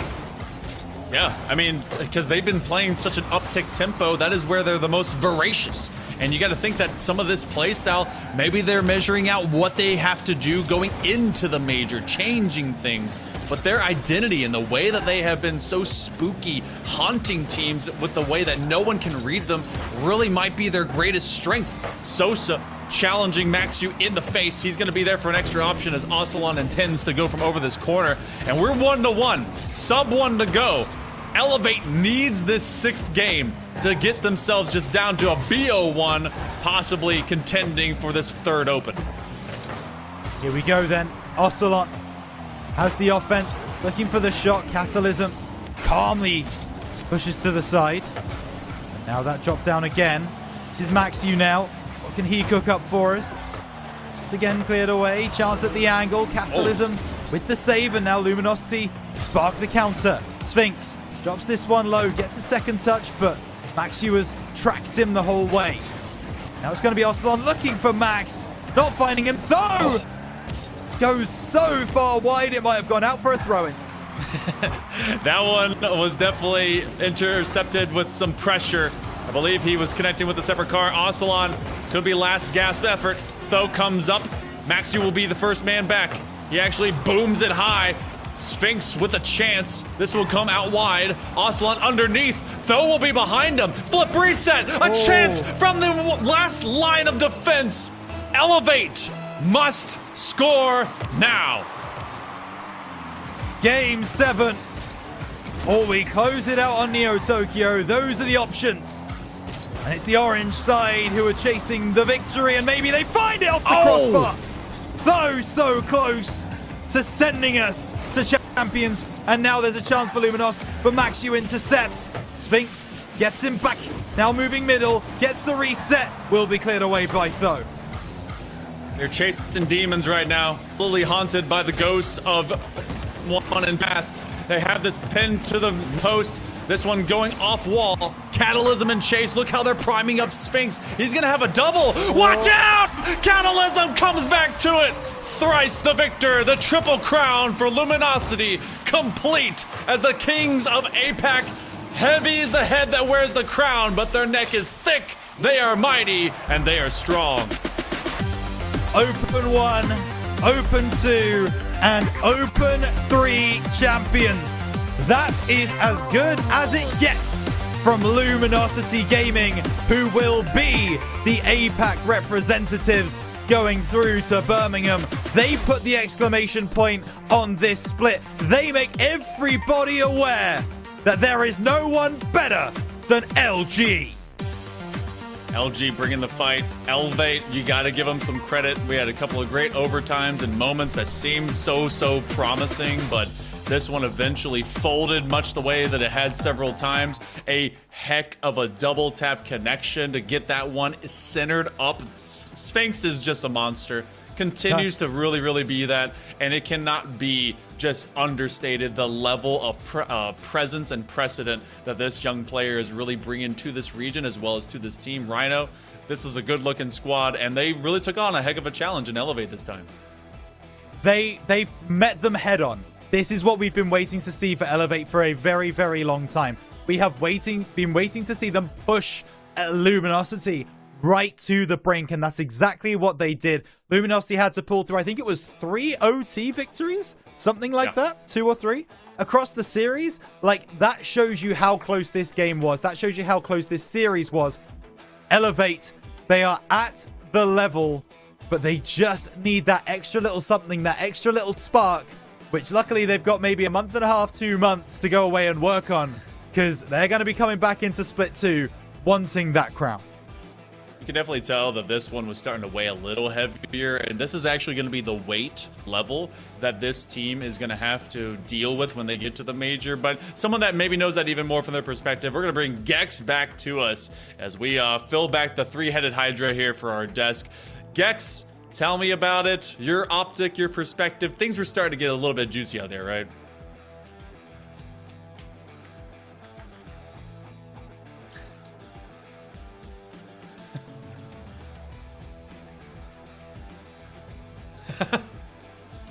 Oh no. All right. So, yeah, I think I know what might be the problem. But yeah, hey, we will absolutely talk to Gex in a moment once we are able to bring him back. But in the meantime, yeah, what he was talking about was he was thrilled that it was a competitive grand final, and hell, that's exactly what we got. I feel exactly that. And Elevate, they definitely put their best foot forward. And okay, we're really going. Hold on, we got to do the magic fingers. Gex, come back to us with your voice, with everything. Come to the desk. Come on. No, okay, he said no. All right. Wait. Puppet strings, everyone get involved. We pull him out of the depths. There we go. I've been renewed. I've been made very red, but I've been renewed. We dealt with this. It's fine. It is. fine. It's very fine. It's very fine. It's not quite as fine as that. It's not quite as fine as that grand final, though. It is good that the competition is still here in the region, and that there is still a team that is active out of Elevate. I want to put that forward there. This was the doubt, that they couldn't come together. They were individually brilliant, but that series they proved it. The series before that, they proved it. They came together as a squad, and they really, really performed. So, Rhino, I will take you up on it. I was closer to the bet. There it was, and you said you wanted to hear from chat whether that was the truth. Are we just fighting numerical fact now? Are we suddenly from Liverpool, Rhino? Is that where we're going with that? Don't you ever disrespect me by saying I'm from Liverpool again. That's outrageous from you. Wow. It was an excellent series, though. Hale, if there was anything that you could have changed for the side of Elevate to bring them that, what would it have been? Man, that's tough. That's a tough call because you did see Aslan's. What would it be now? I want them to find a way to not have to have everything start off of the initial touch from Aslan. It felt like Tho was kind of a midfielder whenever they had some great saves, yes, whenever they had him already present as second man, but it felt like so much of it was Aslan and the press. And maybe that was just indicative of what Luminosity was doing as an overall contempt to neutralize and really slow down this team. Maxu had so few points, and I mean that with efficiency of really coming alive, and it has felt like over the course of the season, obviously this team was composed, going into this split, and it felt like 2+1. That's not what a team is. It has to feel like a full 3-man whirlpool, and something about that has to really be course corrected. And who knows, there's a gap. So maybe some of that will be what they find in more fluid function.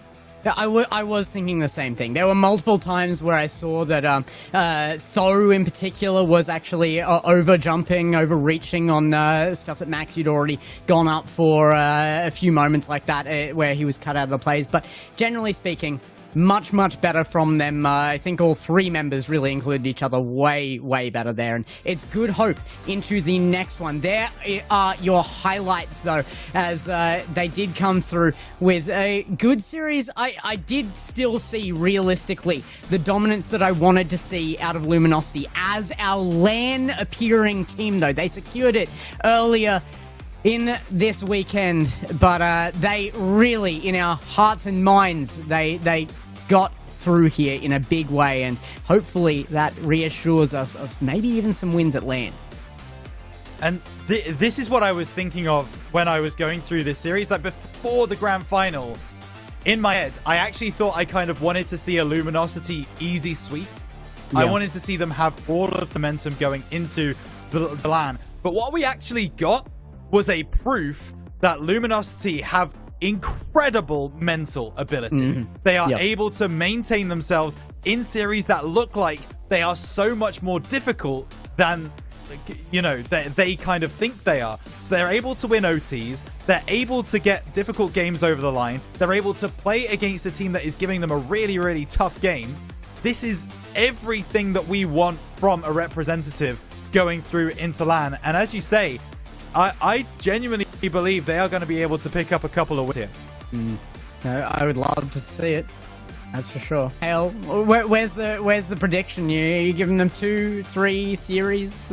We're giving them the major. What's the major overall? You know what? I see this team finding.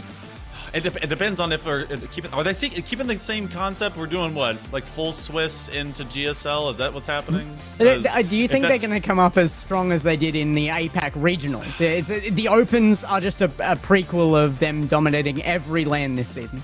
I think so. I think that what's going to happen is that they're going to be running straight into OCE, and they're going to be taking that into a really good fist fight. We saw OCE actually has some great growth in the previous RLCS season, and so that actually is a big compliment.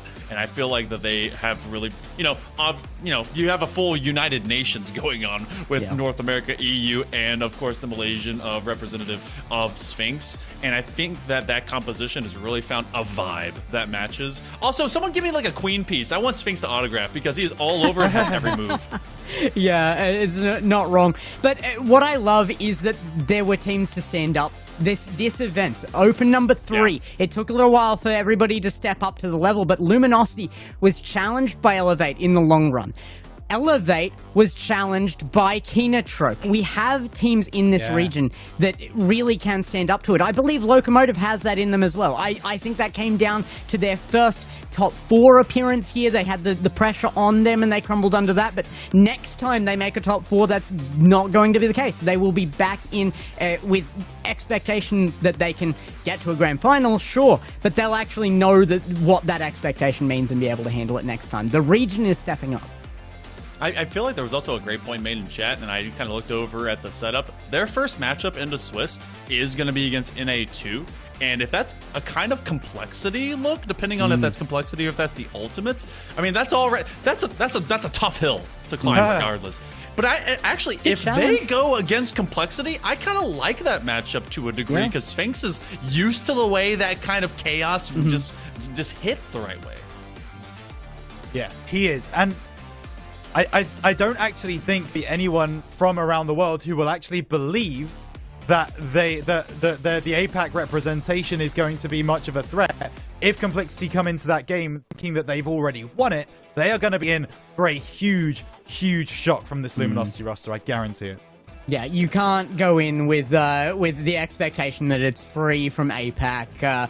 I don't think you ever could. There was one season where we turned up with a substitute player. That didn't bode well from the beginning, but coming in now, every season though. That was a legendary player. We had what was it, a Champ 3 playing at GC1 playing in a LAN setting.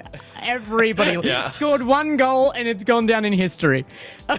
He got 1, and they're like, you know what? I can too. All of the plats in the chat were like, me too. The grand plats are in on it. Yeah, absolutely.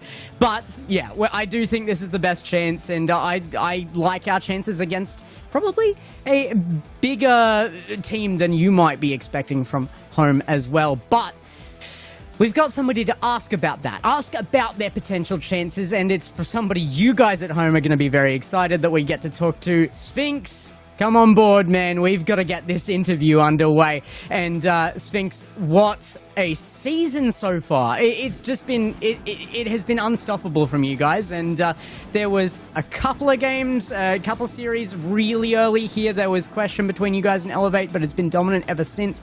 Did you go in from the first event with a game plan specifically for Elevate? We knew they were going to be our main rivals, all right? But like, as you saw, we lost our first 2 series against them. So at that point, I was like low-key kind of panicking. I generally thought we were about to lose. But we scrimmed like crazy for the next week before the grand final, and we finally met them, and it paid off. And then since then, we've got them on lock now. We've got them on lock. Lockdown. Completely and utterly.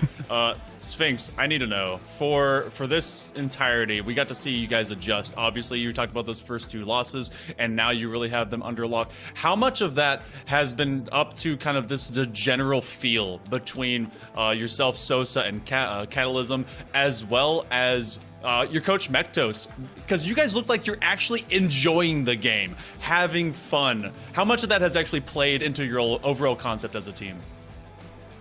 I mean, we all are friends. We go for dinner a lot of times, so we have a very good friendship. So we don't really get pissed off at each other in the game, and we're always keeping ourselves up, even if one of us make a mistake. So it's good to stay under, as you see in my the comms video I uploaded from Regional 1, my whole team just tells me to calm down, and that I guess it really helps me. Awesome, man. Well, as the English representation, you are coming over to my home country in about a month's time. The Birmingham Major calls for Luminosity. I actually want to take us out of the game for a moment. What do you know about England? Have you ever visited? And how much do you know about Birmingham? I just genuinely want to know. I mean, I've been there like one time, but it was like for like 2 hours.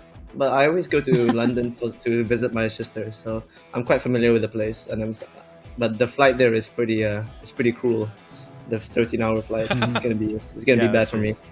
I feel you on that. I'm looking at it going from OC at any point. I definitely feel you on that, Sphinx. But you are going to be heading over, so I hope you pack a good pillow on the plane. The prospects coming up, though. You have bigger teams. You have bigger threats. You have had very small opportunities to prove that you really have what it takes to come back from a deficit scenario. You've always come up on those opportunities big. Do you have something in the bag for just keeping the mentality up once you do get down in a series? I mean, on LAN, I feel like I have nothing to lose. Maybe my teammates do, but like, I'm just an APAC player, so even if we go down, I'm like, we weren't supposed to be here, so might as well just go balls, you know? Just go wild, just get ball pace, you know? Just do what they don't expect you to do, bruh. That's the APAC playstyle. Do it all. Be the APAC hero. You know what? Let's talk about being a hero. You guys obviously won 3 times this split, taking every single one of them in the grand finals. 1v1s are around the corner in 2 weeks. Are you also going to be the back-to-back 1v1 champion? Tell me about the ego. Tell me about the game plan for that, dude. Oh yeah, the 1v1 tournament, about it, right? My exams are literally on the week that it happens, so I won't be able to grind as much. But I'll still be participating, but we should still be fine. But I just can't wait for a Middle Eastern guy to sign up and then just win everything.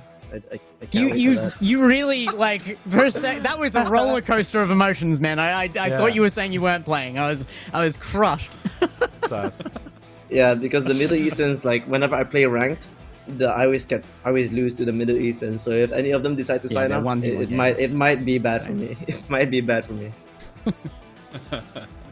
Hey, we'll find out in a couple of weeks. But I guess I kind of want to give you one last question.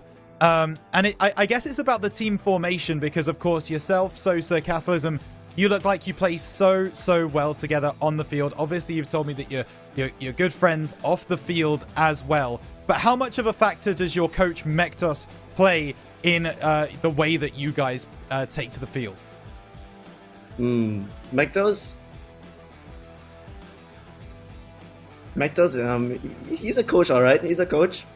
He has his questionable moments, but he's really good. Whenever like, we always troll him whenever like it's like troll, but then whenever he sees that we actually have something to improve on, he actually gets serious, and then he really preps the team well. So he's in the chat, Sphinx. Yeah. Yeah, he's listening. Yeah, but like when he needs to be a coach, he is a very good coach. So I like that guy. I like him a lot. No, we feel the same when we're off desk. So we're casters when it counts, right? But no, Sphinx, congratulations! You nailed the opportunity for Birmingham earlier this weekend already, but you've now nailed every single open of the Birmingham Opens. It must feel good to be on top of the region. You've got one more chance. Give your sign-offs, give your shout-outs before we send you off. Thank you for coming out and talking to us. You are the APAC representative going over to Birmingham. Yep. Thank you so much. I mean, we only got this far because Elevate pushed us to be this far. Like, I feel like we would not have improved if Elevate wasn't here, thanks to the 2 imports. But like, even though they are rivals, I like to appreciate them for coming to APAC. It makes me better at the game, so nothing to lose for me. Wow, that's actually really nice. Yep. Yeah. Oh my gosh. Love that. All right, we will head off then, and we will be closing out the show without you, Sphinx. Thank you for coming on. But guys, what a privilege to have Sphinx on for the APAC representative. I'm not talking about the team. I'm talking about the player. He is the representative of APAC right now. All of our hopes and dreams are resting on this man. I gotta say, he has been such a massive part of the team. You can't put any doubts on whether he's going to perform as well as anybody else on there. He is a big part of that, and yeah, Send it at land, man. Send it. Yeah, as much as like we obviously have the continuing full cross, diversity of all of the different regions and how, you move players in and out, import, export, whatever is going to be happening, you definitely get Sphinx, who has been consistent. And the simple fact that they have been so good, and they even talked about how Elevate pushed them, that's the biggest thing. And what we were talking about a little bit ago, registration is currently open for the 1v1 for APAC. It closes in 20 hours. If you really want to beat literally everyone by yourself, that's your chance to do it in an APAC way. So make sure to go and try and challenge Sphinx. He has exams. It's when he's weakest, or maybe, I don't know, try. Speaking of APAC ways, please don't take if you're from MENA right now, don't take the advice from Sphinx to come over and trash us either. I'm totally happy for this to be APAC natives. I mean, what an interview, what a guy. I do want to touch on that point as well that he made about the fact that Elevate were the ones that pushed them. That recognition, that understanding, like you can have, the respect. You have so many young players these days that have that kind of ego that would not even consider that they were anywhere near anybody next to them. So the fact that he respected Elevate enough to tell us that they were the ones that pushed them to be as good as they are, that is a huge mentality kind of boon for Sphinx. Well, there you go. The season point standings as they sit at the end of our Open number 3, at the end of the Birmingham major qualifiers here. It is Luminosity on top by 15 points over Elevate. They extend the lead again here. Locomotive stepping up into that top 4 position again here. 21 points there. Dakobop Dumnum still in the race, 19. And then it starts to stretch a little. Kindertrep and Overlooked with 13. And down to Rounds. I really hope to see Rounds again. Executioners, Godspeed, and Blue Torch. What a first showing from them. Where's that gone? Oh man, they got beat before they could ultimately make it to that qualification standard, but I don't think Blue Torch has gone anywhere. The torch holding is actually huge, and I feel like Japan is going to come back even stronger. Shout out, by the way, to the content creators over in Japan that were able to draw so many eyes to Rocket League, and I love that really kind of followed with some momentum with Kinotrope. And their main desk too. Yes, that was huge. Kalkin had actually come over to give us one of their predictions. It actually matched yours, and you were both wrong just by like one game. One thing that I want to mention from just slightly less strong, but from those point standings, that next split, everything zeroes out except for the grand total for Worlds qualification. The split between first and second place isn't 5 points; it's 6. So if there is a chance to get over the line, Spring Split is going to be where everyone's standing, and I feel like we're going to be seeing even hotter competition into that next side. And that's the fact of the matter. Everybody has got a month and a half to go away, get in the lab, make sure that you are ready to get things underway, because in a month's time we have got the Birmingham Major. If you want to come down and watch the first major of the year, you can head to the QR code below and you can join us in the NEC, and it is going to be absolutely amazing. The BP Pulse Arena just attached to the edge of the NEC. It will be wonderful. I hope to see as many of you there as possible. And of course, Rally is also available where Hale will be. Make sure you get your tickets as soon as possible. You will not want to miss Rocket League history being made right in front of your eyes. Well, it's not over for the season. You've got other regions yet to play out. You've got EU coming up as well tonight as well. That's gonna be massive. EU has a surprising competition in this weekend, so don't miss that. But don't miss the rest of the season. We're not done. We'll be back. It's one major ahead of us. But guys, what a first split from you two as well. It's been such a pleasure having you guys on. Hale, Rhino, an epic first split from you guys. I'm sure we'll be tweeting about it on Twitter. But of course, you get to see that as well if you just come and follow us. It's at GexCasts on me, at Hale_monkeyman, is it? Yes, you're correct. You and did it. At Rhino, I know it's got an 11 on it. RhinoCast11? Correct. He's got it. He's got the hat trick. Great and job. And at TES Esports for Tesseract as well, so that you get the rest of the season here in APAC. That has been your English main broadcast. We'll see you next time. Do not miss it. APAC. We'll see you on the way out.